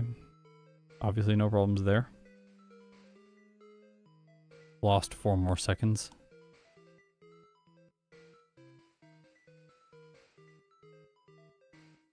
Now we are going to Blaine, where we can get, once again, destroyed. Is that a question about what my favorite type is? Favorite type to run. Not water. Water is my least favorite type to run. I don't like running water Pokemon. Water Pokemon always seem like they're going to be good, and then they always have a problem that they just can't really like deal with for whatever reason. It's just annoying. And then they don't have like good solutions. I think it's a seal. Like it's very much I inherited it after I did this. Oh, sweet. Crit the Ninetales. Okay, that was sweet. More of that, please. Oh, great. Oh. Oh. Hey. Perfect. Never Magneton, always Jolteon. Yeah. I'm going to redo Seal next year. I'm not going to mention any other plans for next year, though, because it will give away everything. Next year. That's it. I think my favorite type to run...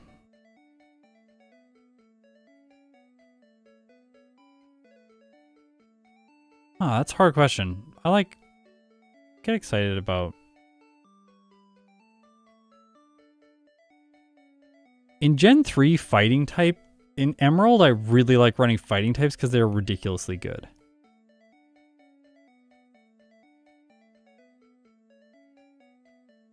Really good. You have to do one extra battle.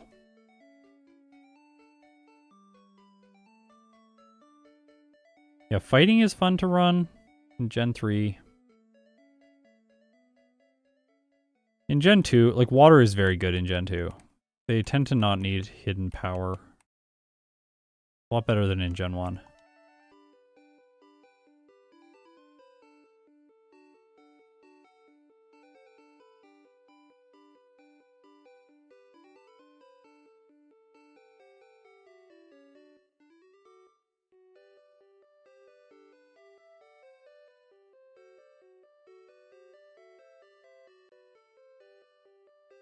What if we skip the power plant candy to save time to push the the finish lower?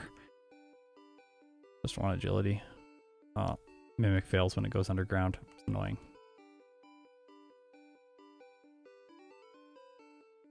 Remember to double edge this. Then earthquake. In Gen 2... Oh... See, we survive. No problems.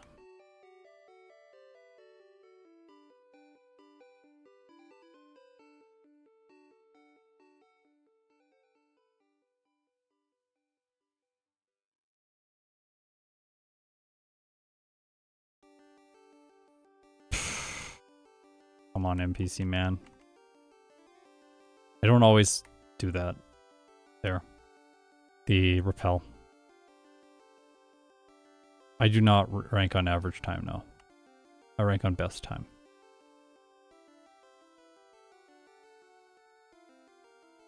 Best time gives me the most interesting, and average time would not actually be a good metric, because average time isn't a good metric because if I learn something, then the old result is still relevant. So we want to remove, we don't want to have, okay, it's really good that /1 hits the magneton. I was worried about that. But we don't want to have results where like old results factor into the new playthroughs. Oh, we don't want to have old results factoring in, so we want to remove old playthroughs. So we need to rank based on the most recent playthrough.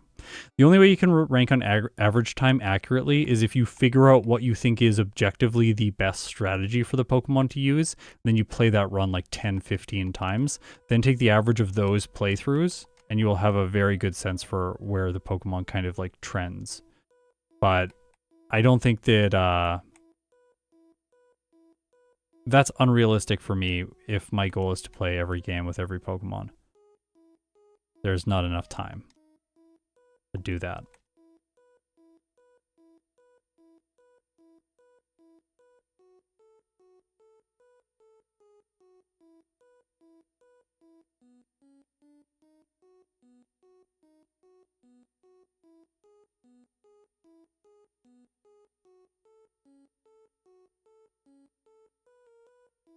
Oh. I'm getting scared about skipping this rare candy. I'm not liking this as an idea.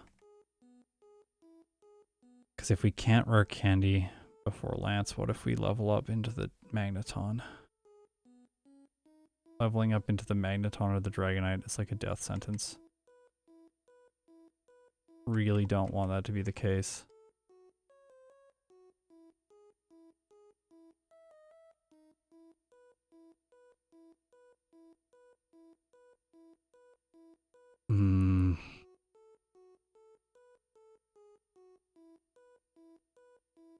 I have to rare candy to avoid the level up right now. I have to.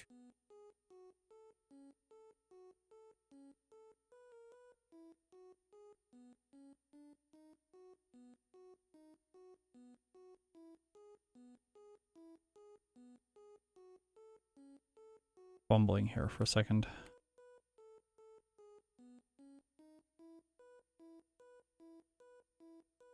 It would be a problem because I'm fighting the Magneton, not the Jolteon. Last time it was fine. I guess last time I was fine because I could just set up on the Executor. Yeah, you're right. Okay, we're fine. We just do the same training, then we'll be fine.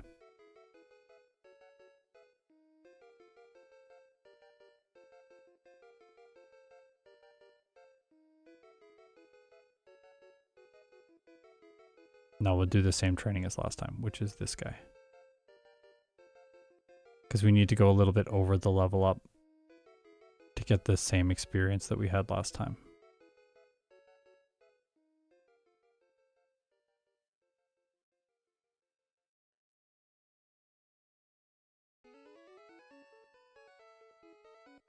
I didn't say I was not... I said I was not planning on doing any ROM hacks. And I was not planning on doing any ROM hacks then, but I have since changed plans to include Yellow Legacy as part of the plan. But only a single video. It's not going to be like a new series or something. At least not right now.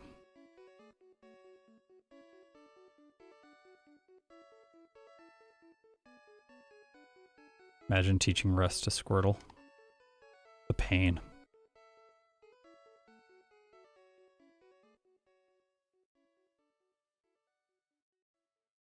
Don't crit. Thank you. Now we rest. Set up.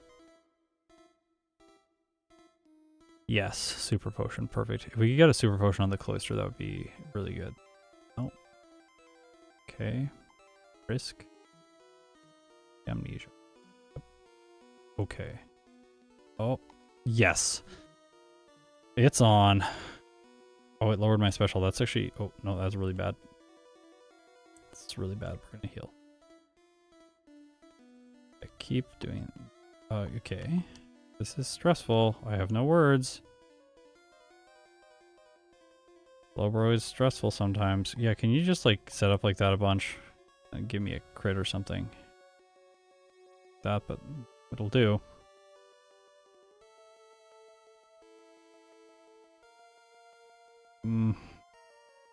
Not a great Lorelei fight. We're like basically right on track with where we were last time.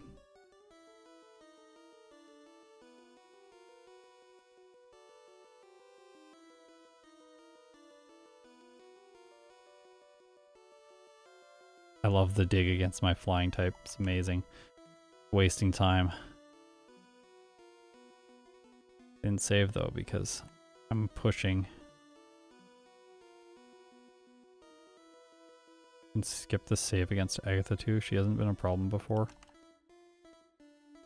Okay, I'll deplete those. There.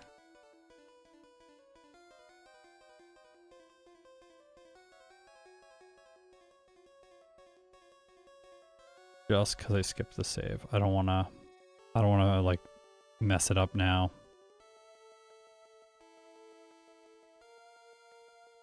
Have some ridiculously unlucky reset. Oh, thank you.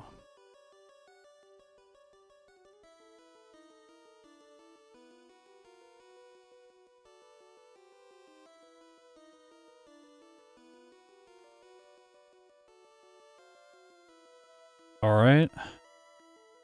We have arrived at Lance.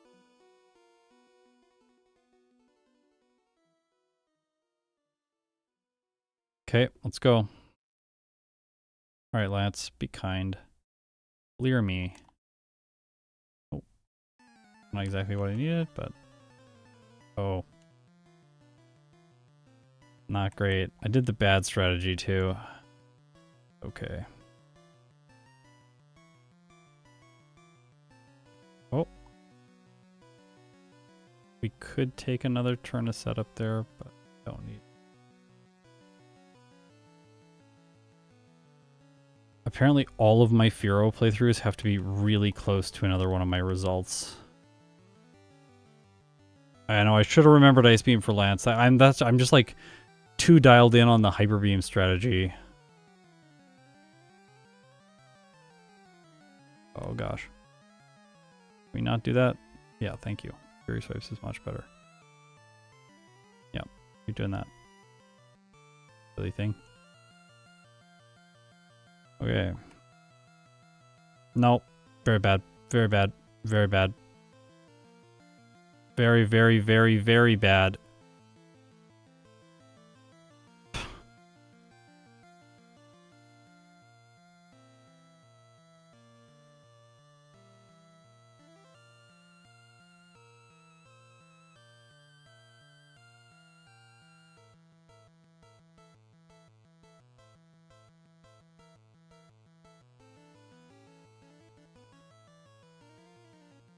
I want to heal once. I don't want to heal twice.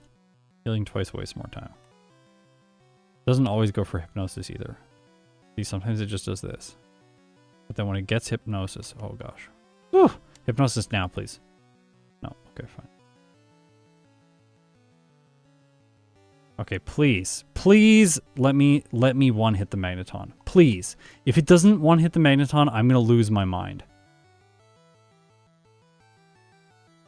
Yes. Cloister is a higher level with this team. Interesting. Well, we win. With the worst time. Okay, 41 seconds slower than last time. Yeah.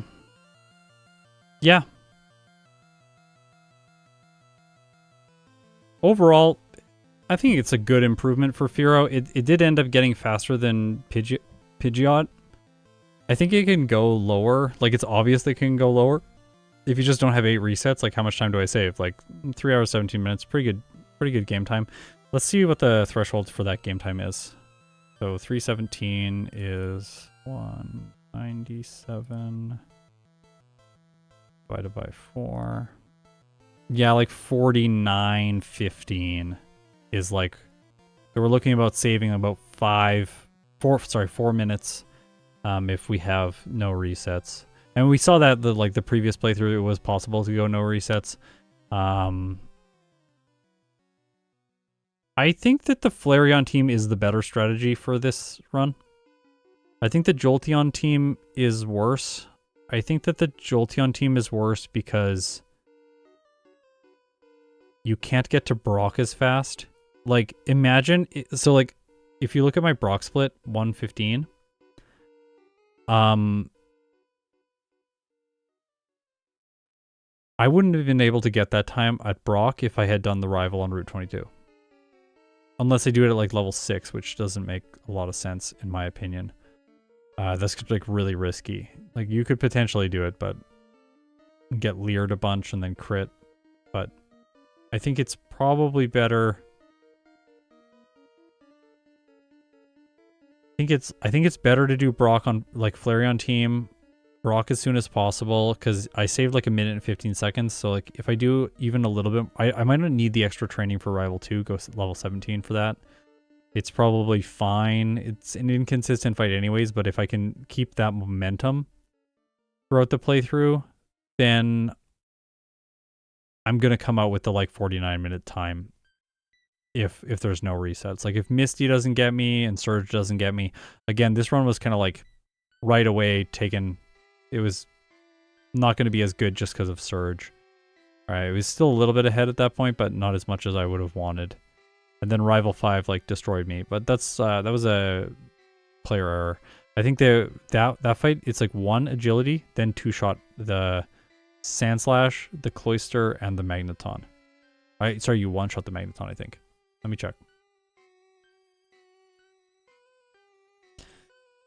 So, just so we have this information.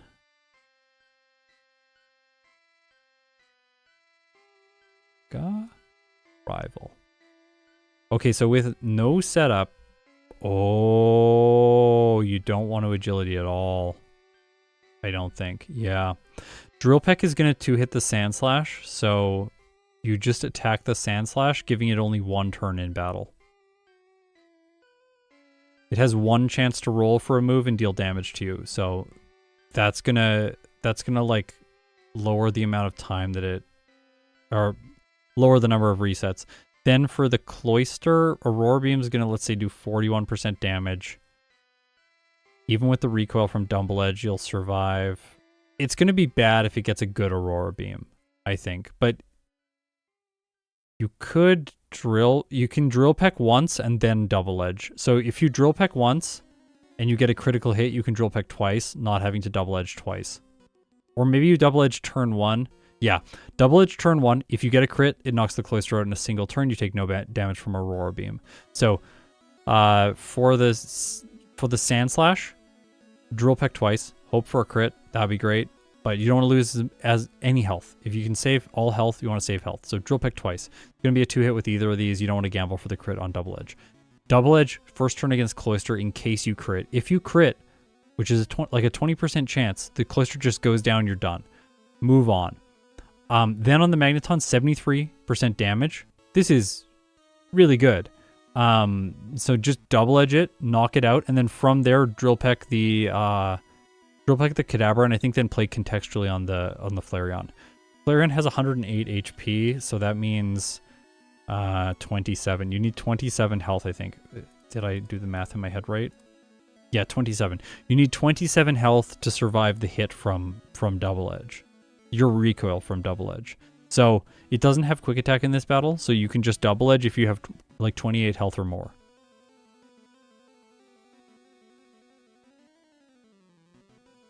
Okay, so as I said before, stretch the screen a little bit. Apologies. Look kind of awkward. Oh, we're recording. That's why I can't do that thing. We're in recording mode. Add notes. We're going to add a note here. Oh, Churro's here. Sand Slash. Drill peck twice. Cloister. Double edge. Turn 1. Hope for crit. Magneton. Double edge. Dabra. Drill peck. Flareon. Double edge. If more than 27. 28. Or more. 27 will be dealt in recoil. I don't want to accidentally read that and then go, I'll survive if I have 27 health, and then later not. So that's the obvious solution for that fight, I think.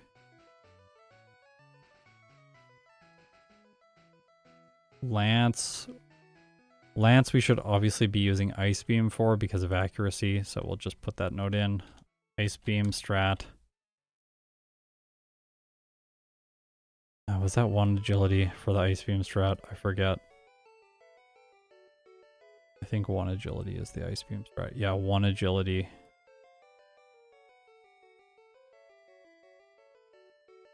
One agility on Gyarados. 2-hit KO. Drill peck. Coco, Dragonair.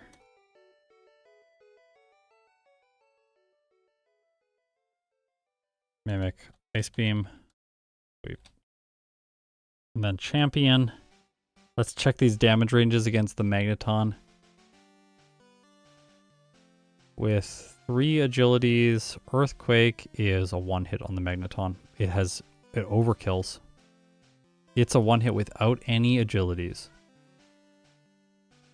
Well, that's good news. How much do we need to hit the cloister? Okay, we need all the agilities to hit the cloister. Yeah, Churro. Here he is. Yeah, so we gotta set up all the agilities anyways. Kind of annoying. This fight's a little bit annoying, but it's not that bad. Could be worse. Wait, what about Slash? Slash 2 hits the cloister, but does not 1-hit the Magneton. So Slash is... Okay, that's an interesting insight. I'm gonna write that down. Just because, like, I would forget that. Slash is better against Jolteon team. Earthquake is better against Flareon team. Flareon team is faster for Brock. Jolteon team is probably the most consistent. Because the Silph fight is a little bit easier when you do this.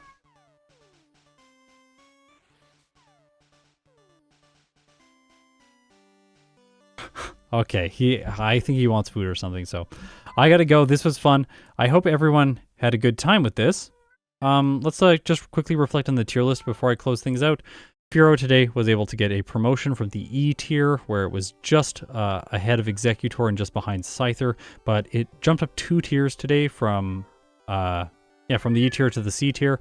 Now it's just behind Arbok and ahead of Lickitung. I think it can move up a little bit more, but I don't think it's ever going to move into the B tier, even if it gets extremely good luck.